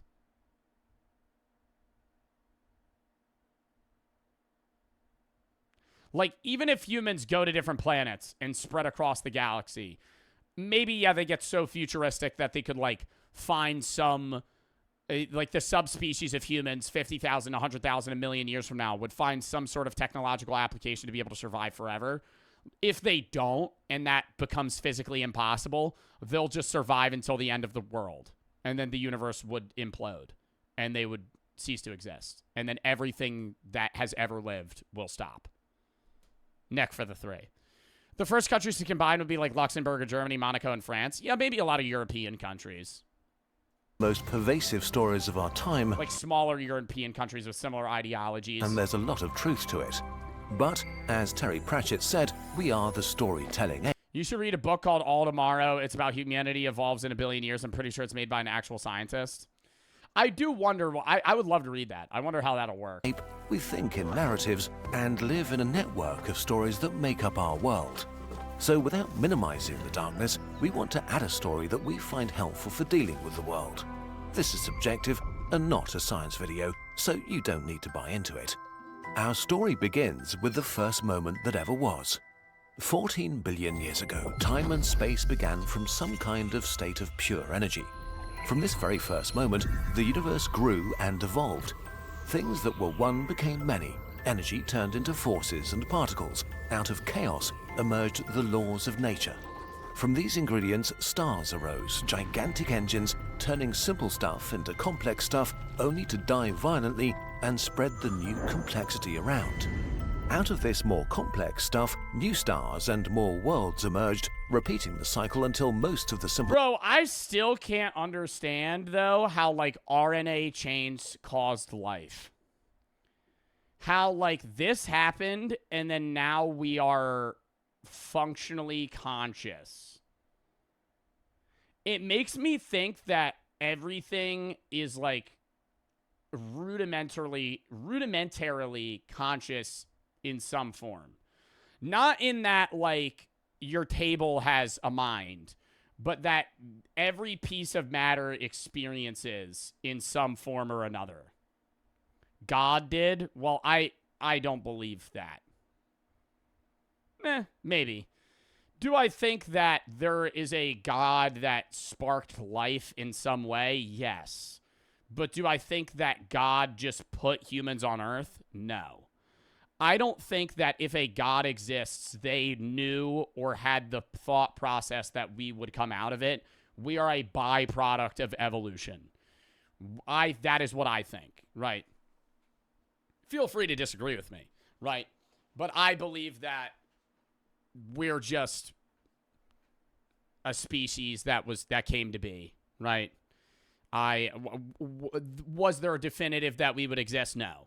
I think that it was just by chance that, you know, over billions of years and a meteor hitting Earth and all this other shit wiping out dinosaurs, small mammals that lived underground and survived a bunch of different, you know, end-of-world things could evolve and have a mind that we do. And we learned how fire worked and cooked, so we were able to process food easier and have more free time.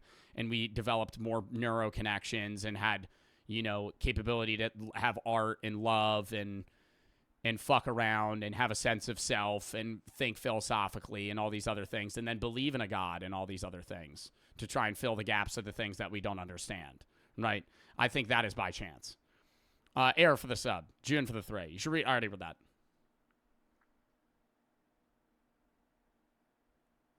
Did you already watch the MrBeast video? Yeah. Well, we skipped it, technically. I think religion was made as a coping mechanism. I've talked about that before. How, like, dealing with the early humans that had a genuine sense of consciousness and grief felt a very saddening reality that the loved ones they had are gone. And so they created an afterlife where they would still exist.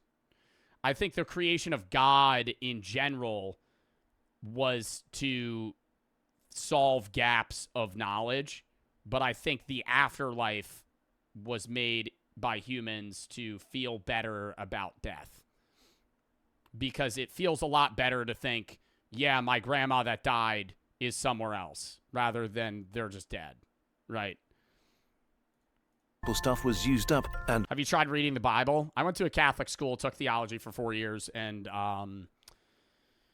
just got a philosophy and religion degree in college. Bachelor's, but BA in philosophy and religion. I haven't read the full Bible start to finish, but I've read a lot of excerpts of the Bible. And most stars that will ever be born had been born. And then— The least I've read is the Quran. I was actually, dude, whenever I wake up at 4 in the morning, I just research shit because I'm bored and I, like, can't fall back asleep. I was looking into a lot about Islam and like, the types of beliefs and the people that believed the person after. The majority of Muslims or people that follow the Islamic religion believe that Abu Bakr was the rightful heir or the person to take the religion where it needed to go after Muhammad's death. But there's a very subsect group of people in Islam that believe Muhammad's cousin is the one that should be technically the rightful heir. Not heir, I say heir, but the person that should lead the people, right? And I don't know. I was looking in because I like learning about how religions start and what they believe. And I think it's really cool that Islam believes that God or Allah made the same revelations to Moses and Jesus and had all of these things. Like the Quran doesn't deny, or Islam doesn't deny that Allah showed themselves and broadcasted themselves to Jesus and, you know, Moses, and that the New and Old Testament are real, right, and exist, right? It's more so that Muhammad's the newest prophet, and that he crafted the Quran with, obviously, you know, scribes when Allah was talking to him, and that's what the new thing should be followed as. So, like, learning about that's cool. Learning about newer religions is cool to see how they adapt their beliefs from older religions, right? And that basically, like, if you look at Judaism, Christianity, and Islam, they all believe in technically the same God, but that what they believe, or whether or not they believe the validity of others or those other religions pans out to be true. Like Judaism believes that Jesus existed, but he wasn't the Messiah. Same with Muhammad, right? But Christianity believes that Moses in the Old Testament was real, but Jesus is true. And then the Quran believes in all of those, but Muhammad's the most recent, right? It's literally like what stage they believe in. On one planet where the conditions were just right. Muhammad said that Jesus isn't God. Yeah, Muhammad said that Jesus... What I have been told... What I have learned through theology is that Islam believes Jesus was a prophet like Muhammad.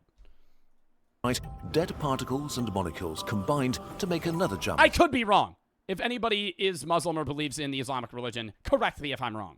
In complexity. Maybe the laws that govern everything. But I just like learning about religions in general. I don't believe in any religion, but it is cool. I would love to. That's why I learn about religions, because it would be nice to be able to fucking believe in something. But I don't believe in any of them. So I can't make myself believe in something. Were destined to make life happen. Maybe it was just a cosmic dice throw. But life, now the most complex thing in existence, wasted no time and spread to even the tiniest corners. For billions of years, cells held on, fighting against the elements and each other, evolving in the process, until one day they came together and made another jump in complexity to plants, animals, and fungi. First in the oceans. And it's so weird that, like, fungi are its own class. Aren't we more related to, like wheat than we are mushrooms? How related to humans are mushrooms? Humans share 50% of their DNA with fungi. The meaty taste of mushrooms mostly comes from glutamate, a neurotransmitter that several other savory foods, including meats, have. How related to humans are we to wheat? 1/4. Oh, we're more related to mushrooms. I was wrong. I had it backwards. Miko for the 3. If we were a byproduct of evolution, should we not have some sort of animal on this planet similar to our brain power? We killed them. Yes, we did, and they're dead. Yes, every other form of human that existed prior to us, and they're dead. If you go... The reason we have the brain power we have is because of society. Language is what made humans powerful, right? Shared knowledge is the strongest thing that we have ever had in terms of human evolution and capability, right? We are very biologically similar to our ancestors 10,000 years before us. But what makes us different is that we've had shared knowledge over 10,000 years, and society has grown, and specialized work has become a thing, so that as a species, we have gone from being basically stone-aged smarter apes to being hyper-evolved creatures, because my job is entertainment. Your job, you might be a plumber. All you do every day might be focused on computer tech or fucking cooking or farming or something like that. Whereas humans 5,000, 10,000 years ago used to have to cook, clean, hunt, no personal fucking medical aid. They had to do everything for themselves. So as a species, they were duller, right? We did have humans that were evolutionary. Not I say humans, but ape-like creatures, not ape-like creatures. We had other things that were humanoid creatures that were similar to us. We murdered them. Or they died off because they couldn't compete with us. Neanderthals, Homo habilis, all these other fucking, you could Google them, right? You could see a lineage of, I could actually look up human lineage of species. These are other humans that existed that had similar, you can see their skulls, and we have their, what they would look like by like AI generation and shit. But you could see their brains and stuff like Neanderthals, Heidelbergensis, Homo erectus, and then you can keep going back to things that look more and more ape-like in skull structure. But at one point, there were like 5 different types of humanoids that lived at once, and then now we're the only one left. I always relate it to, imagine if one breed of dog existed. That's basically what we are. Landano for the sub. But people see us and they go, oh, we're so smart, so it's like we must have been placed here. No, we were really smart and we killed everything else that was kind of like us. Then on the land, Earth was now the stage of something grand, a complexity acceleration machine going at full speed. Millions of new species emerged and vanished. Life was beaten down over and over, but every time it came back stronger, resettling niches filled with corpses of the ones that came before. Most of these beings are hidden in time forever. We only know their faint echoes. Until a few million years ago, an animal looked at the night sky. It looked at its hands. It saw its reflection in a puddle, and it realized it existed, that it was alive, here and now. You probably had such a moment as a small child, mundane and majestic at the same time. This is where the human story begins, about 6 million years ago with the hominids. Still just another animal among many others. They split into many families and lineages, evolving further. And like, you couldn't teach early apes that were forming into humans, like hominids. You couldn't teach them a language, but like, you could go back, like way back. And there's a point in time where like, they were kind of like dumb, like cavemen. But if you raised them in modern society, they might not be as smart as us, but they'd still be able to learn shit. Because language is what gives you now knowledge. Me being able to talk to the people that are older than me when I'm a kid, and them to be able to teach me shit outside of going, is what makes shit, you know, happen. It's what makes the wheels turn.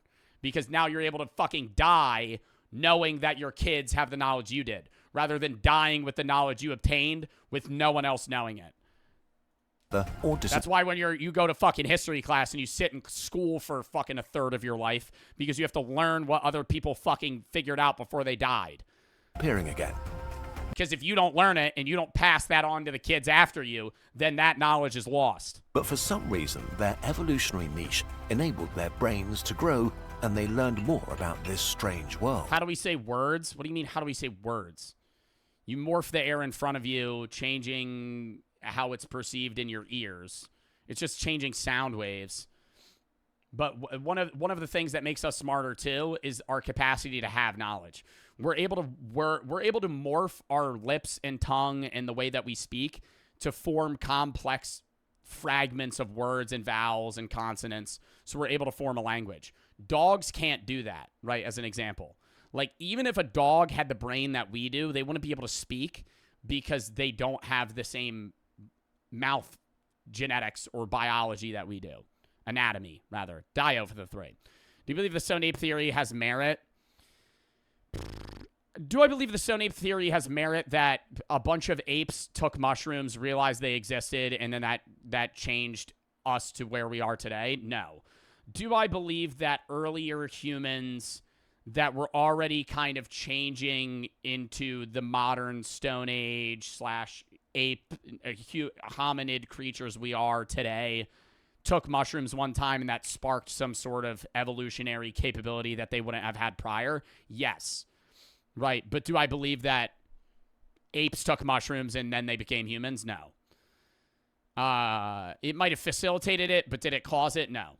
Nick for the 3. Humans today are the same species as Neanderthals, but we've far more evolved and advanced than anything before. Homo erectus less than 3 million years before evolving into us. Yeah.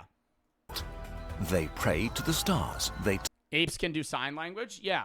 But they can't ask questions. That's the other thing that really separates us, is that there are apes that, like the gorilla that died that knew like 2,000 words in sign language, or like bonobos. Like they can know sign language and communicate and answer questions, but they can't ask them, right? Humans are also like innately curious creatures. Some people aren't, and they're NPCs, but the human species, Homo sapiens, are naturally questioning creatures, right? That's one of the reasons why I have the question mark tattoo, is because you are born and want to know why things happen and where they happen and how they happen, right?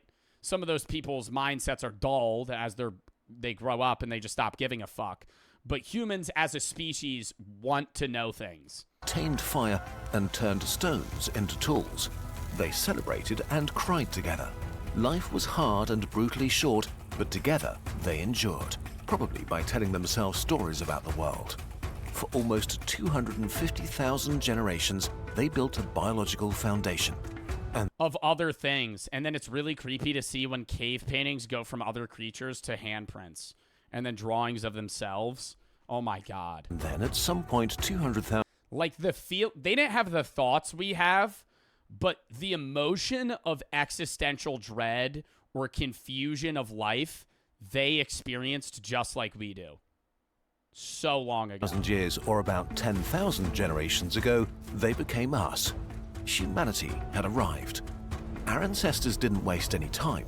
Their world was still hard and unforgiving, but out of pure stubbornness, they didn't accept that. They wanted their lives to be better, so they made better tools and learned to preserve their knowledge beyond death. Progress started slow, and then suddenly they, or better, we, made the planet our own. Agriculture and the first villages and temples snowballed into civilization. Kingdoms and empires, technology, writing, astronomy, medicine, philosophy. A hot second later, science, industrialization, the modern world, the information age where we are today. Earth is truly ours now.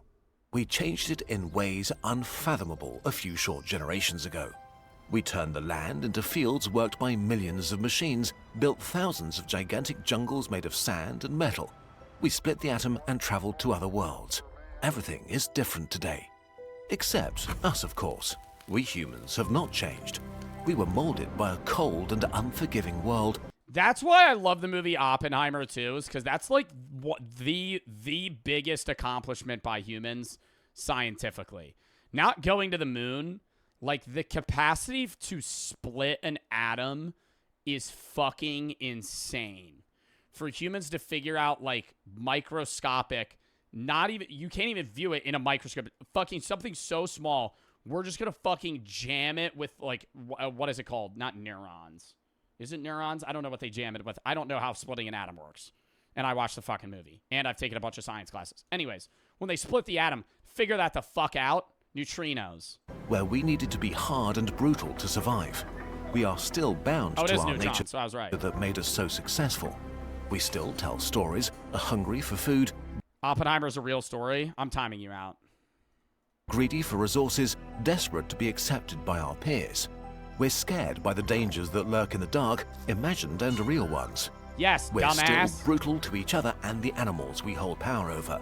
We're still territorial and possessive. We fear losing what we have, and we fear change. We downplay the damage we cause and ignore the people in need outside our tribes. Humans are not nice, and if we look at our history, how could we expect ourselves to be?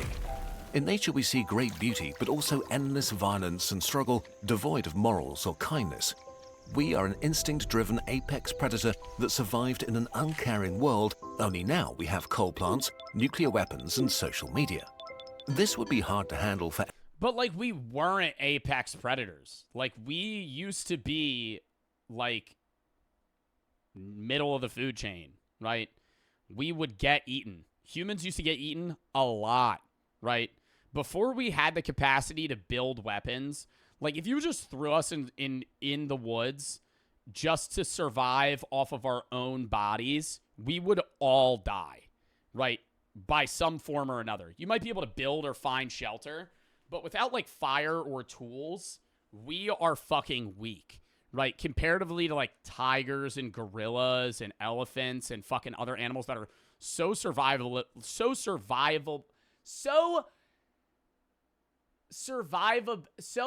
in survivability. Fuck. Any animal, so it I can't speak. makes sense that we continue to follow the impulses so deeply ingrained in us. But we have numbers. We only have numbers because of our fucking brains. This is only because we've not yet caught up. You would still get murdered. Dude, you could drop 1 million people in fucking sub-Saharan Africa with no fucking tools, nothing. And they're never allowed to make tools. They would all die.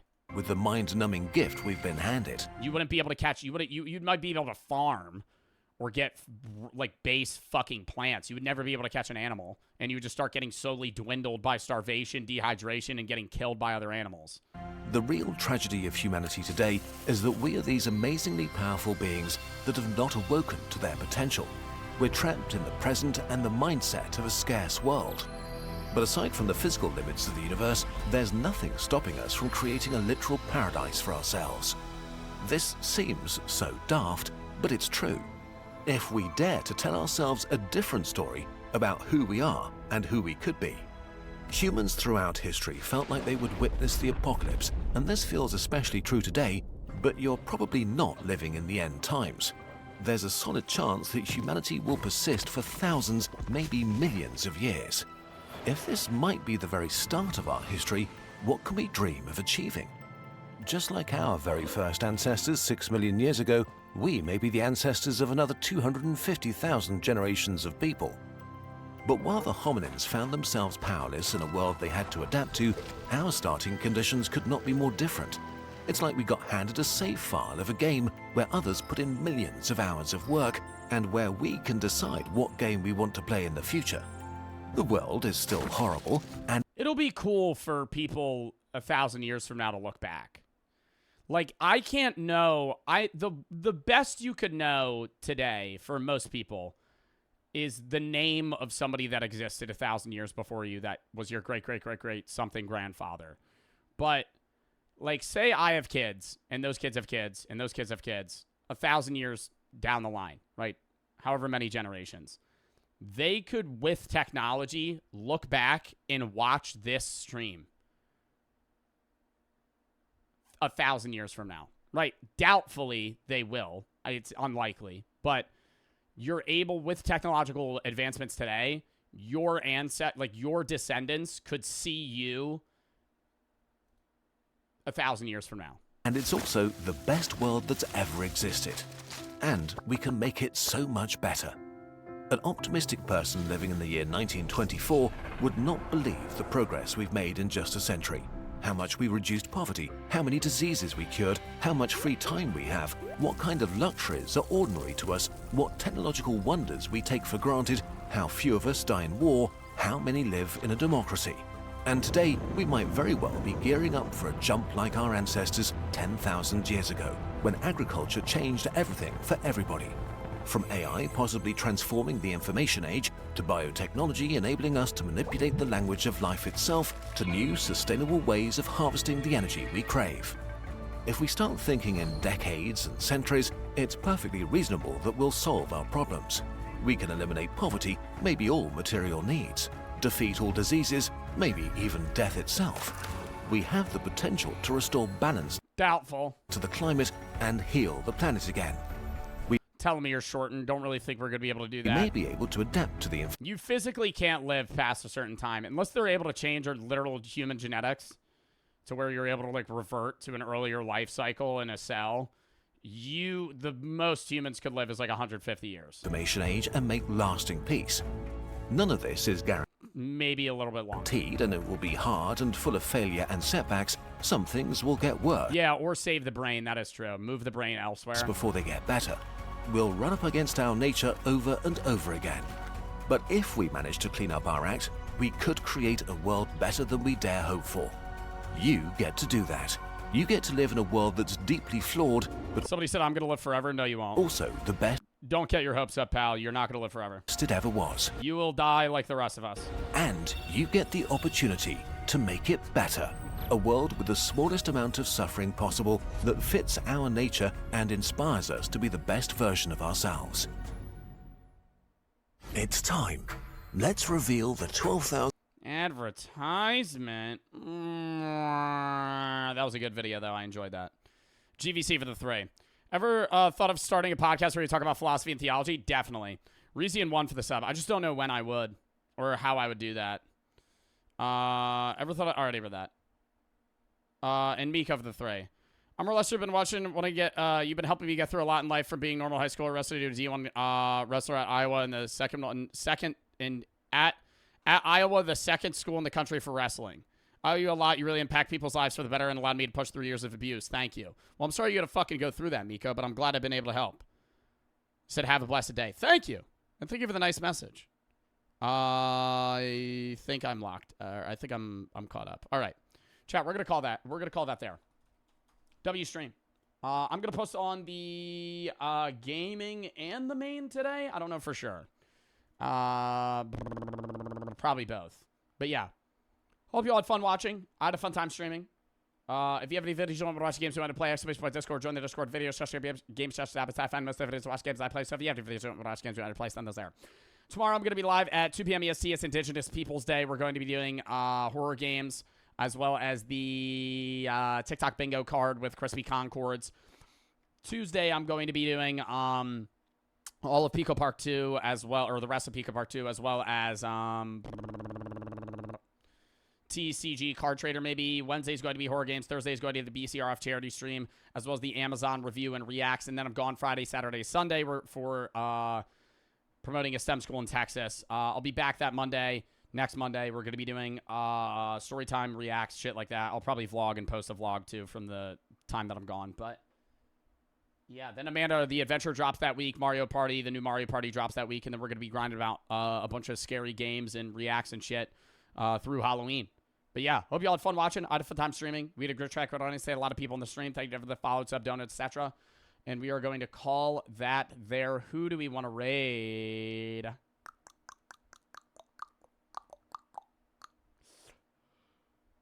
Who do we want to raid? Big Puffer's live. Let's raid Big Puff. Big Puffer. All right. Appreciate that popped in, and I will see y'all later.